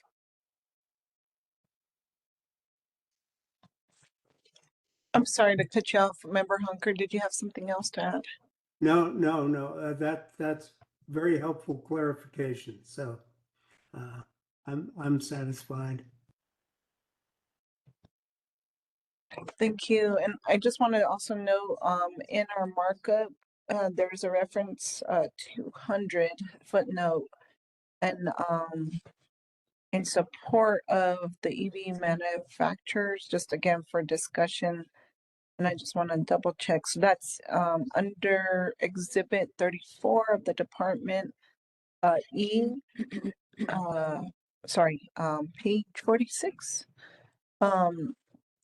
Where they noted in this section F of this document, NMED enhanced general and administrative functions of the proposed rule. There's FE, and I think this is what's referred to as the EV manufacturers now have provisions specifying how they must. Okay, based upon input from interested parties, NMED updated general and administrative functions between the discussion draft rule and the petition proposed new rule.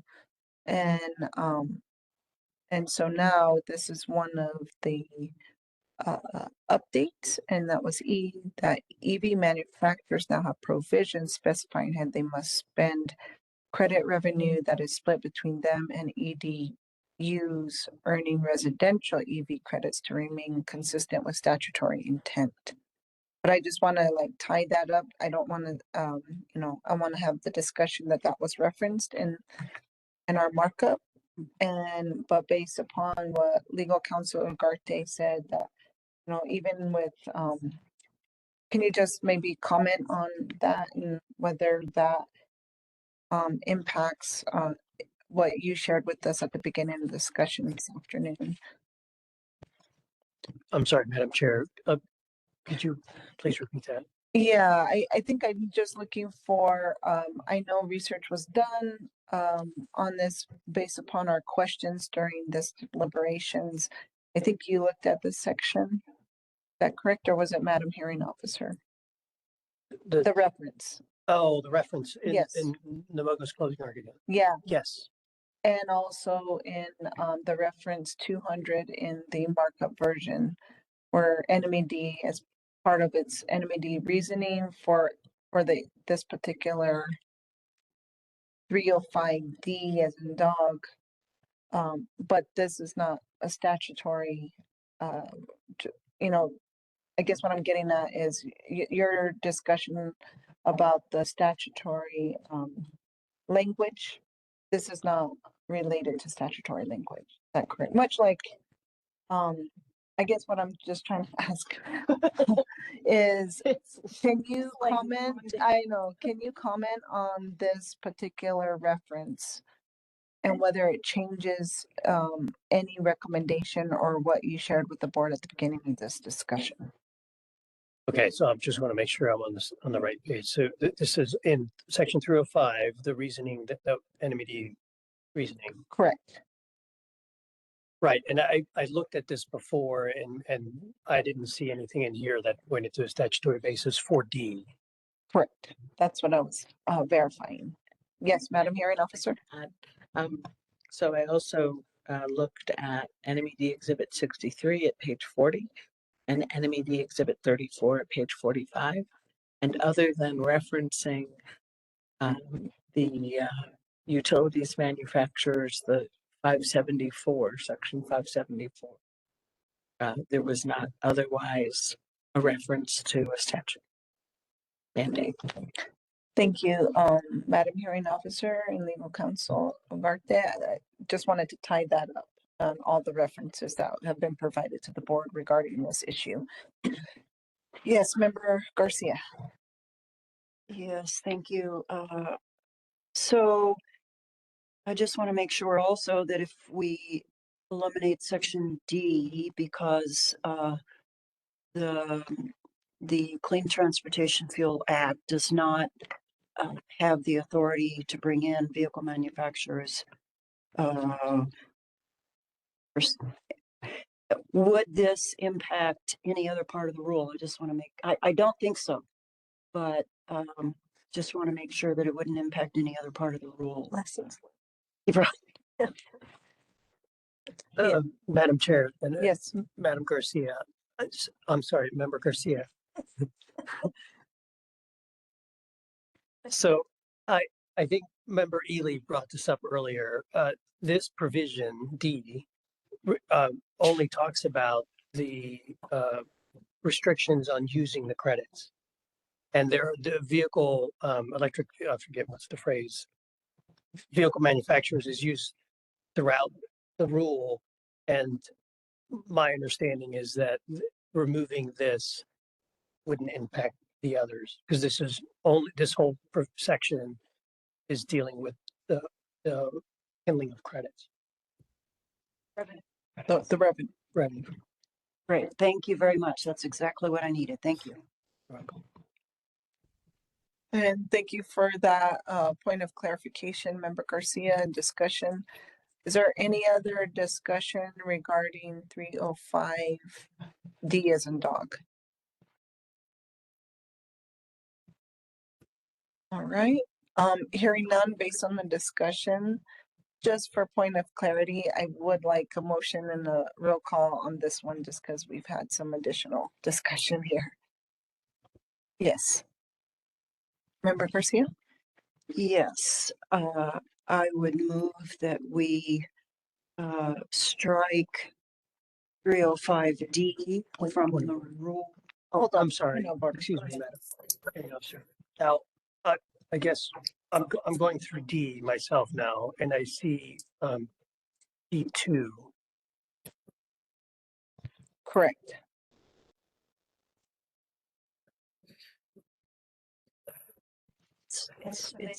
It's still talking about how revenue is used. With revenue from the sales of credits attributable.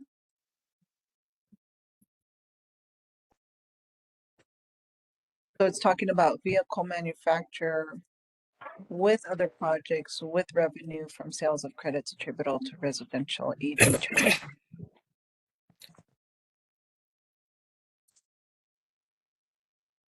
Right. I think given the complexity of this rule, I just want to make sure that, I mean, I'm deferring to your expertise, that I'm reading through this live, so this is not as restrictive as one.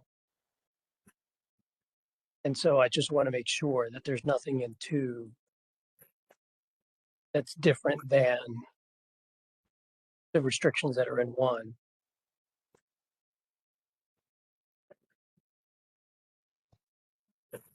Thank you. Any comments, Madam? I mean, I didn't see you. Member Garcia. I guess the point I want to make, or make sure it's clear, is that in the rule, there is discussion where vehicle manufacturers can earn credits. And so to the extent that somehow removing 2 can impact that, I think 1 is really talking about using the revenue from the credits and restrictions related to those. Looking just at the beginning of 3, similarly, it's talking because it's restrictive about the use of revenue. I'm looking at 2, and it's talking about developing projects. And it's May, so it's not restrictive. Yeah, and then it goes back to the introduction and again leaning or asking you, legal counsel Ugarte. So the introduction paragraph, a vehicle manufacturer subject to 20.2.92 NMAC shall not use revenue from the sales of credits attributable to residential EV charging to pay for administrative costs. It shall within, and then it has the shall within 3 years of the credit revenue generation use 100% of the revenues to support transportation electrification as follows: 1, 2, 3. So I think, and again, I'm just asking the question is if a vehicle manufacturer, that first sentence, a vehicle manufacturer subject to 92 shall not use revenue. I guess that's where, and then it goes into the sub items. And Madam Chair, and I think that's perfectly proper analysis. I just want to make sure and highlight it again, given what happened earlier. Yes. So, yes, Member Bitzer.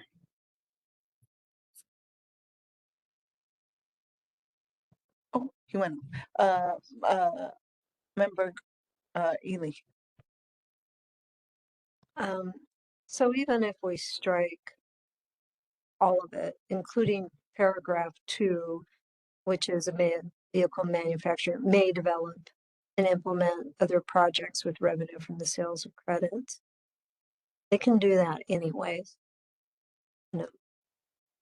So it may, I think in the context of the full paragraph where you have shalls and restrictions on how that revenue is used, that may make sense.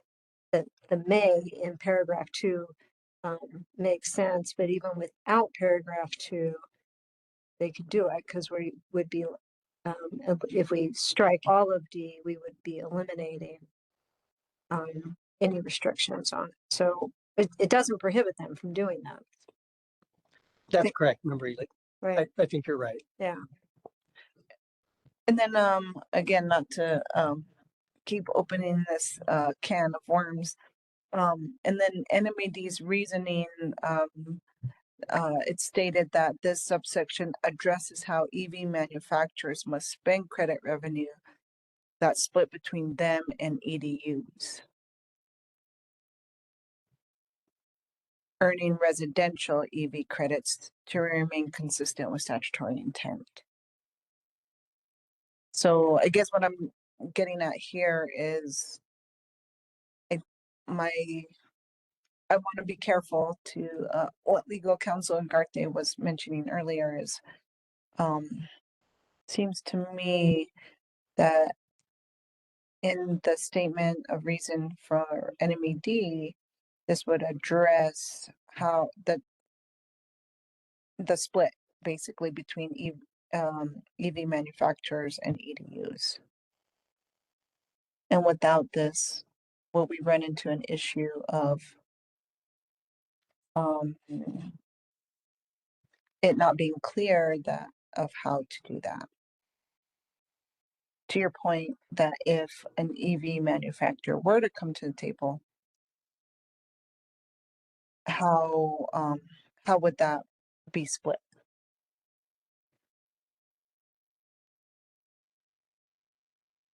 Again, I'm not trying to open up another can of worms, but I just want to be clear.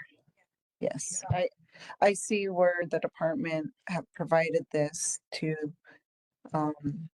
provide back to the references and why it was referenced in their exhibit.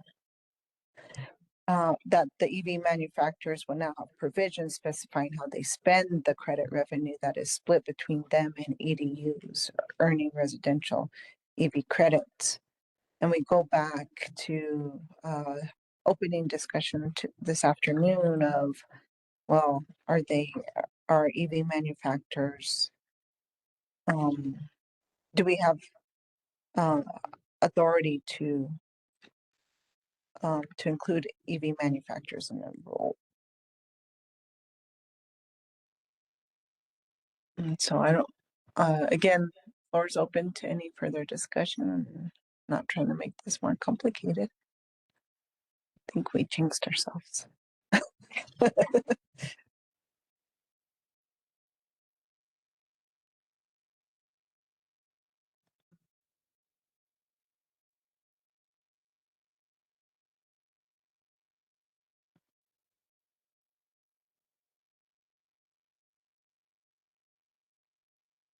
And again, just being mindful of making sure we don't fully take out a whole section without considering all of the threads and the dominoes attached to the language.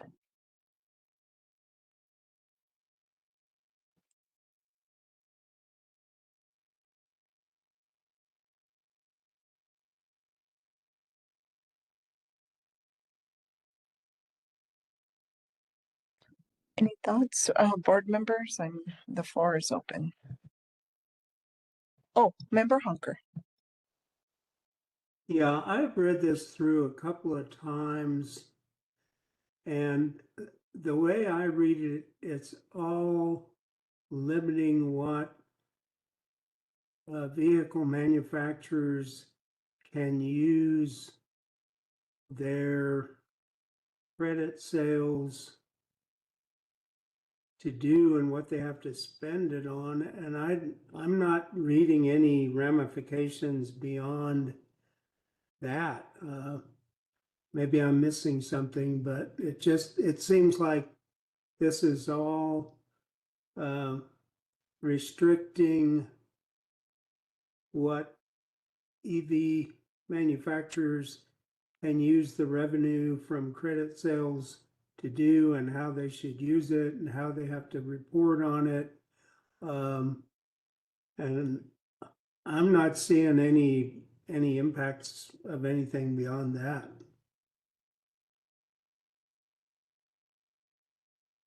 Okay, Member Hunker. For your comments.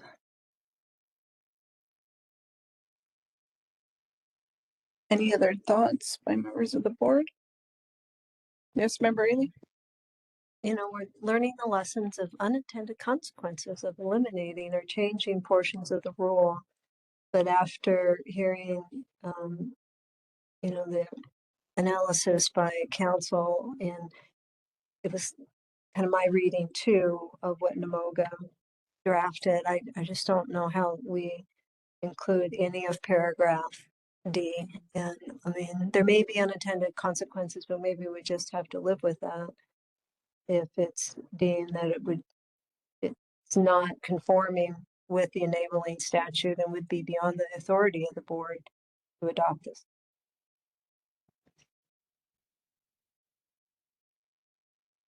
Thank you for your comment, Member Ely. Any other comments from members of the board?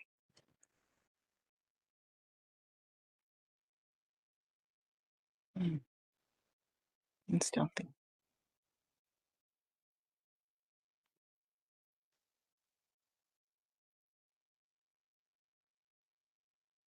So with that, would we be looking at maybe a question for fellow board members of taking the language out? Yes, Member Ely. Oh, just please elaborate. Taking, I just, Section 305D. yeah, you're moving it. Yeah, yeah, yeah. So did we have a motion or did you start to make a motion?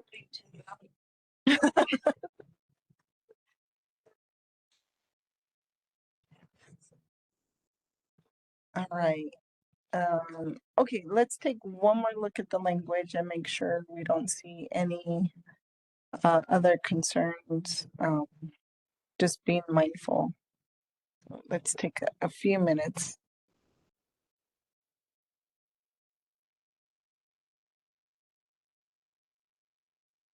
Yes, Member Ely? It's, I don't want, I hate redrafting on the fly, but you could redraft it to just include paragraph 2, you know, a vehicle manufacturer subject to 20.2.92 may develop and implement projects with the revenue from the sale of credits attributable to residential EV charging that support transportation electrification. It's just saying, giving them a green light. They probably know they have that authority anyways, but kind of to council, you know, thoughts on that. It's possible to actually include that in the language. But it also, paragraph B in said that with the department approval or disapproval. So I don't think the department has the authority to approve or disapprove if they don't have the authority to limit the revenue from the sale of those credits. Yes, Member Garcia? Yeah, I think it would be cleaner to, I feel comfortable now eliminating section D and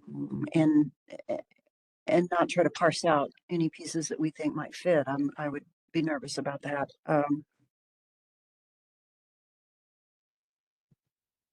Thank you for your comments. Any other comments? All right. I think I was proposing to do a motion or have a board member do a motion so we could clarify on the record here. I can do it. Okay. Yes, Member Ely. I propose that we strike 20.2.92.305 D in its entirety for the reasons stated in Namoga's closing arguments? Closing arguments. Yes. Yeah. Is there a second? I'll second. Yes, thank you, Member Ely, for your motion and Member Hunker for your second. With the motion on the floor, is there any other comments, questions, discussion? All right.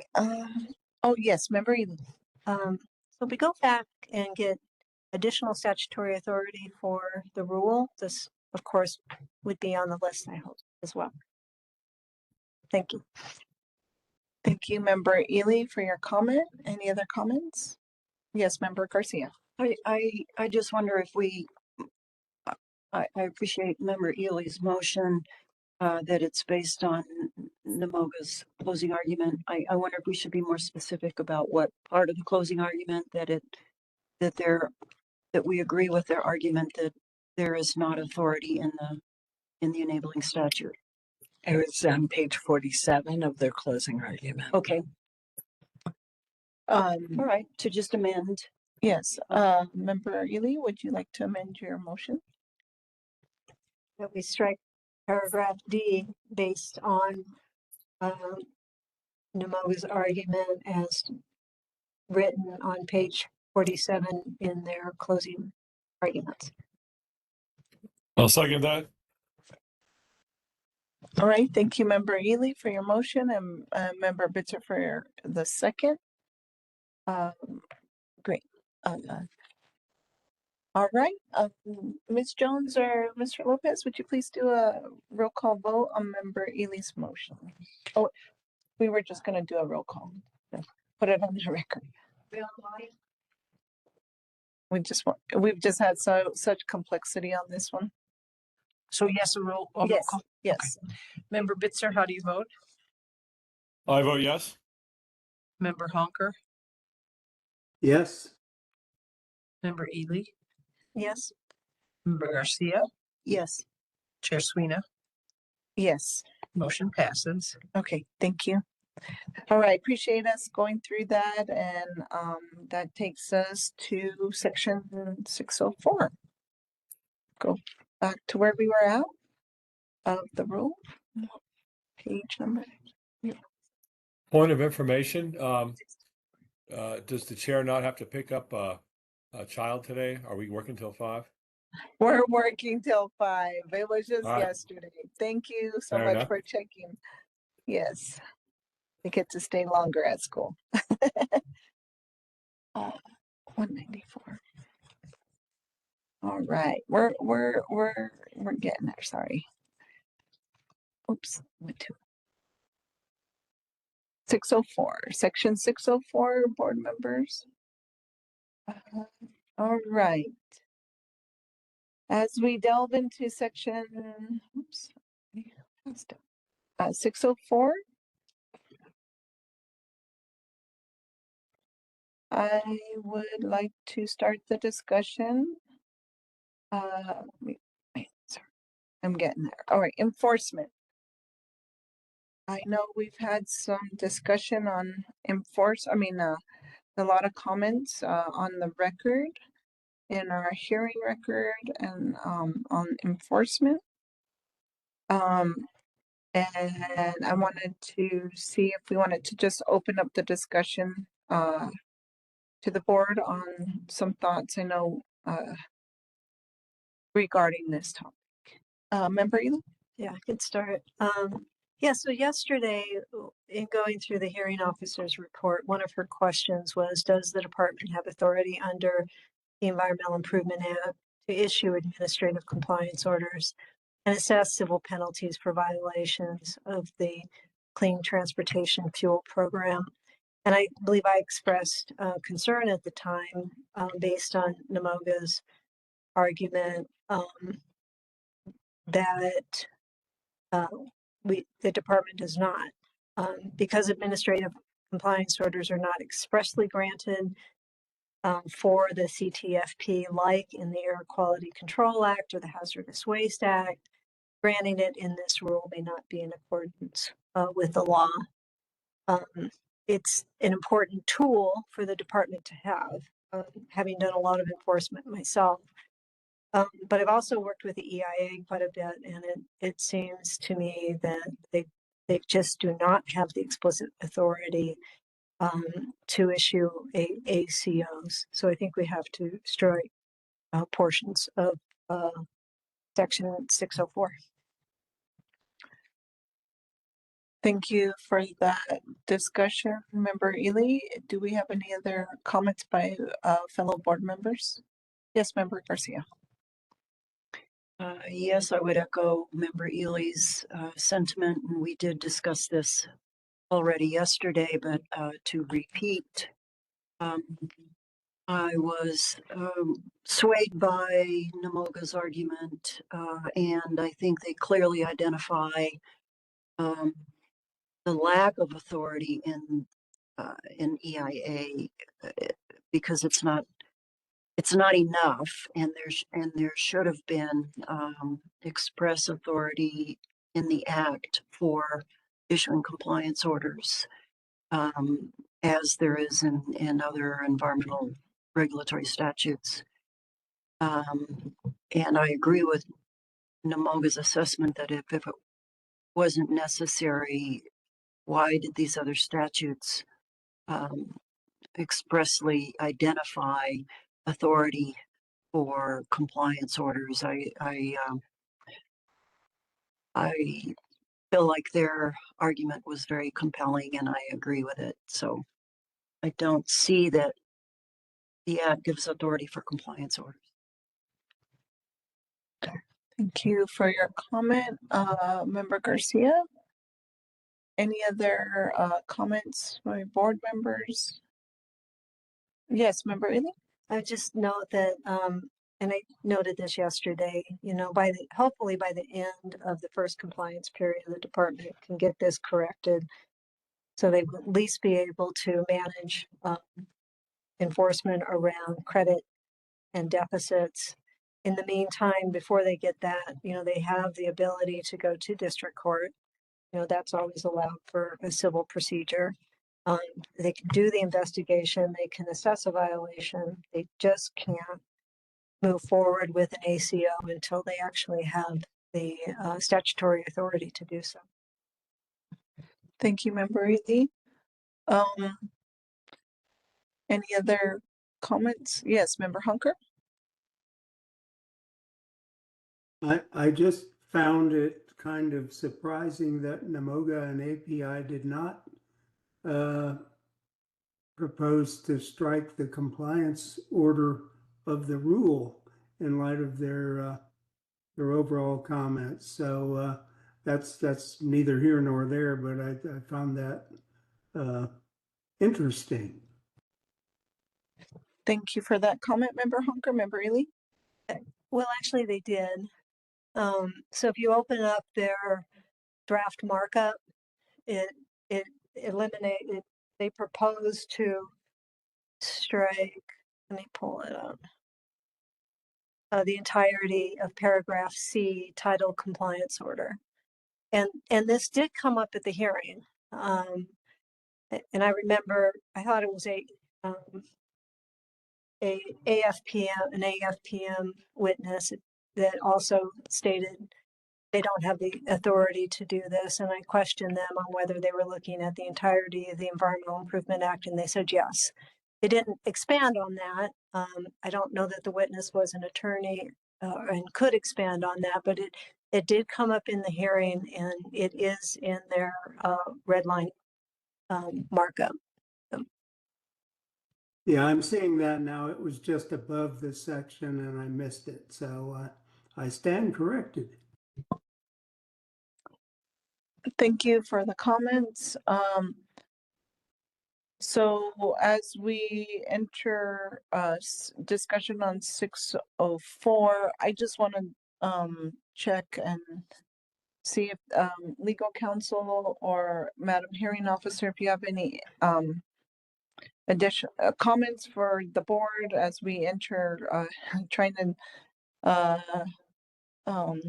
look at the language as proposed by the department and the revisions posed by various parties.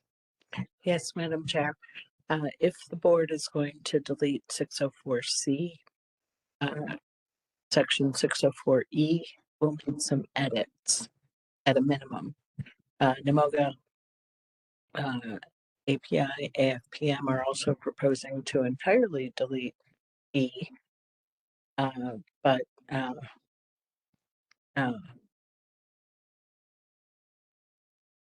I think with edits, there's some of E that could be preserved. So, for example, let me be specific. Yes. 604C sets out. No, I'm sorry. I'm going to back up. 604B2, which NMOGA did not purport to strike, calls out a variety of corrective actions that the department can take: suspending an approved alternative fuel pathway, suspending an account in CTFP DMS, placing an administrative hold on credits, placing an administrative hold on the generation or issuance of credits. 604C2 goes further in terms of suspending, restricting, modifying, or revoking an account, a pathway, and the possibility of canceling credits, for example. So there's much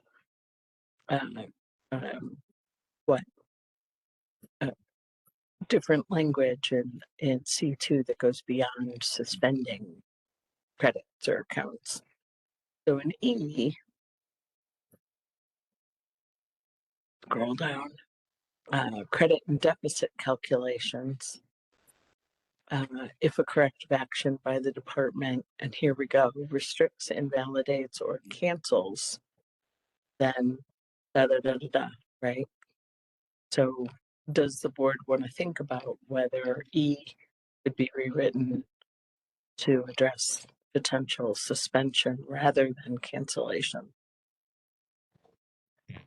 Thank you for those comments. Yes, Member Bitzer.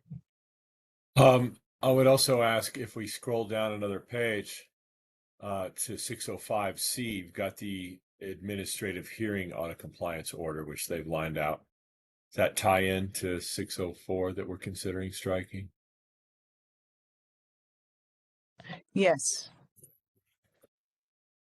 Just want to make sure we have the whole picture here. Yes, Madam Hearing Officer. Thank you, Madam Chair. I think, let's see here, now I've lost it. Oh, all right. So NMOGA's other proposal, though, although the department was providing for an administrative hearing following an ACO, NMOGA is proposing the opportunity to request an administrative hearing essentially in response to a notice of violation, if you will. Thank you, Madam Hearing Officer. Yes, Member Ely.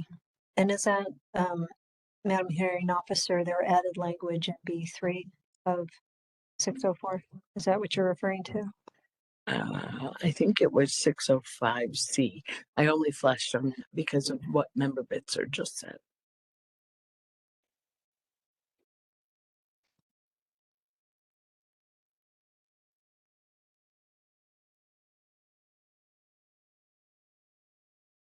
Thank you for that, Madam Hearing Officer.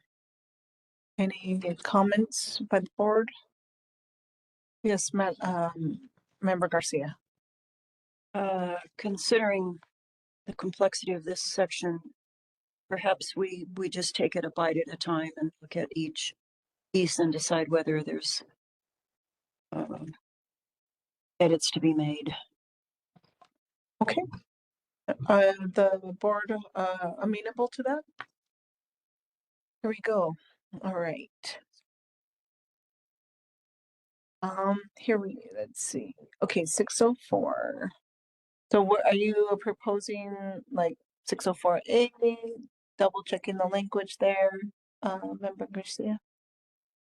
In each section, is that what you're proposing? Yes. Okay. Yes, I guess we do need to go back to, yeah. Yes. Okay. So members, please look at 604A. If you have any questions or see anything that might, given our recent discussion regarding just what we recently discussed. I think the language in 604A is good and necessary, and did not receive any edits from NMOGA. Yes. Good. Agreement, thumbs up. Thumbs up from Member Honker. How about you, Member Bitzer? I agree. Okay. Let's go to B, notice of non-compliance.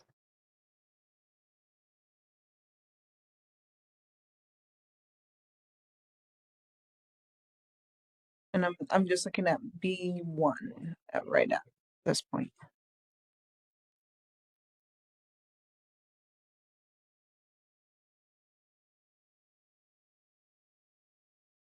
Any comments, discussion? Board Member Ely? I propose that the language in B1 is also appropriate and does not need to be changed and was not edited by Namoga either. Thank you, Member Ely. I see thumbs up by Member Honker. Member Bitzer, thumbs up. Member Garcia. I also concur that I don't see any changes in B1. Just note in B2A, we have a proposal by Namoga API AFPM to insert novel, calling the word alternative. So I know there's a little detail there that we've talked about before. We have prior discussions and decisions. We have not incorporated those additional words. Are we on the same page with that? Yes. Okay. Nods in the room. Thumbs up from the board. Member Honker, Member Bitzer. All right. Agree with that. And then we have 604B2A to insert the words unless no later than 30 days after notice of compliance is served, the person submits a protest and request for administrative hearing in accordance with 605 and MAC at the end of section B3.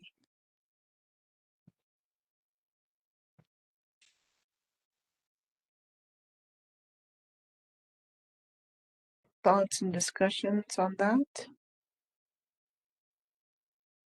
Yes, Member Garcia. Wasn't it Madam Garcia? So just a question for council or the hearing officer. Do they not already have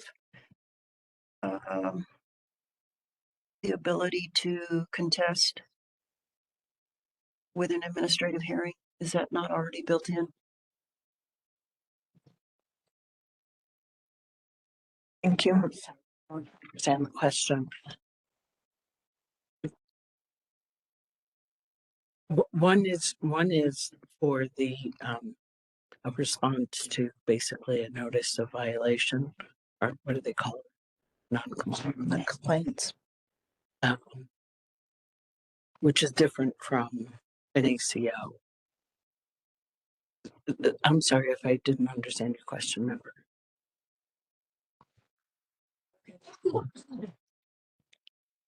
Does that clarify, Member Garcia, that her response? Thank you.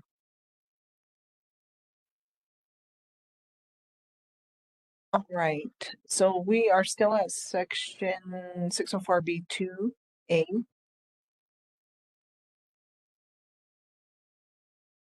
To insert words no, unless no later than 30 days after the notice of non-compliance is served, the person submits a protest and request for administrative hearing in accordance with 605 at the end of, and that would be inserted at the end of,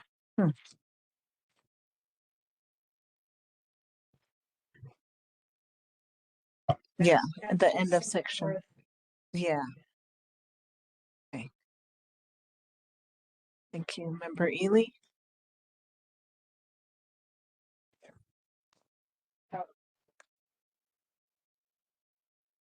Yes.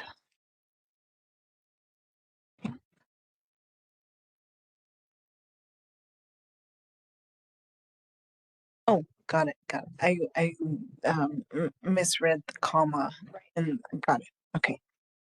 I'm with you now. Wait, on a Friday. But we're here. Okay, I understand. So okay, so we are on B3. Okay, B3. And I apologize for any confusion. That sentence that I read would be at the end of section B3.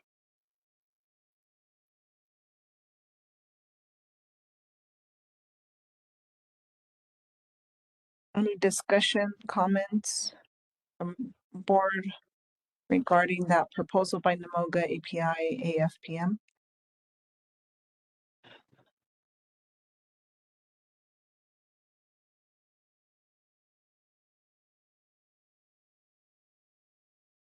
No, it's getting late. We've been here a while. I'm sorry we got to a slower pace than we were earlier. Yes, Member Ely. So 605 allows them to request an administrative hearing within 30 days of the date that the department notifies them of a decision. And so I think that language is consistent with that. What that language does, though, is the person in violation doesn't have to come into compliance until after the administrative hearing, if we add that way. So that's how I read that, right? Thank you, Member Ely, for your comments. Yeah. Member Ely, I'm wondering though, the very first part of the sentence in 605A. Yeah. Is where the opportunity to protest is provided. And I'm not sure that 604A or B provides the opportunity to protest expressly. 604B3 merely says, upon receipt of the notice of non-compliance, person shall undertake the corrective action stated by specified date. It doesn't say, at least that I can see, that they can protest that. I would concur with that. Okay. Yes, I do see that. Thank you, Madam Hearing Officer.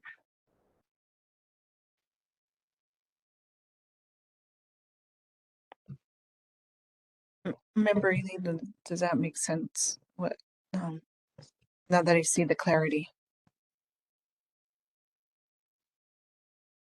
What Madam Hearing Officer had mentioned, looking at the section in 605. Right. And how it relates To 604. correct.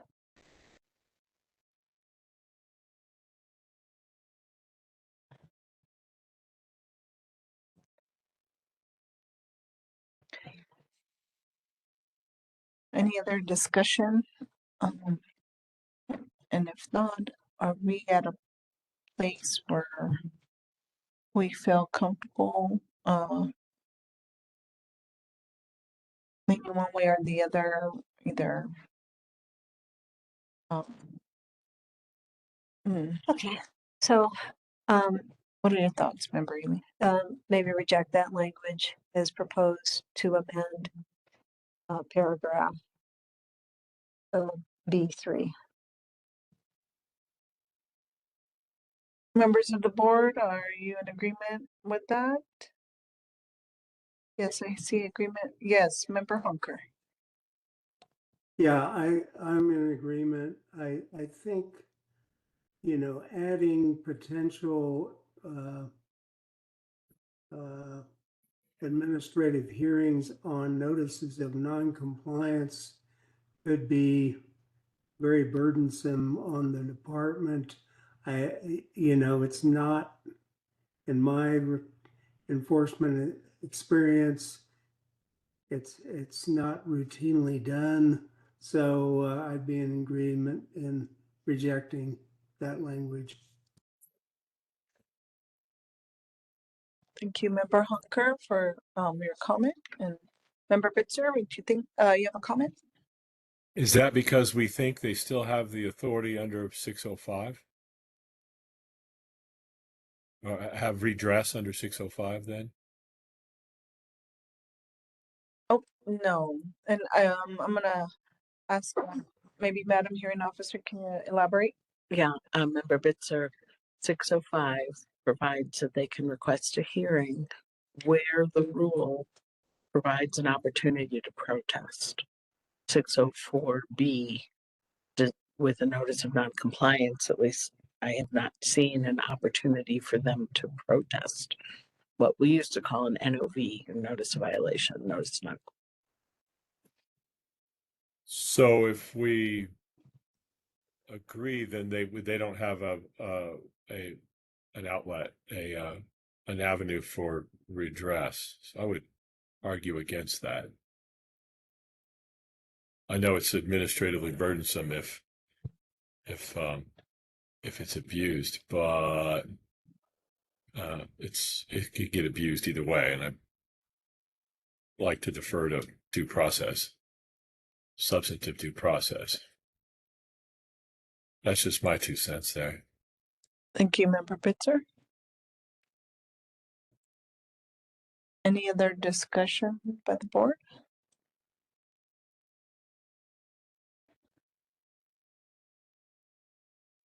I know we have, I know again, we're walking through this general section 604.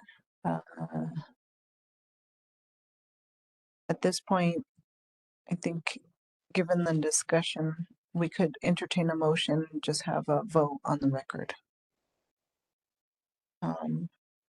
Any members would like to propose a motion? On that particular language, yes. Member Ely? Yeah, so I move that we not accept the language in paragraph 3. Yes, that's my motion. 604B3. 604B3, yeah. Yes, second. I second that. Member Garcia seconds, and we can continue discussion. Yes, Member Ely? I think Member Honker makes a good point about having hearings on every NOV that gets issued. And it is one of the consequences of eliminating the compliance order, because normally the compliance order will roll up a number of NOVs for the company, and then that is what to go to hearing. But if you don't have a compliance order, you don't have that efficient way of addressing a number of potential notices of violation. It's just one of the consequences if we eliminate C.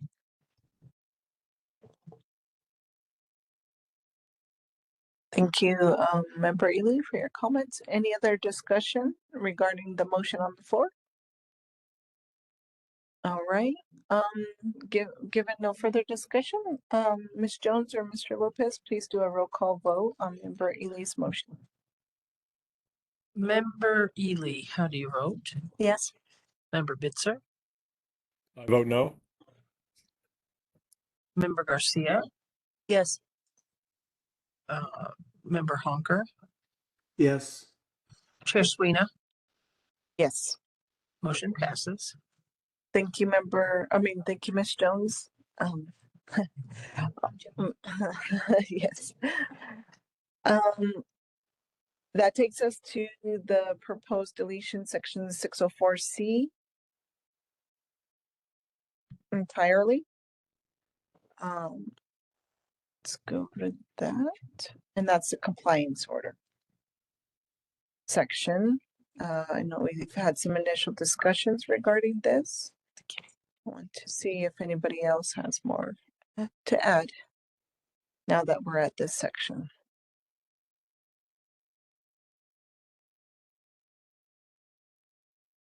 And if I can be a little cheerleader, we're almost there to the end of 5 o'clock.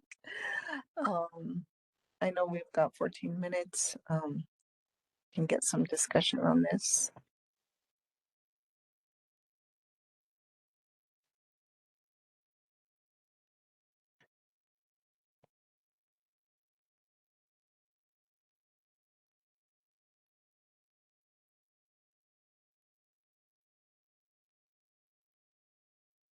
Actually, I just checked with Ms. Jones, and we will have to be done by 5 o'clock here and out of the room.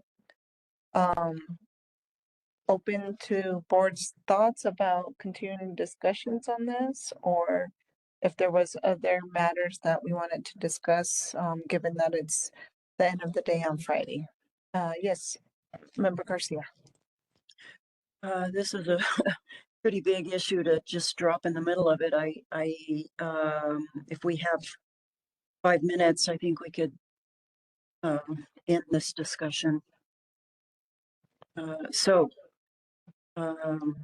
Looking at the section C, 1 and 2, let's see. I guess I would, well, let's just say 1, A, B, C, D is not appropriate considering we do not feel that there is authority in the statute. Thank you for opening the discussion, Member Garcia. Any other comments? Board members?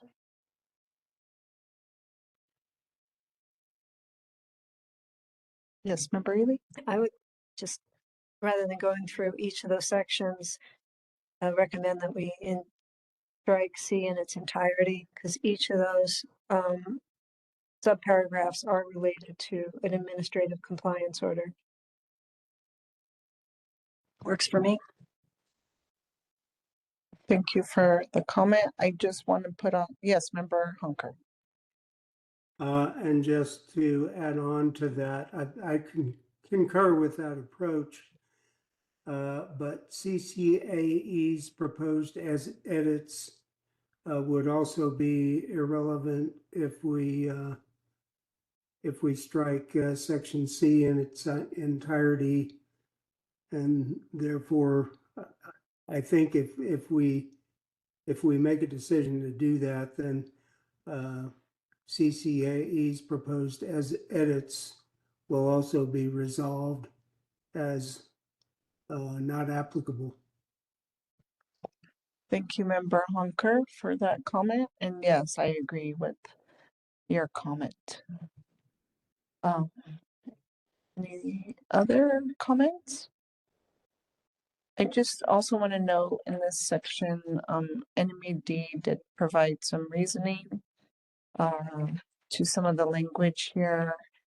Mechanisms to address credit and deficit balances are an important authority for the functioning of the CTFP, as noted in the transcript testimony, and also there is a reference to regarding permits, regarding enabling statute of the rule explicitly permits the department to assess reasonable costs not accounted for in annual CTFP budget as a corrective action. In the absence of this provision, the CTFP annual fees would need to be increased to cover these potential burdensome compliance costs, requiring all parties to contribute to the assuring compliance from a select few non-compliant parties. Just want to put those on record again as part of our discussion on this topic. Also with, the understanding as our discussion is going into this section with legal counsels and the authority of the board. I just want to note that. Member Garcia, do you have any comments? Just very quickly, I don't want to belabor the point. We don't have time, but I just want to say I don't take this lightly. I realize it's very important to have this provision in any rule, this type of provision. So it's I thought of different ways to try to do this, keep it in, let the department as a placeholder, let the department go to the legislature and change the statute. If we did that, they wouldn't go to the legislature to change the statute. Anyway, I thought of lots of different ways to try to do this, but I see no other alternative than to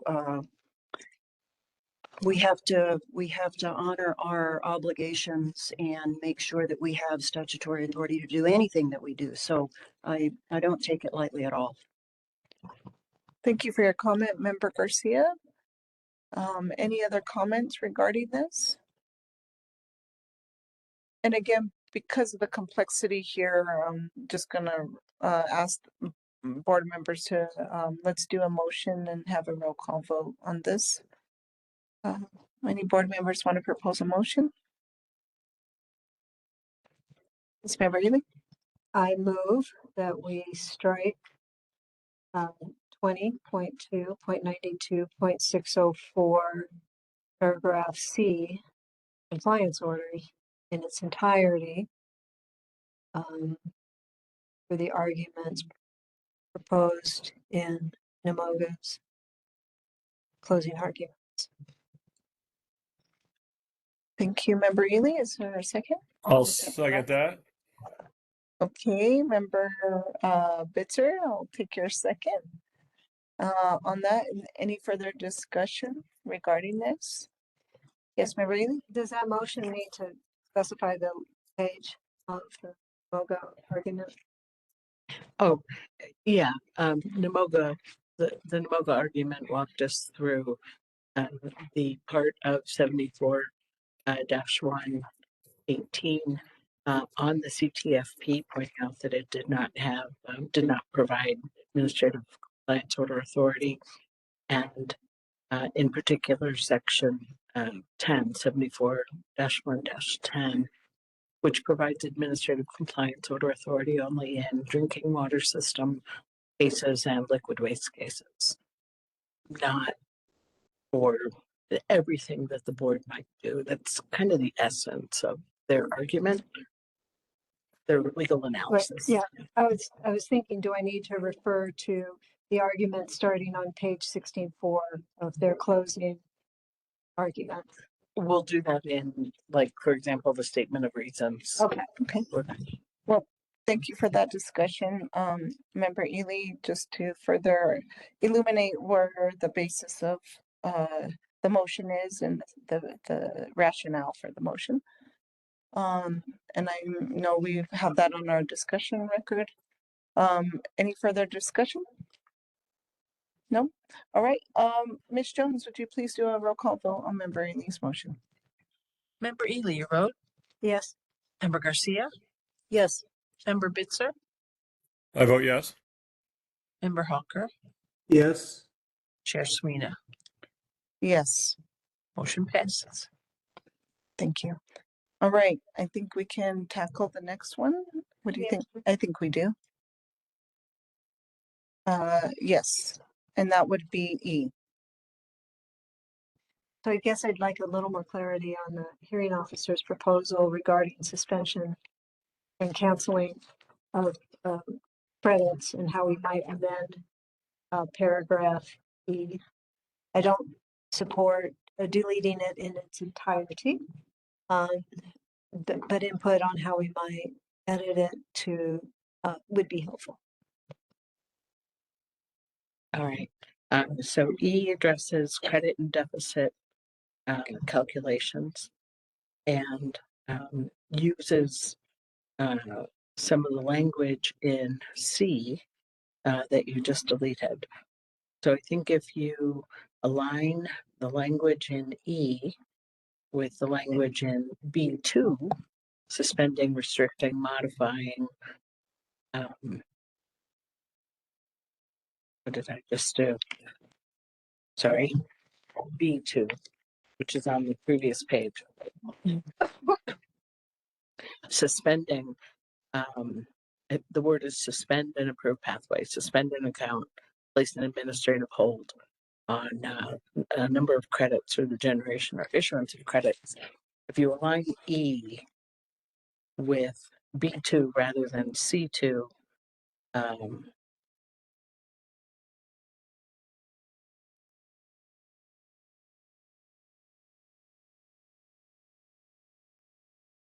it may work, but I would just encourage you to look at that.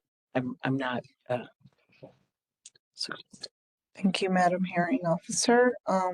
Yes, and I see also language under section B, notice of non-compliance, where we kept some of that language that Madam Hearing Officer is referring to. I was worried that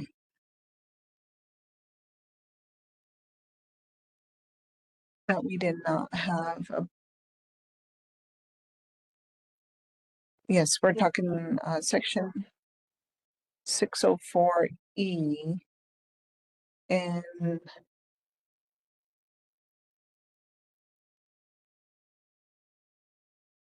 the credit and deficit calculations. And it's describing if a corrective action by the department restricts, invalidates, or cancels credits, that we just amend that language.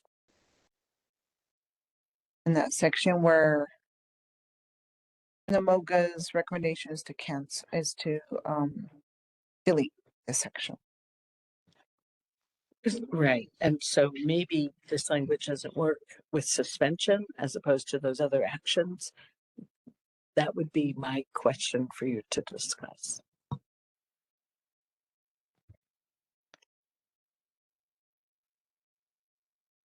And I know we're hitting close to the 5 o'clock hour. Do we have enough time to further discuss this?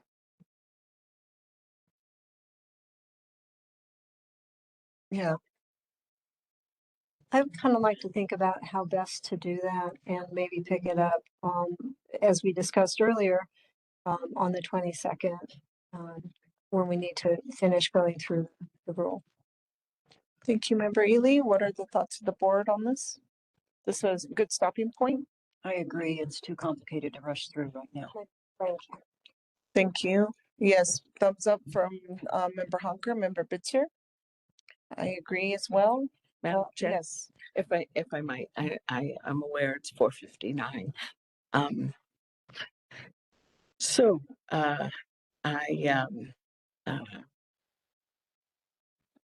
created obviously an unintentional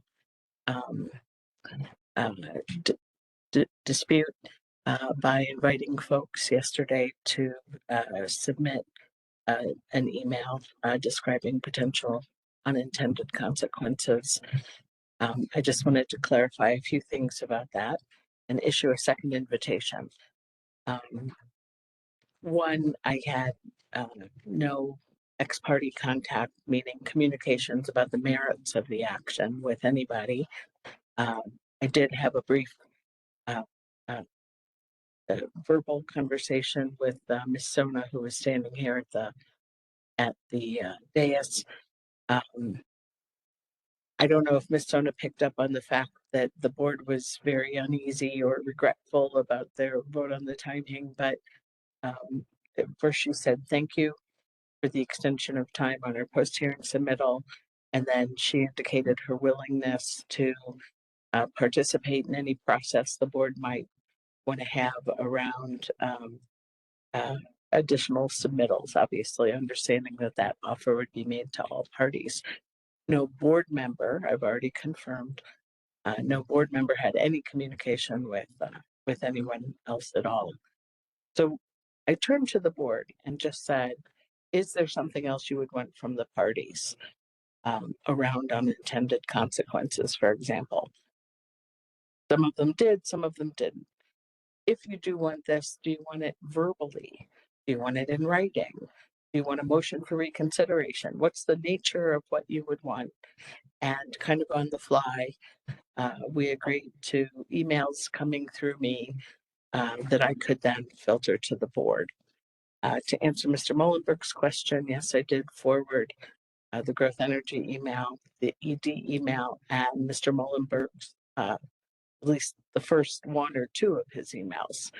I then stopped forwarding everything when it became clear that it was going to be the subject of numerous responses and replies. So what the board is doing obviously here is very challenging. And as you can hear from them, they're bringing a lot of thoughtfulness to it, and they don't want to make a mistake, and they don't want to untangle a thread related to other parts of the fabric that they don't appreciate or attached. So because the deliberations are now being continued on to January 22nd, 2 Thursdays from now, Let me just say again, if you have something you'd like to say about something the board has already done that perhaps you believe they didn't completely consider your argument, they didn't consider completely your evidence, which they're trying hard to do, let's do this again. Send me an email, set it out. Everything will be shared with the board. I'm not acting as a gate here. And if you would please get me those emails by the 15th. That's what, next Thursday? And then the board members will have an opportunity to decide whether in fact there's a discussion that they want to reopen. Please don't just repeat your arguments. Please do not submit new evidence. Again, this is only about unintended consequences of the decisions they've already made. So thank you all very much for that. Yes, thank you, Madam Hearing Officer. And I know we're beyond time. I just wanted to reiterate, the board, we're doing as our homework. There is a lot of material to consider. And I again want to thank the parties for your grace and the respect that we're trying to do this process with as much due diligence as are humanly possible here today and yesterday and going forward. And I just appreciate everybody's effort and engagement on multiple levels. And again, unintended consequences, we've talked about that. And again, there's no intent to circumvent any or violate any processes. So if there was some concern, just know that we're trying to stay within our bounds. We're working with the record. Again, consistently reiterating that we are trying to stick to the record and not the introduction of new information. Again, just trying to do our due diligence and do the best that we can. And you know, thankfully we have a board that has sat through the hearings and read the material, as you can probably tell as we're going through this. So I just appreciate your respect and your grace with all parties and entities participating in this process. I just wanted to reiterate the hard work that's been done by everybody, including Madam Hearing Officer, legal counsel, and the board members and our support staff. So thank you so much and have a wonderful weekend and be safe out there on those icy roads. Thank you.